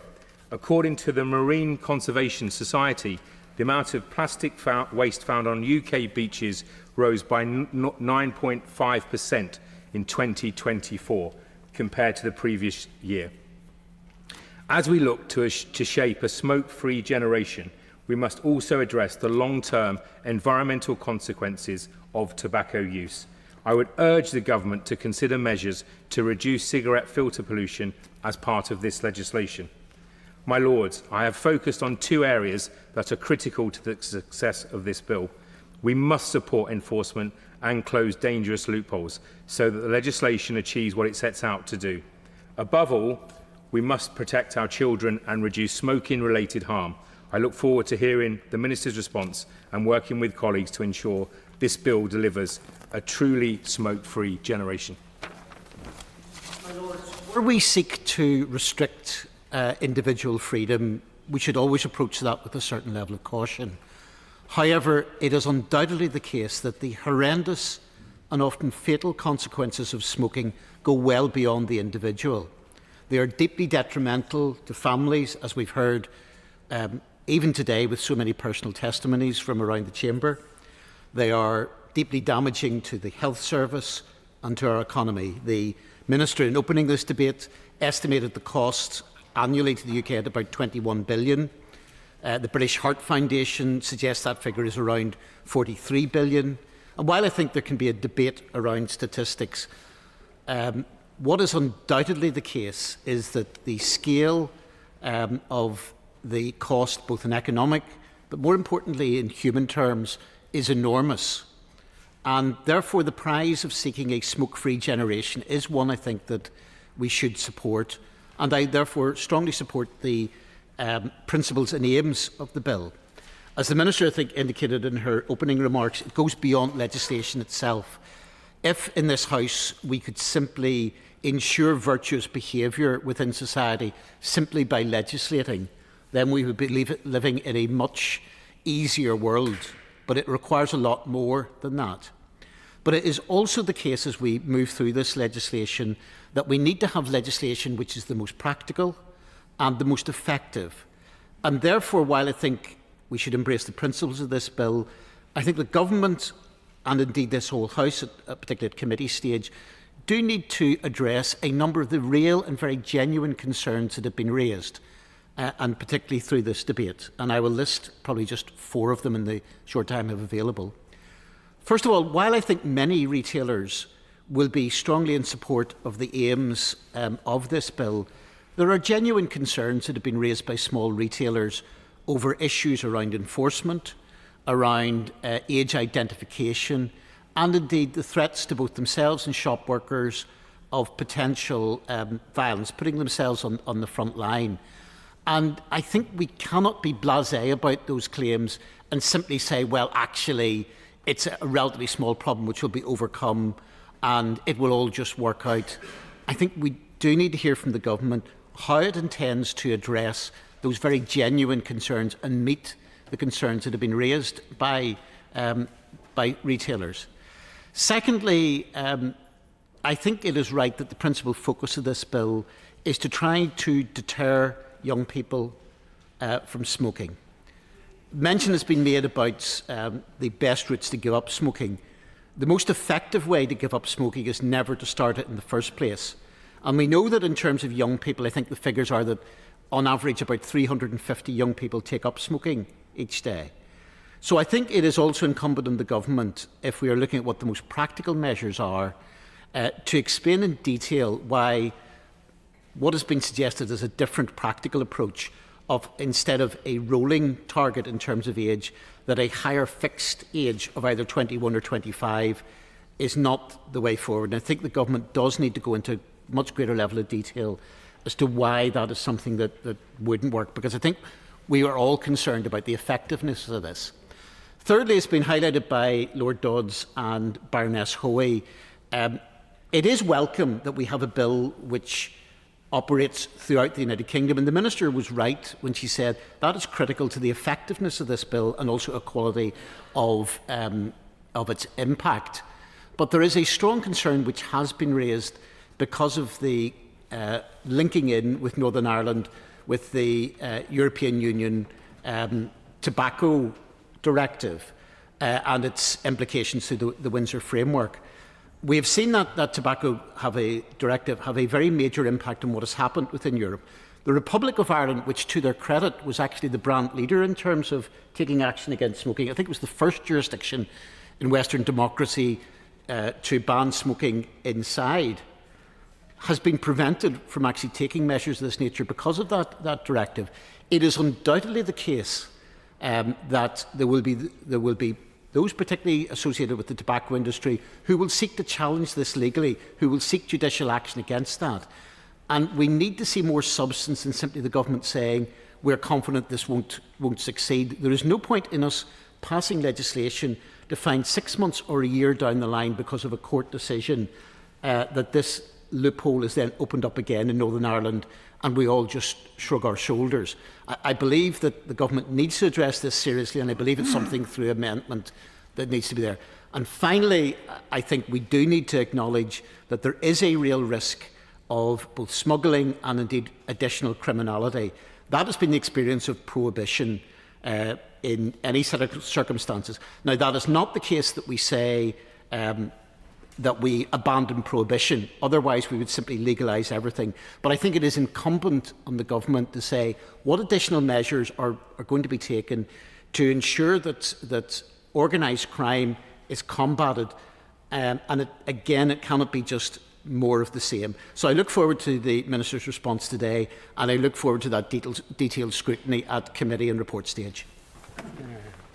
My Lords, it's universally recognised that nicotine dependence is greatly harmful to the health of the individual and very costly to the state. The explanatory notes that accompany the bill on smoking and vaping make this abundantly clear. The issue has been addressed over many years by parliamentary legislation. There are hopeful signs that nicotine addiction has been declining throughout this period. About 1 in 8, that is 12.5% of people in the UK, are smokers, and the number has been declining since 1974, when systematic and detailed records were first compiled. Even at the present much diminished levels of smoking, the harm done by nicotine is immense. The campaign group ASH, which calls for action on smoking and health, estimates that smoking currently costs England £21.8 billion per annum, which far exceeds the £8.8 billion in taxes that were paid in the year 2023-24 on the sales of tobacco.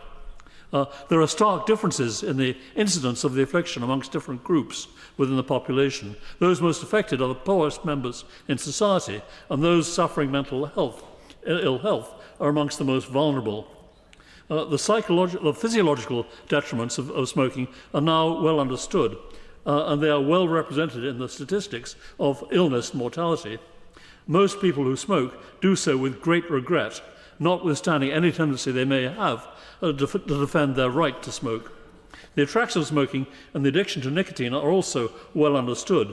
An effect of nicotine is to stimulate the release of endorphins, which are the body's natural narcotics, and to stimulate the release of the dopamine hormone from the hypothalamus of the brain. And dopamine is popularly known as the feel-good hormone. A release of endorphins and dopamine is also an accompaniment of a healthy dose of exercise, and this suggests that good habits can be as addictive as bad habits. The link between cancer and smoking began to be established in the 1950s. After the Royal College's recommendations in 1962, restrictions were placed on advertising, on sales of children, on smoking in public places. And the taxes on tobacco were raised, and information on tar and nicotine content of tobaccos was mandated, and the sales began to fall continuously. However, circumstances have been altered radically by the emergence of a new form of nicotine inhalation, described as vaping, which is deemed to be less injurious than smoking. The NHS website recommends a transition from smoking to vaping as a means of gradually overcoming a dependence on nicotine. But nevertheless, the full detriment of vaping has yet to be determined. And vaping also threatens to become the predominant means by which young people are induced into nicotine dependence. Now the aspiration of the government is for a smoke-free Britain, and the present bill imposes significant additional restrictions on nicotine products. Its most striking measure is the proposal to ban the sale of tobacco to people born on or after the 1st of January 2009, in the hope that future adult generations will never experience the affliction. The ban also applies to the sale of nicotine vapes to young people. In this connection, I do appreciate Lord Berkeley's suggestion that credit cards should convey information to enable easy age verification. A ban on the sale and supply of single-use vapes in England is to come into force on the 1st of June 2025. And this has been proposed as an environmental measure to overcome the litter of disposable vapes and as a way of limiting the access of young people to vapes. Future legislation might limit the sale of nicotine vapes to those who have a medical certificate to indicate that they are endeavouring to overcome their nicotine addiction.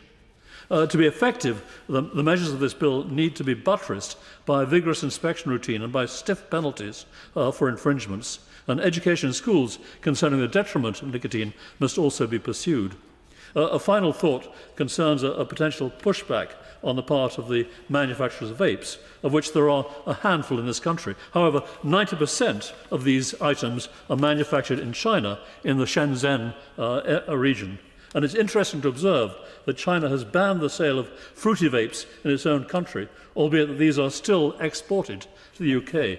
Fruity vapes have been envisaged as a way of inducing children into the vaping habits, and it must be banned. Very interesting. My Lords, I rise to give my support for this bill. This is a once in a multi-generational opportunity to take concerted action to prolong human life. The key to making this legislation successful is making it effectively much harder for young people to start smoking or vaping, and working to provide the resources required to enforce this legislation effectively. I wish to concentrate my remarks on the use and regulation of vapes. This is an area that, in my opinion, needs further work to make the measures fit for purpose. Vaping was supposed to be a smoking cessation aid and not a new product for the tobacco manufacturing industry to exploit, creating a new generation of nicotine addicts to guarantee future profits. It is shameful that we have allowed so many of our young people to become addicted to nicotine through vaping products that have been deliberately targeted at them by big tobacco and sold to them mostly illegally. The scale of the numbers of young people vaping are truly shocking. Nicotine is more psychologically addictive than heroin. While vaping is less harmful than smoking, we still have very little understanding of the long-term health implications that these products have, particularly on people who are very young. I call on the government to fund further research in these areas. I welcome the fact that 2 years ago now legislation was passed to ban single-use vapes, and this legislation comes into force on the 1st of June. Low-cost vaping products supporting packaging and flavours marketed deliberately at children, combined with a lack of enforcement, mean that they are both desirable and readily available to our young people. Disposable vapes, as well as causing addiction, are also an environmental disaster, as many peers have said. It is estimated that 8.2 million vapes are now thrown away or are mostly littered every week. They are impossible to recycle, they waste precious minerals, and the batteries have caused untold fires. It is hard to understand why we have ever allowed these harmful products to be targeted at our children and to damage our environment. For this bill to work, the previous ban on single-use vapes must work, and I am not certain in practice that it will. The previous legislation outlawed any vaping product that was single-use, defined as not being both rechargeable and refillable with a replacement coil. If the aim of this bill is to stop young people starting to vape, then setting the starting price point for vapes is a key deterrence factor. If vapes remain effectively disposable and very cheap, then more young people will continue to take up vaping. Manufacturers are already working hard to circumvent the disposable vape restrictions, adding a charging point for a few pence and replacing a pod with a contained coil for a few more pence, and hey presto, you have a product that is compliant with the new regulations. In everyday use, the cost is the same to purchase as disposable vapes, and for the end user it is still mostly used and discarded once. This is the case in Europe, where these products already exist. I call on the government to introduce a minimal pricing point for vaping products and to ensure they are genuinely not single-use. A genuine reusable vape should cost around £30. If not so unreusable vapes continue costing less than £10 are still available, there must be a deposit and return scheme to make sure that the manufacturers are responsible for recycling and reprocessing of their waste. Wasteful plastic pods should also be banned. Turning to other aspects, I welcome the closure of the free products loophole. I support plain packaging and ensuring that these products are not on public display in our convenience stores.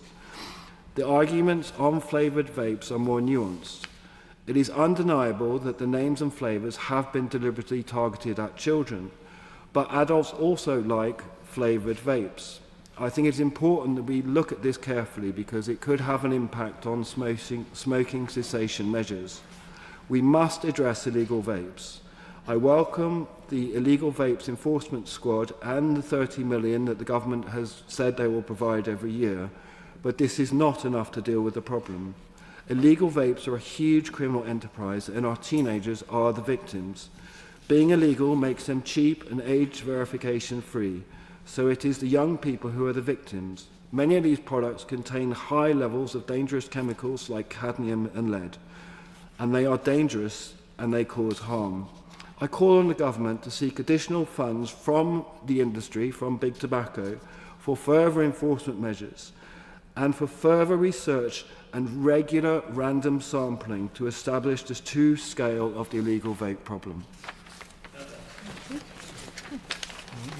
My Lords, it's a pleasure to follow the noble Lord Earl Russell. I should start by saying I was a smoker for about 50 years or so and gave up 7 years ago. And if I'm honest, it wasn't that hard, but I will not find it possible to support this bill as it stands. I'm one of the Conservative Libertarians that my noble friend Lord Young referred to earlier today. As we know, this bill is designed to achieve a long-term aim of ending smoking by the introduction of a growing year-by-year ban on our centuries-old freedom to buy tobacco products. Yes, through those centuries, we have learnt about the health hazards attached to smoking, but we have also been learning how to handle them with rules of containment and treatments based on growing scientific knowledge, but not before now with a total ban. Let me be clear.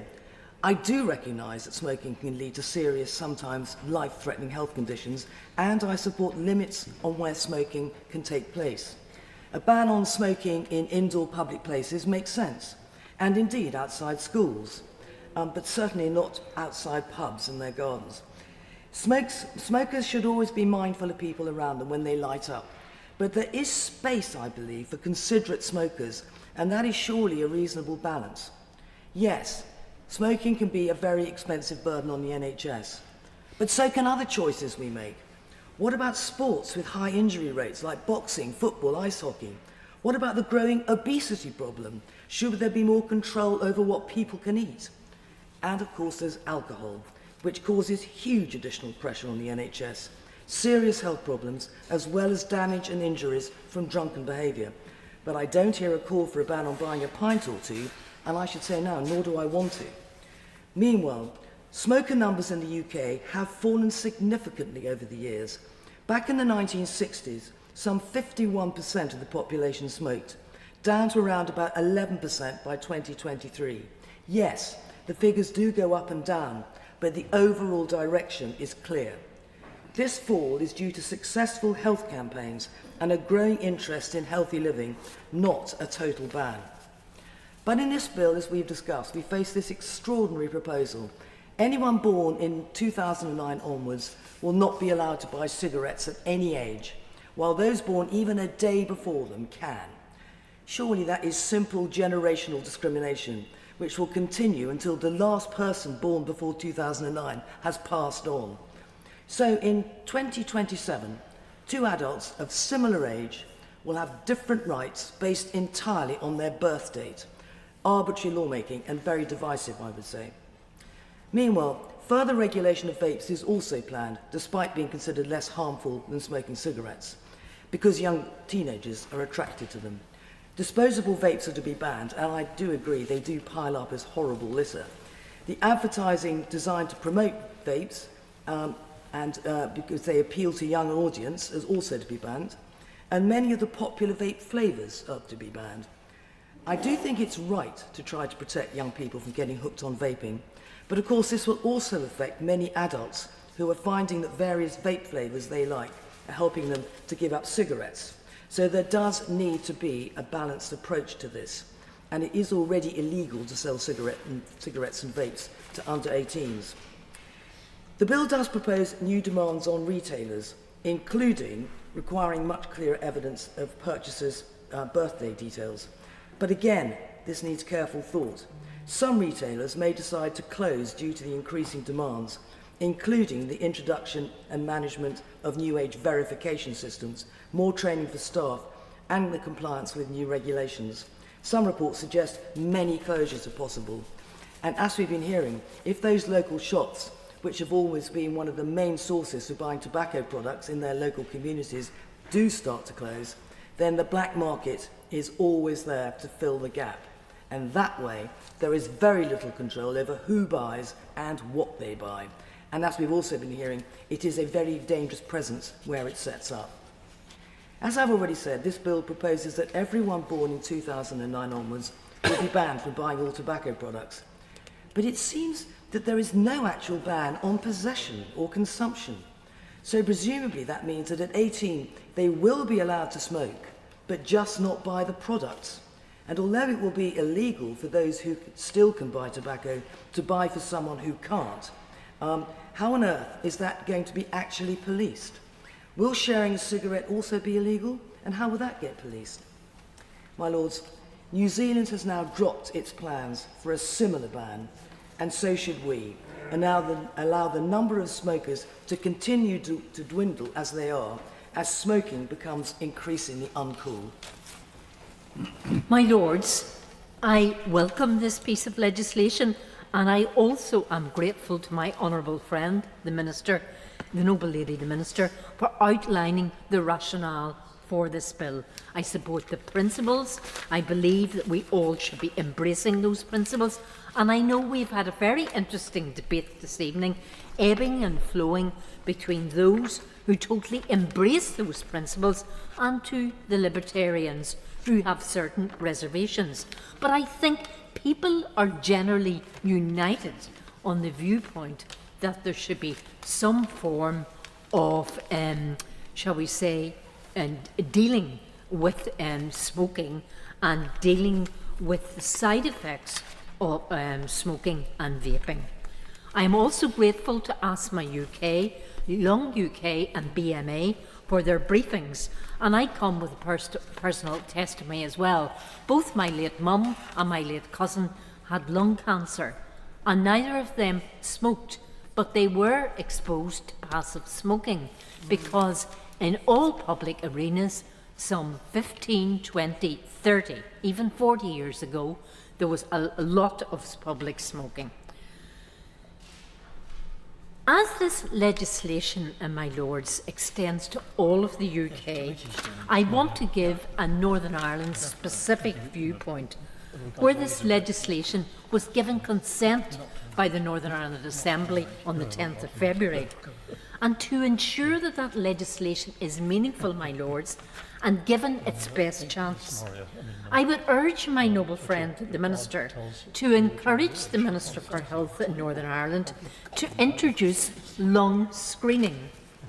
This does not exist on a scheduled basis in Northern Ireland, and it is vital as it can look for a cancer or other lung-related disease in a person long before they have developed all the various symptoms. And there is growing evidence supporting the benefits of early detection through screening and research. Projects are underway. A fully funded and implemented programme has yet to be established. So therefore I would urge my noble friend the Minister to make contact with the Northern Ireland Minister urging him to move from thinking about the issue to actually doing something about it.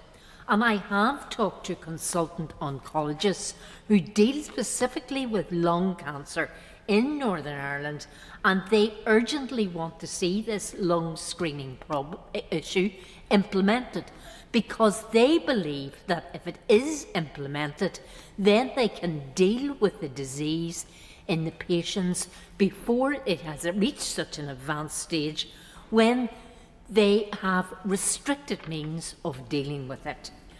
So I would urge my noble friend the Minister to deal with that. And the statistics are there as evidence. Around 2,400 people die every year in Northern Ireland as a result of smoking-related conditions. And there are around 35,000 smoking-related hospital admissions in Northern Ireland annually. My Lords, and also with my noble friends from Northern Ireland, Lord Weir, Lord Dodds, I would join in asking to ensure that the enforcement measures in the bill are made effective and are capable of implementation, because I look at the bill and in clause 81 it's up to district councils. There are 11 district councils in Northern Ireland, and I would like to think they were all on the same page and that they didn't operate a variety of implementation enforcement schemes.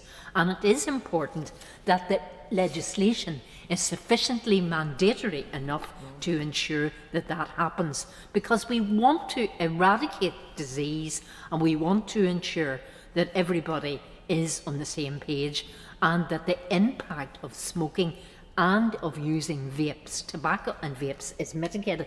And finally, I would ask that drastic funding cuts for smoking cessation services must be reversed.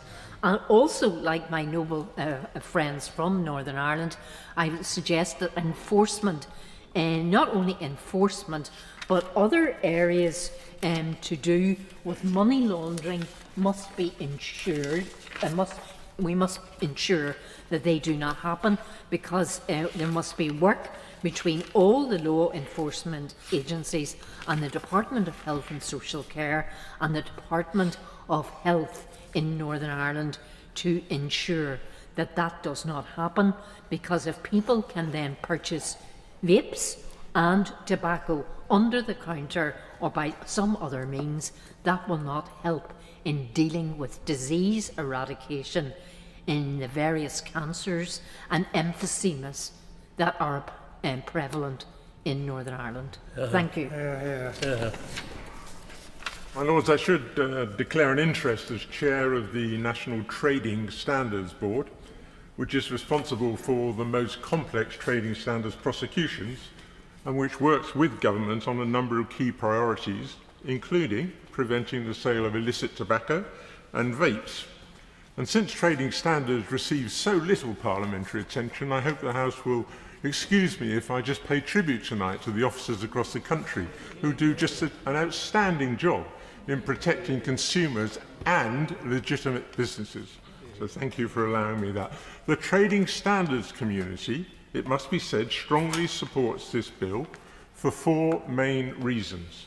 The first is we believe that overall it strikes the right balance between the need to protect consumers, especially young people, and the need to ensure the public health benefit of vaping as an alternative to those who already smoke, that balance is achieved. And there are one or two points that the Noble Earl Howe made earlier which need to be given attention, but overall we think the balance is about right. We also welcome the fact that the Secretary of State will be able to regulate vape advertising, packaging, flavour descriptors and retail displays, so that products can no longer be deliberately, some might even say cynically, designed to attract children. And we would hope that those relevant regulations could be introduced swiftly. Thirdly, we believe that the introduction of a licensing scheme for businesses selling tobacco, vapes and nicotine products is long overdue, and we think it will clarify and strengthen enforcement, that it will support legitimate business, and that it will deter rogue retailers. And finally, hasn't been mentioned this evening yet, we support the introduction of fixed penalty notices to enable action to be taken more swiftly and to take some of the pressure off our court system. So there is a great deal of support in the trading standards community, but it needs to be said also that the trading standards community believe they are confident that they can enforce this legislation.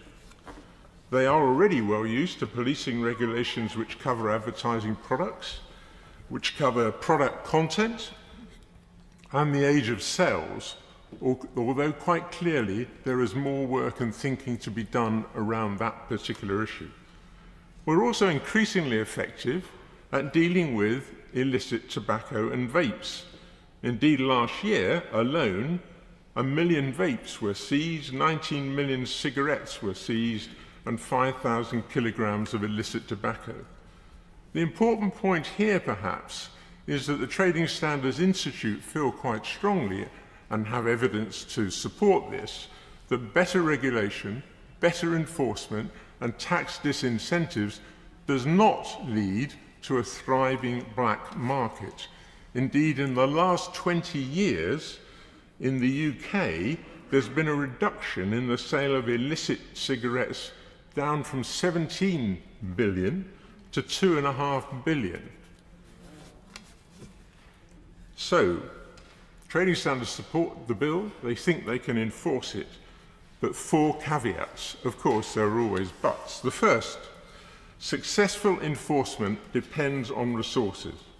But over the last decade, spending on trading standards has been cut by 50%, staffing numbers are reduced by between 30 and 50%, and for last year there was one London borough that did not even employ a trading standards officer. The additional £10 million that has been promised is welcome, but it should be seen as a down payment. And if the government's not in a position to support more funding, then it should seriously look at the idea of a polluters pays levy, as the Khan Review suggested, as the APPG has suggested, and this evening as Lord Young, Lord Crisp and Lord Bethell have suggested. Second caveat, regulations when introduced need to be clear and simple to make enforcement straightforward. And that means that enforcement agencies should be involved in drafting the regulations to avoid loopholes. Policy experts in Whitehall are not the best people to draft those sorts of regulations. Thirdly, the government needs swiftly to regulate nicotine pouches because of their rapid growth and their great danger. And finally, we need to take more seriously the illegal importation of tobacco and nicotine products at our ports. I recently visited Southampton and Dover. The trading standards and boarding force officials there were committed and working hard to avoid illegal products being imported. But frankly, I left feeling they didn't have the resources to do the job well, and we need to stem the flow of illegal products in our ports. Legislation without resources achieves very little. My Lords, I declare an interest. A minority investor in one of my companies also manufactures vapes, although my concerns for this bill have nothing to do with vapes, but its treatment of cigars and pipes, and the fact that a generational ban is in practice unenforceable and therefore unworkable. My Lords, it's an unfortunate part of this bill that, as drafted, pipe tobacco and cigars are lumped together with cigarettes and hand-rolling tobacco, which they don't need or deserve to be.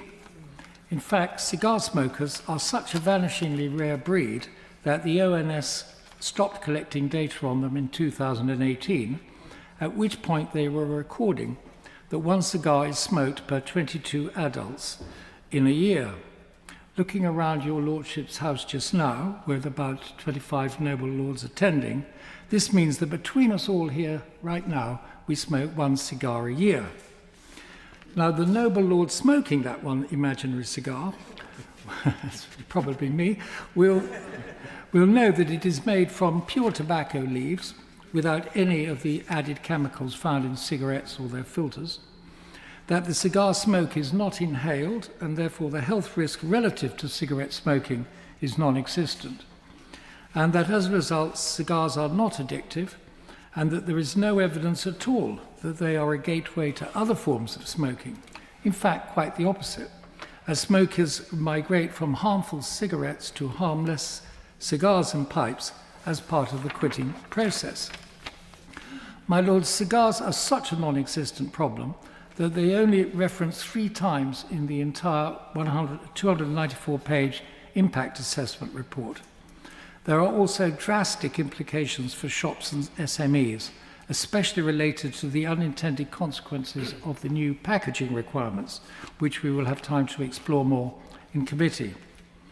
My lords, my second concern with this bill is more fundamental, and that a generational ban is unworkable and unenforceable, and surely we shouldn't be passing legislation that we know is doomed to fail before it even starts.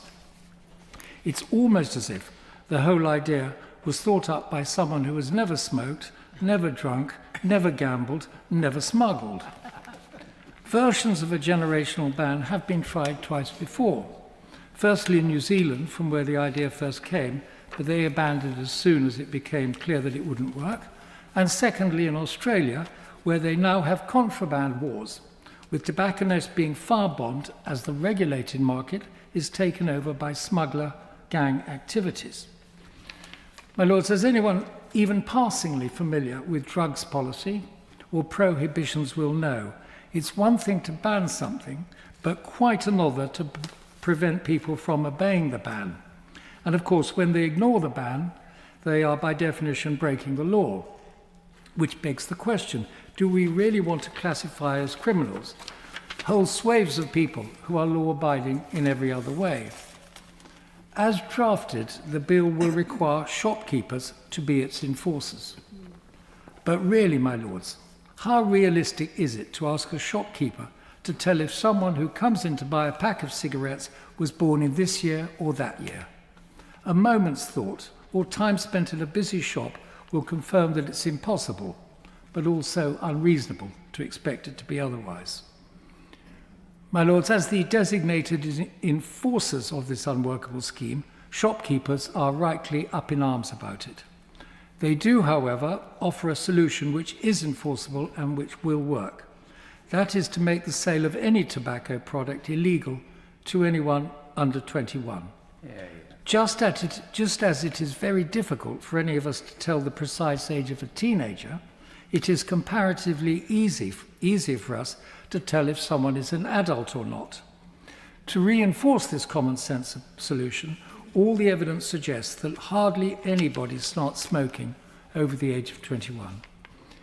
Finally, my lords, it's worth bearing in mind that smoking is already dying out among the young, dramatically so, because they are choosing not to smoke, not because they are banned from doing so. Over 21 is an obvious and simple solution, supported by its enforcers, and more likely to make the bill succeed in the way in which it was originally intended than the way it is currently drafted. My lords, I greatly appreciate the comments of noble friends and noble lords across the House, and I'm particularly grateful for the introduction by my noble friend, the Minister. As someone who has spent a good part of my life working with young people, I rise to support the bill, and in these moments, in contrast to the noble Lord Strathcarron, wish to focus my remarks on the measures that protect children from the physical and psychological, social and financial harms of vaping. I worked for the Salvation Army as a youth worker in the 1990s. At that time, young people seemed to have less to worry about, and I definitely had more hair. That said, even then I remember thinking that these children were working with greater challenges than I faced in my own childhood. This was well before the invention of social media. the long-term impact of the COVID pandemic or the current teenage mental health crisis. At a time when young people are facing unprecedented challenges, I am glad to support the measures in this bill that reduce vaping. This is just one more thing that our young people simply can do without right now. In 2023, Sarah Griffin was a normal, fun-loving 12-year-old girl. Her bedroom looked no different to thousands of her contemporaries, a dressing table littered with perfume, makeup and hair products. At first sight, nothing unusual to see there. However, those bottles and jars were actually the hiding place for Sarah's vaping materials. In October 2023, Sarah was admitted to hospital after excessive vaping caused her to collapse her own lung. For 4 days, Sarah's mother, who had fought hard but unsuccessfully to free her daughter from the addiction, thought she had lost her own child. At the time she entered hospital, Sarah had been finishing off a 4,000 puff vape every few days. The vaping and tobacco industries present multiple dangers to society and subsequent real dilemmas for public policy. I am grateful for the efforts of the government, along with the previous government and members of your Lordship's House, for the collective determination to deal with this dilemma and protect young people through this much-needed legislation. There are some who wish to raise a different dilemma altogether. For some, the bill represents a dilemma which is less about the tobacco and vaping industry and more concerned with a choice between protecting human freedom and protecting vulnerable groups.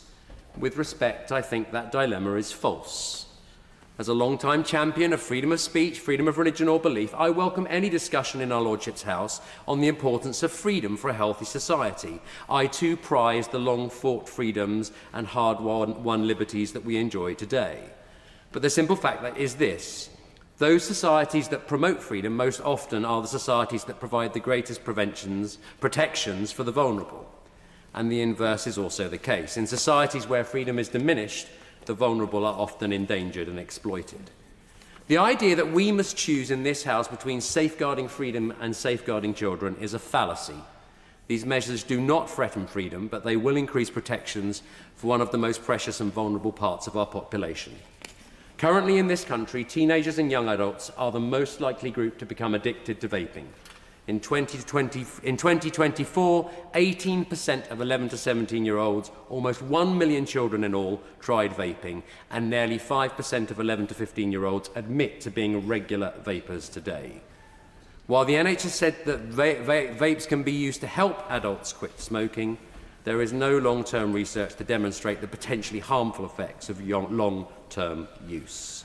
While the jury may be out on the negative impact of vaping on child health, the damage done in other areas is clear for all to see. Teachers report a growing number of young people unable to concentrate. Parents fear their children falling into addiction and lack resources to help them quit. Young people find themselves trapped in addiction and go to dangerous lengths to fund and support a habit. Where the health of our young people is concerned, far from helping teenagers to quit smoking, vapes are actually providing a gateway to more harmful and addictive behaviours.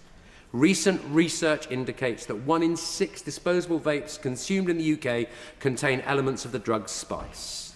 An honourable friend from the other place informed me only yesterday that a vape shop had been closed down in her constituency. Upon analysis, the police had found that their products were consistently found to include horse tranquilizer ketamine in the vapes. As I mentioned before, some believe that this bill leaves us on the horns of a dilemma between freedom and protection.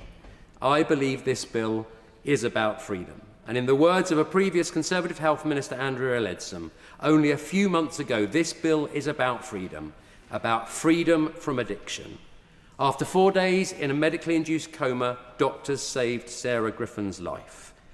I believe we should support this bill today. In doing so, we will give the life of freedom to the next generation and protect our own future.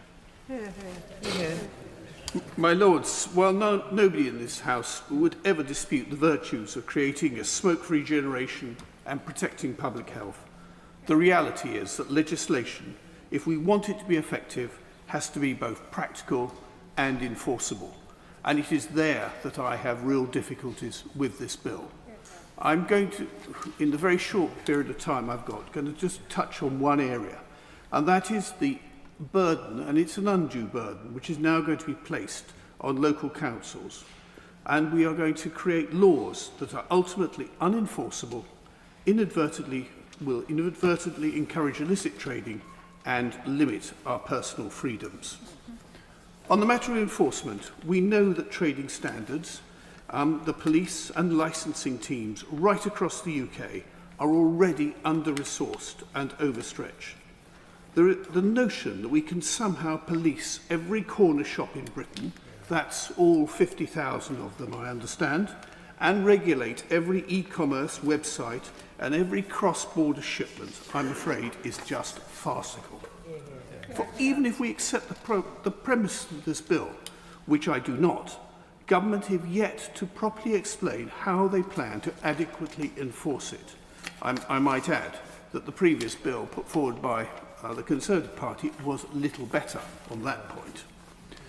We know, my lords, that when government seeks to over-regulate or outright ban products, that if people want them and they're used to getting them, then the demand is simply not eliminated by passing an act.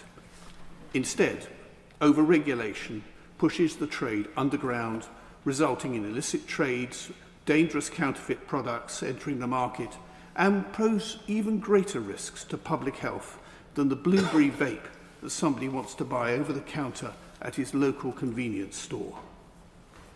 My lords, who is going to fund the additional staff and resourcing that trading standard teams will require to enforce the clauses of this proposed legislation? My lords, the pressure this bill will place on local authorities concerns me, because the government has failed to understand that our councils are already overstretched, they're thin on the ground, and they're already struggling with very limited resources. This bill requires councils to become the front line, the very coal-face enforcers of a sprawling new licensing regime for tobacco and vaping products. When anybody with any experience of local authority licensing will tell you that the councils are already struggling to cope with existing alcohol licensing, and due to funding and recruitment issues, not to mention severe backlogs in our magistrate courts, are already unable to achieve this. Does the government realise that legislation will require councils to monitor shops, issue licences, carry out inspections, support businesses with training, resolve disputes, and take legal action against offenders? And if the answer to that is yes, then please would the Minister explain to the House where this army of enforcement and licensing officers are going to come from and where the funding is. For years, as we've already heard from a previous speaker, the trading standards sectors have been making the case that more needs to be done to encourage recruitment and training of new officers. After all, trading standards are currently responsible for enforcing over 300 laws. Given the new burdens placed on trading standards by this bill, I would like to see the government commit to investing in the training of qualified training standards officers through a new and dedicated apprenticeship fund. We must not set our councils up to fail, as we are doing, in the interest of protecting local authorities and strengthening our trading standard teams. I will be seeking to amend this bill as it progresses through your Lordship's House. I further fear that this bill is a grave attack on personal freedom and liberty. It sadly represents another step in the creep of the nanny state. As it stands, the bill erodes personal freedoms, makes life harder for small business owners, and places undue burdens on local councils, all without addressing the root cause of vaping and tobacco use. If the government is serious about creating a smoke-free generation, then they should note that education and support work carried out by public health, not prohibition, is the way forward. And finally, is it really the intention of the government to ignore the ancient principle of equality under the law? For if left unamended, this bill will result in individuals born just a day apart having permanently different rights. I believe that the duty of Parliament, and indeed this House, is to preserve equality under the law and therefore I can't support this. Grateful to be allowed to speak in the gap. Laws send social messages. My maiden speech was on the Noble Lord Clement Jones Tobacco Advertising Bill. Having looked after so many people dying young, leaving children bereaved through lung cancer, mouth cancers, and amputees so addicted to cigarettes that they sat in wheelchairs in the snow at the hospital entrance to smoke. Addiction is not a choice, it dominates people's lives. We, at that time, never imagined the tobacco industry's creativity. Developing nicotine vapes with high levels of the highly addictive nicotine salts in one disposable vape being equal to 2 packs of cigarettes. The companies have seen a transfer of 2/3 of their customers from cigarettes to vapes long term. Their profits remain. Never regular smoking vapors, i.e. never smoked, using the highest strength e-liquids of over 20 milligrams per mil, increased dramatically to almost 45% in 2023-24. Over 81% of these had been vaping over 6 months and over 67% for more than a year. These high levels deliberately promote addiction, alter biological function, and are now showing damaged lung function in young vapers. In sessions with Learn with the Lords, I've asked every class for some time to vote on vaping and whether vapes should be banned. They overwhelmingly want a ban. In 2023, 1 in 5 children used a vape, often at school. Their young brains are particularly susceptible to addiction and their behaviour changes. As for our high streets, we promote addiction with vape shops, betting shops and booze shops. The polluter pays principle, as so well outlined already, could mean that they pay much higher rates than food and other shops. This bill is important. It can ensure levels of toxins, including addictive nicotine in vapes, are limited, and we need to be alert to the creativity of the tobacco industry. My Lords, this is a very important public health bill, and for my own part, I support it. Who amongst us would not, having heard the speech of the noble Lord Jopling this evening? Your Lordships will have heard some concerns expressed by colleagues on these benches. I can therefore clarify that the environmental protection measures in the bill are party policy and all my colleagues will support them. However, there are some aspects on the bill where colleagues have different views, which I respect but don't share. And on those, we will have a free vote wherever necessary. But I'm on the side of my noble friend Lord Scriven's fortunate twin, who was born a minute after midnight, because he could very well live a much longer and healthier life than his very slightly older sibling. As we have heard, smoking is the biggest cause of preventable death. There is no safe way to use tobacco products, including when they're mixed with cannabis. So the legislation must cover all tobacco products. My noble friend Baroness Northover, Lord Stevens and many others pointed out that tobacco is unique because it kills 2 out of every 3 people who use it as directed. So serious measures are going to be needed to protect new generations. About 80% of smokers have tried to quit, and as Baroness Thornton told us, it takes an average of 30 attempts to do so, but they need help. Vaping has proved to be the most successful aid to quitting smoking, which is why access to these devices must be protected for that purpose. Smoking tobacco damages our economy. Yes, smokers pay tobacco taxes, but the cost to the NHS and lost years of working life is much greater. We have heard some figures from my noble friend Lord Reynard, Lord Crisp, and a number of other noble lords. Why not, therefore, have a levy on these very profitable companies to pay for the measures recommended by my noble friend Earl Russell? Smoking is an inequalities bill, as the noble Lady Baroness Thornton and Lord Lansley emphasised. People on low incomes or living in areas of deprivation or who have mental health issues are more likely to smoke. And 21% of pregnant women in the most deprived areas smoke, compared to only 5.6% in the least deprived areas. And Baroness Rafferty told us that this has contributed to the large differential in rates of stillbirth. We must take action on this with more help for pregnant smokers to quit. But smoking is not being banned or criminalised by this bill. It just protects young people from becoming addicted to tobacco. People who already smoke will be able to continue to do so. Of course, this bill won't help with poverty, except in the savings in smokers' pockets if they quit, but it will reduce the number of people suffering ill health or early death through tobacco use. The purpose of this bill is to avoid young people taking up smoking, because of course we know that 9 in 10 smokers began before the age of 21. Adults who already smoke can continue to buy tobacco legally. However, I welcome the announced increased funding for smoking cessation services, but would like to know if funding will only go to services that offer help to quit nicotine as well as tobacco, as recommended by NICE. I therefore congratulate the government on reintroducing this bill, and to the former Prime Minister Rishi Sunak for setting the ball rolling.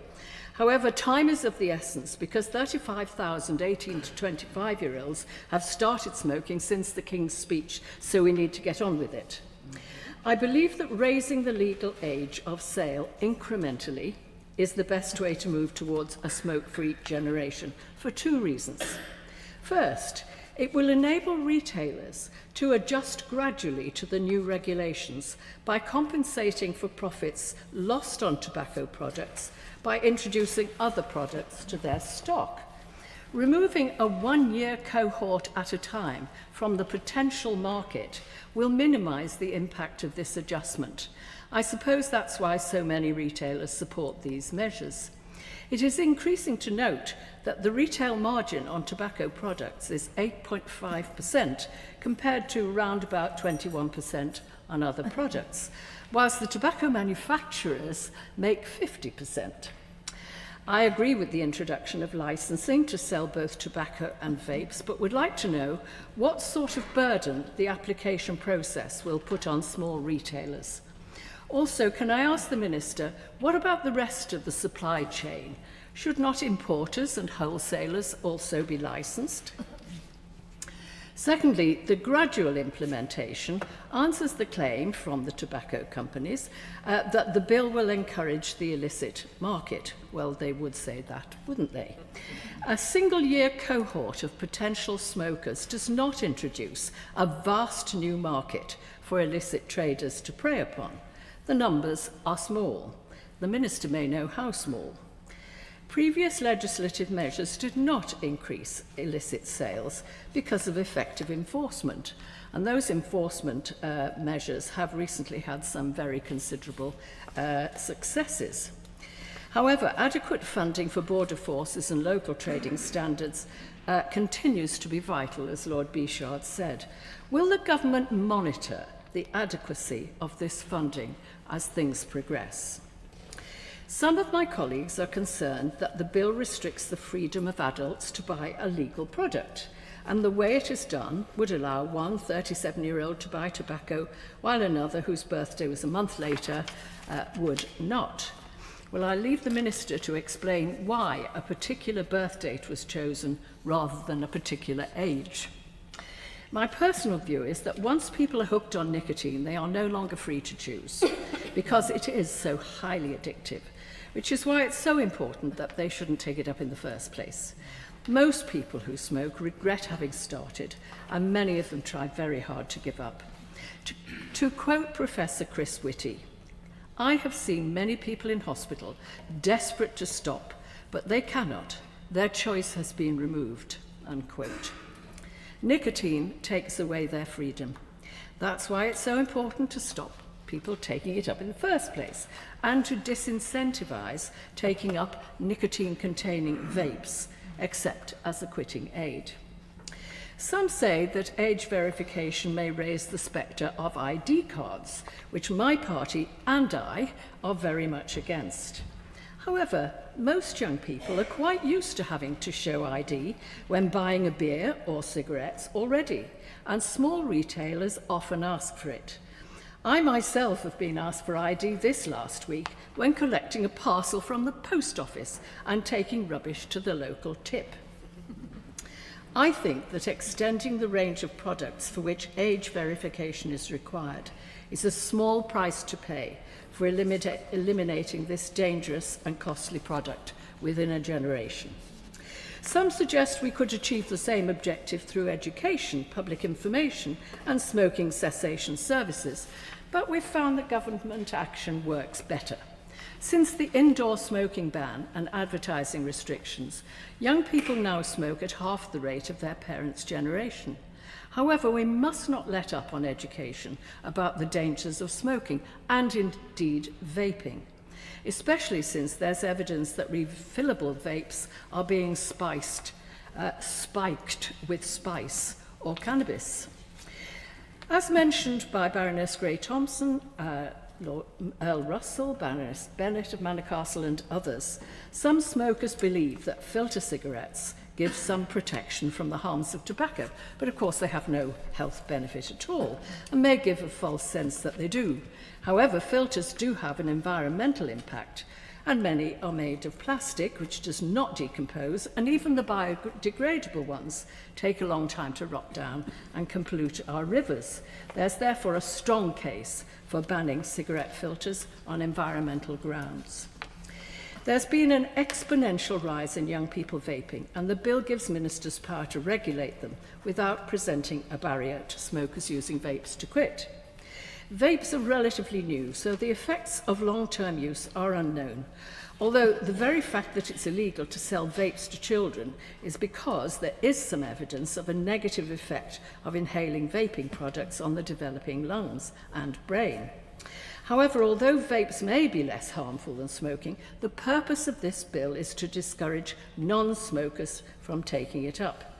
The nicotine in vapes is just as addictive as that in cigarettes, and Lord Brooke told us that some schools are reporting concerning effects on children who are managing to get hold of them. So as Professor Chris Whitty says, if you don't smoke, don't vape.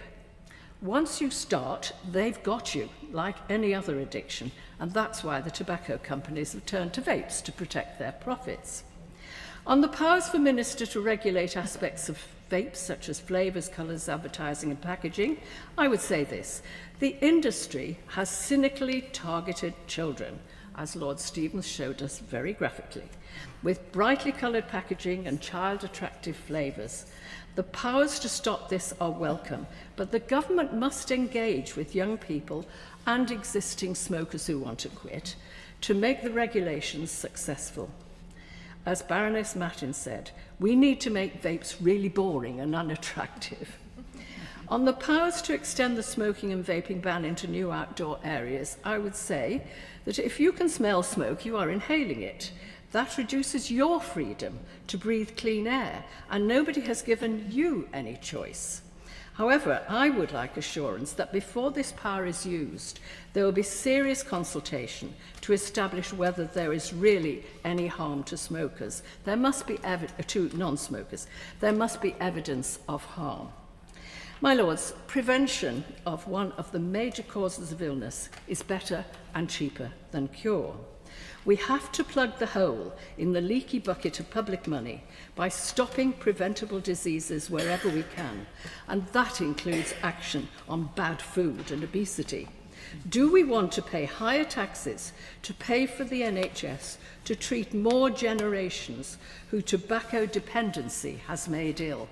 That's what the tobacco and vapes manufacturers would like us to do. I encourage the government to stand up to them. My Lords, let me begin by declaring my interest as set out in the register. I'm an unpaid member of the Academic Advisory Council of the Institute of Economic Affairs and have written for Politeia think tank, both of which have published on health issues. The former has also examined some of the evidence published by the government and others on the bill. As a Professor of Politics and International Relations at St Mary's University, Twickenham, I'm helping them with set up their new medical school or giving them advice on that. I'm also a visiting scholar at the Vincent Centre, University of Buckingham, a university which also has a medical school. I'm also an unpaid member of the Advisory Council of the Startup Coalition, some of which are health-related startups, and perhaps even some related to smoking cessation. I just want to be clear and get all that out.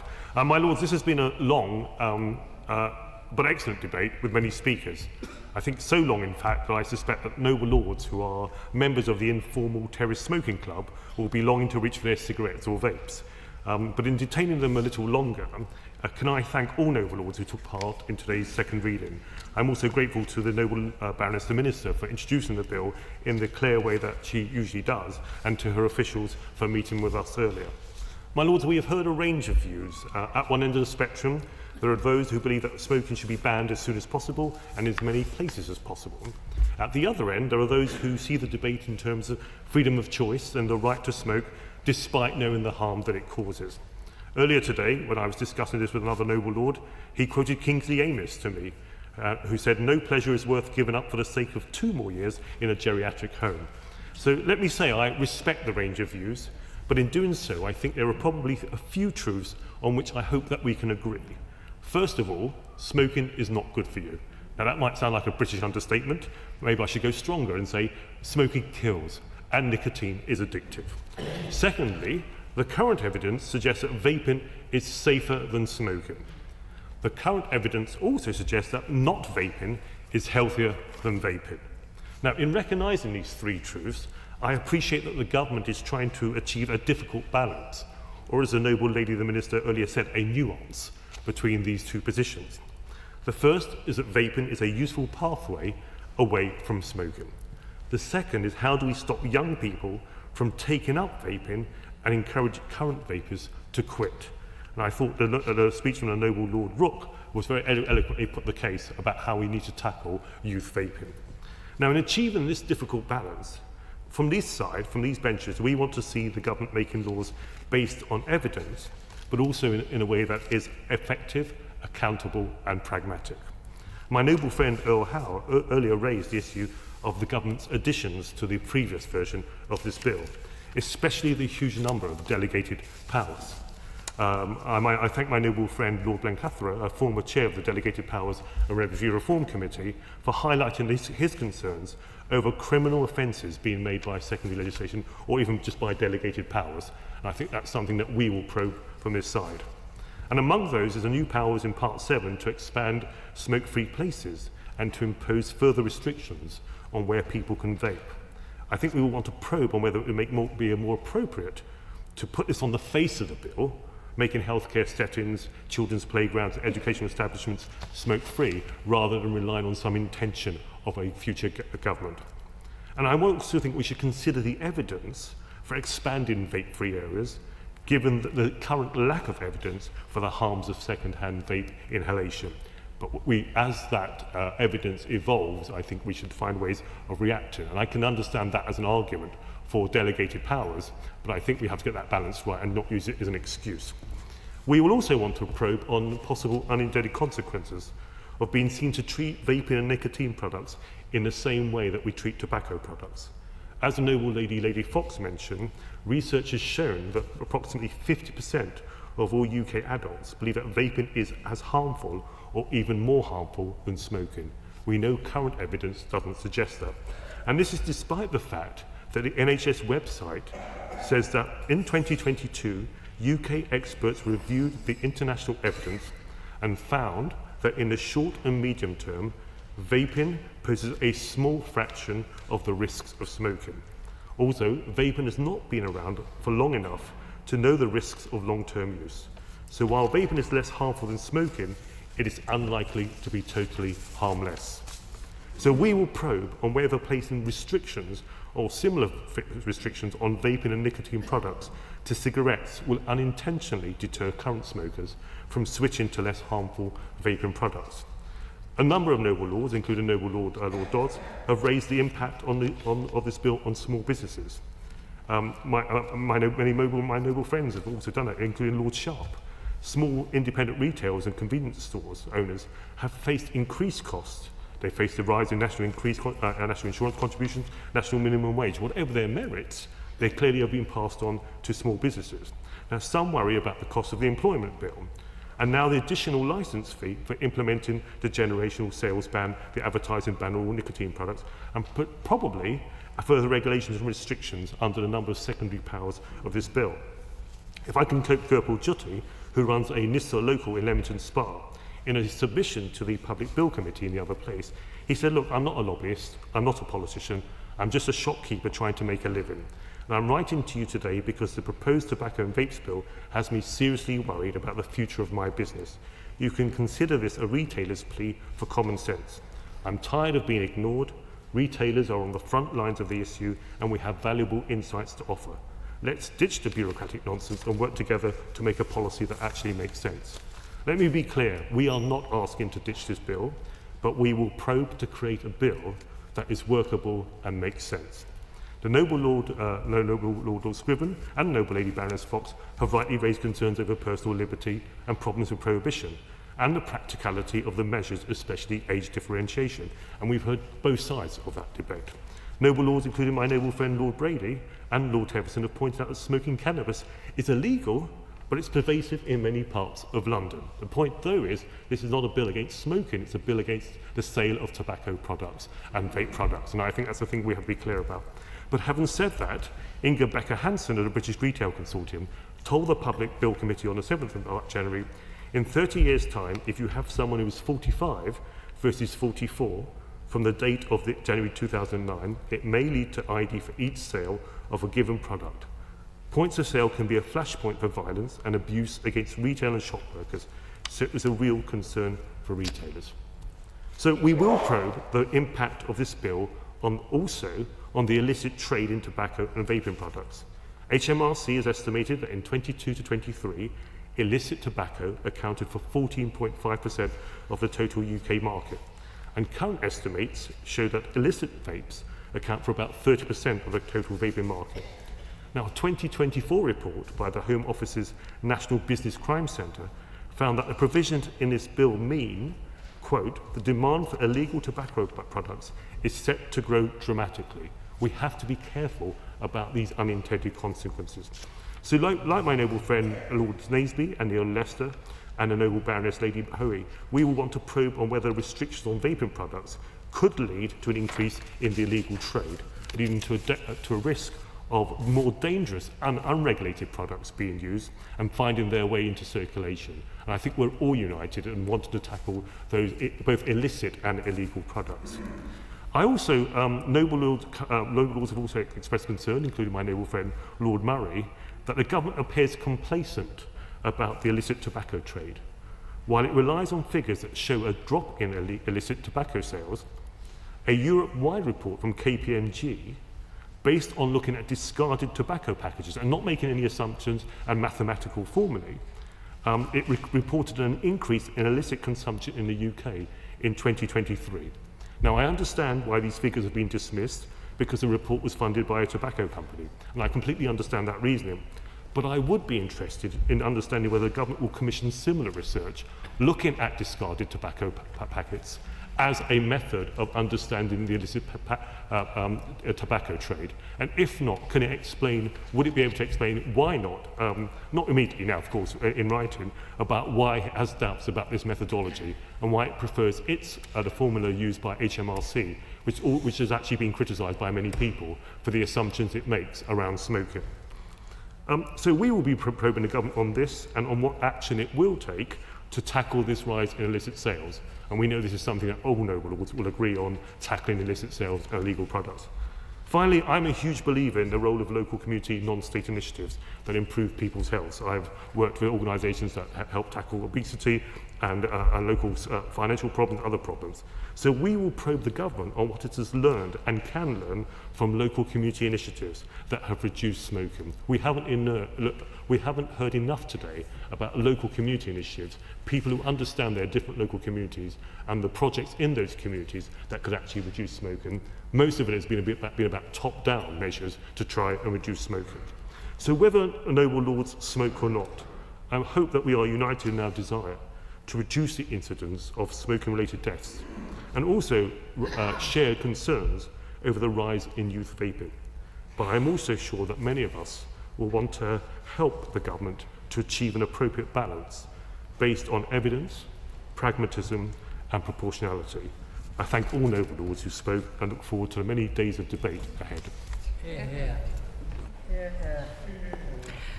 My Lords, let me start by expressing my gratitude to all members of your Lordship's House who have contributed to what I regard as a very thoughtful and wide-ranging debate on a very important issue.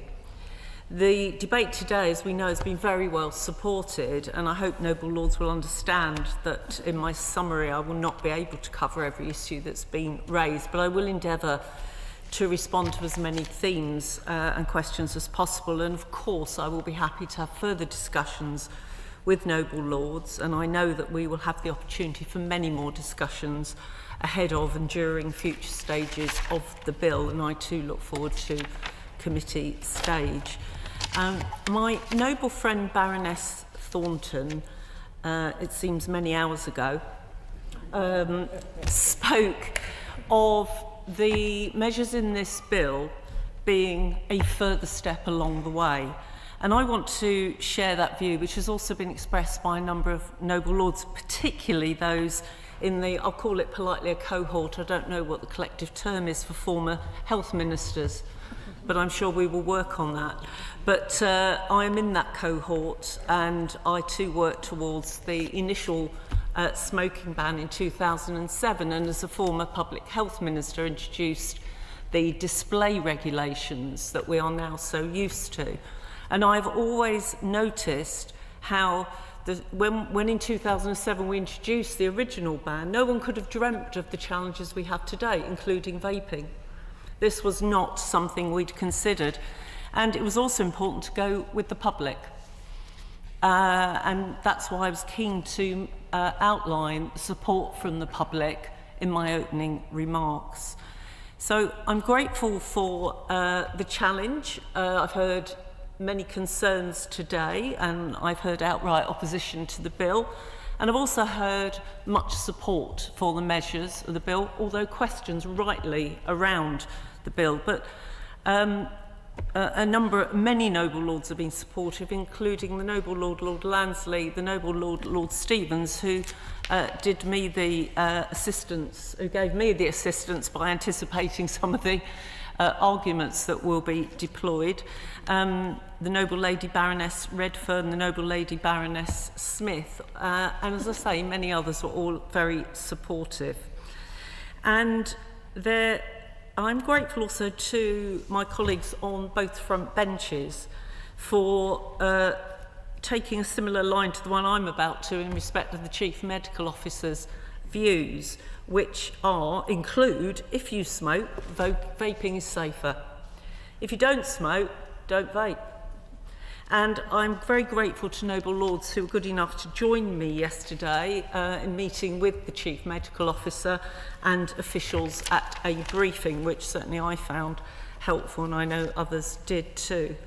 My lords, I do understand that there are different perspectives on a number of things, so I'm now going to turn to some of the points raised today, and the first one is about smoke-free generation policy, and I heard concerns from a number of noble lords, including the noble lords Lord Scriven, Lord Brady, Lord Naseby, Lord Sharp, Lord Teverson and Lord Moylan. However, the fact is, the reality is that smoking leads to significant harm, with a clear majority of smokers regretting ever starting. And that's something my noble friend Lord Brown spoke about, and on a personal level also the noble Lord Vasey spoke about it in respect of his own experience. But many of those people struggled to give up due to the addictive, and let's emphasise addictive, nature of nicotine. I am grateful to a number of noble lords for sharing their personal experience, which has brought colour and really the human touch to what we're speaking about today, including the noble lords, Lord Joplin, Lord Reynard, and my noble friends Baroness Rafferty, Baroness Morgan, Lord Griffiths and Baroness Ramsay. However, let's remember that the harms of smoking do extend beyond the individual, because they impact on non-smokers through second-hand smoke, especially children and pregnant women. So this policy in this bill will be the most significant public health measure in a generation. It will build on the previous steps, as I spoke of, like the 2007 indoor smoking ban, with the goal of safeguarding the health of future generations from preventable and serious harm. That is why we are presenting the bill today. And the noble lady Baroness Fox decried the bill on a number of levels, but including that it was, I think, forgive me if I have it slightly wrong, but Tory legislation. I actually think this is a bill on which we are agreed across the House, overall and across parties. Of course there are questions, but a wise government and wise opposition benches acknowledge good when they see it, and I believe that is where we are today. My Lords, on the age of sale, I do understand that there have been a number of noble Lords suggesting raising the age of sale to one particular age, for example to 21 or 25 or whatever, as a potential way to address smoking.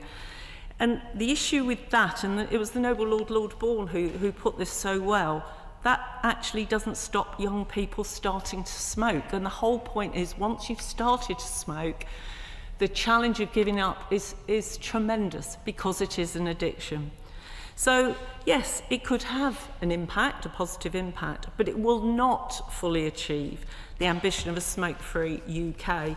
Our goal is to go further, to break the cycle of addiction. And that's why, and we want to drive smoking rates down to 0%. And so that is why we have suggested a smoke-free generation. And to the practicalities, of course, implementation is absolutely key. And on ID checks, the majority of retailers sell tobacco and they sell vapes responsibly, and I want to acknowledge that. And they do follow the recommended practice and regularly ask for ID from customers. So the bill does provide powers to specify in regulations the steps that may be taken to verify a customer's age, to provide clarity and to support retailers. And the noble lady Baroness Walmsley spoke to this point, because we are also exploring how we can enhance age verification with digital verification services, providing an opportunity to securely verify age both in person and online.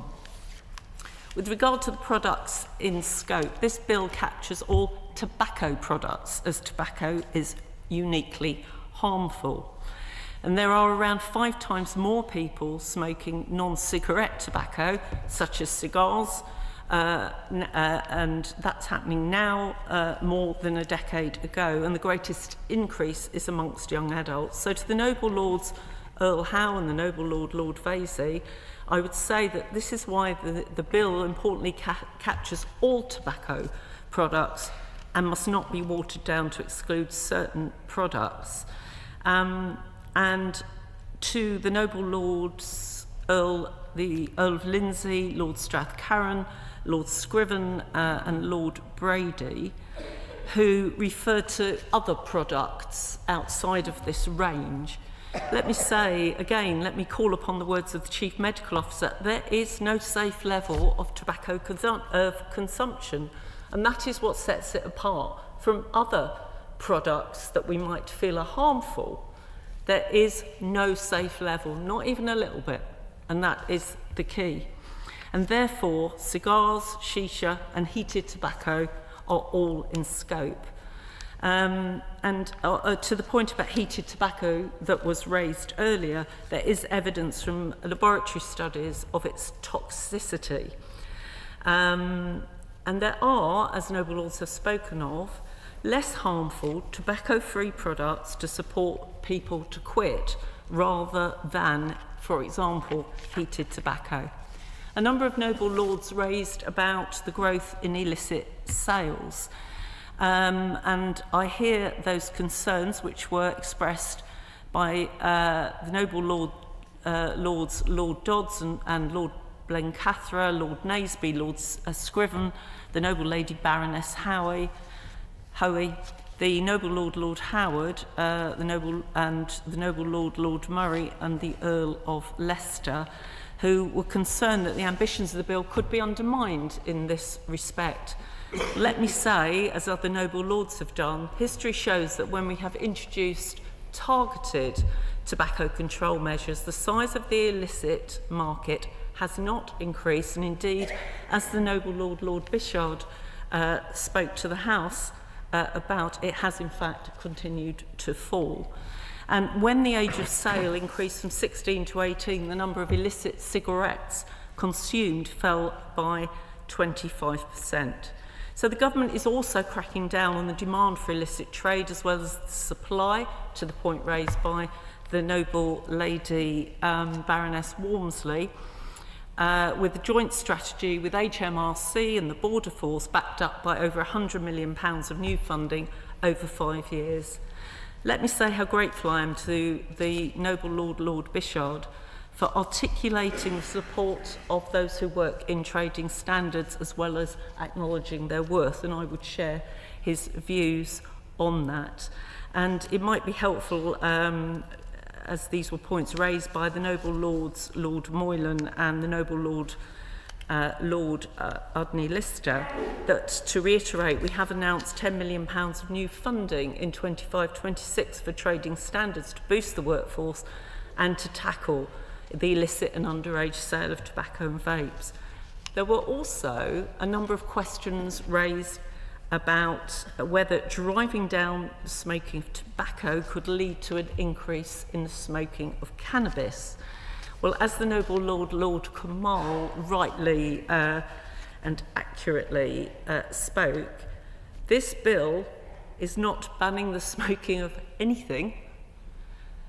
It is banning it is only in reference to tobacco and vapes. And I also ought to say we are not aware of any link between the rates of smoking cannabis and the rates of smoking tobacco. And of course, I know noble lords are more than aware, but of course cannabis is illegal. To the matter of abuse against retail staff raised by my noble friend Baroness Carberry, we are working closely with retailers and will utilise the long lead-in time to best support them in preparing for and implementing these changes. And that includes rolling out information campaigns for both the public and retail workers. We will not stand for violence and abuse against shop workers. Everyone has a right to feel safe. So this government will introduce a new offence of assaulting a retail worker to protect hard-working and dedicated staff that work in stores. On the issue of smoke-free places, in England we intend to consult on extending smoke-free outdoor places to outside schools, children's playgrounds and hospitals, but not, I say to my noble friend Lord Faulkner, to outdoor hospitality settings or wider open spaces like beaches, because, and this might be helpful to the noble Lady Baroness Bray, as an assurance, we do judge that this adequately balances a range of priorities by protecting the most vulnerable whilst ensuring businesses are not financially impacted. Now, there was a lot of discussion about the rationale for the broad powers, including within this bill. And Lords are right to point to the high number of regulation-making powers that the bill takes. And I have no doubt that noble lords have or will enjoy scrutinising the 96-page delegated powers memorandum, which does set out in full the detail of the rationale for each and every one of the powers. I recommend it as good reading.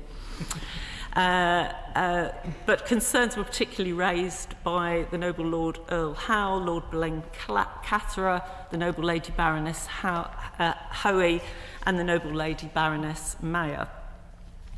I can assure noble lords each of these powers have been carefully considered and do aim to ensure that the bill establishes a clear regulatory regime for tobacco, vaping and nicotine products, and that we have worked very closely with the Attorney General's office to get it in the right place. And as the noble Lady Baroness Northover spoke to, given the need to adapt to emerging scientific understanding and to market innovations, it is crucial that the details of the regime are set out in regulations to ensure sufficient flexibility. In addition, most of the regulations require significant technical detail, which is much more appropriate for secondary legislation. As some noble lords referred to, the bill is UK-wide, so certain powers are being repeated for each part of the UK, and equally the bill restates or amends a number of existing powers from across tobacco control legislation to bring it together in one place, and that will help to make legislation more useful and accessible. I can also assure noble lords that the bill provides a statutory requirement to consult on regulations, and we are working constructively with the retail associations and also the local government association to help shape the early design of the scheme. And the noble Lord, Lord Mott, was quite right to say that we should support the responsible retailers, who are the majority and who want to do the right thing and do not want to be undermined by those who are not being responsible.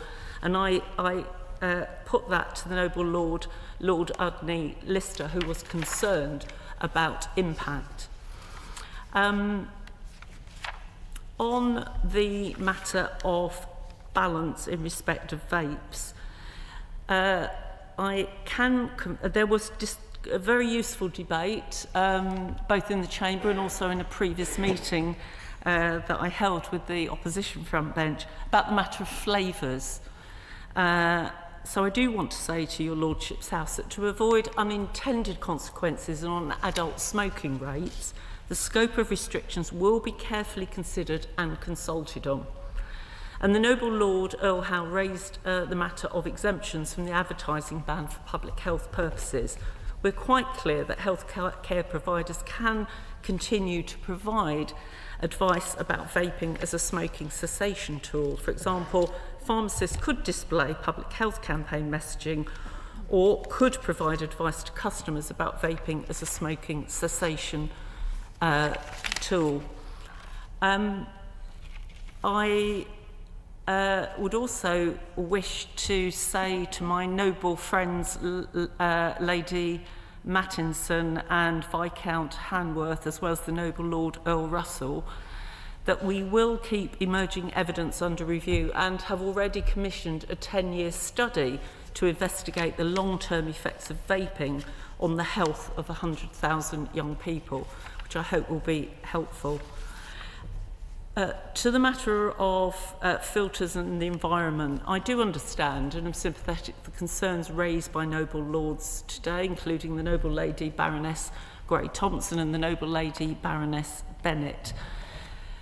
The environmental harm of items with tobacco butts is evidence in that it is the most littered item in the UK. Let me say that ultimately the best way to tackle this littering is of course through reducing smoking rates.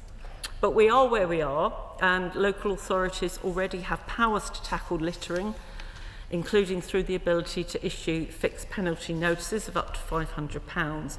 But I can also say to your Lordship's House that we are working closely with DEFRA to take a systematic approach to what is indeed something of a blight. On the matter of age, and particularly with regard to the concerns about treating adults, including twins who are born either side of a midnight, should such a thing ever happen. There are other policies, I would say, to noble lords that already do this. For example, universal credit increases, any NHS screening programmes, access to vaccines, on the matter of the polluter pays levy raised by the noble lords Lord Crisp, Lord Young of Cookham, my noble friend Lord Faulkner and the noble Lady Baroness Walmsley. At present, the government's preference is, as I think noble lords are aware, to continue with a proven and effective method of dealing with tobacco products through increases in tobacco duties to incentivise those who currently smoke to quit and generate finances that can be put back into public services. I'm most grateful to the noble Lord, Lord Bethell, for his support for the bill and appreciate the intentions behind his suggestion to be smoke-free by 2040. And to the Windsor Framework points, I have heard the concerns about the application of the smoke-free generation policy in Northern Ireland from the noble Lord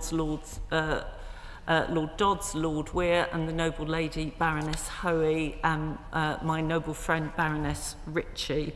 And I can say I've met with the Northern Ireland Health Minister, and we continue to work well with his office, and I can assure noble lords we are content that the measures that are intended to apply to Northern Ireland are consistent with the obligations in the Windsor Framework. So, in closing, I am most grateful to all noble lords today who have contributed to this debate. This is a landmark bill. It will be the most significant public health intervention in a generation. So, my lords, I beg to move. The question is that this bill be now read a second time. As many as that opinion will say content. Contrary, not content. The contents have it. My lords, I beg to move the other motion standing in my name on the order paper. The question is that this motion be agreed to. As many of that opinion will say content. Content. Contrary, not content. The contents have it. The House do now adjourn. The House do now adjourn.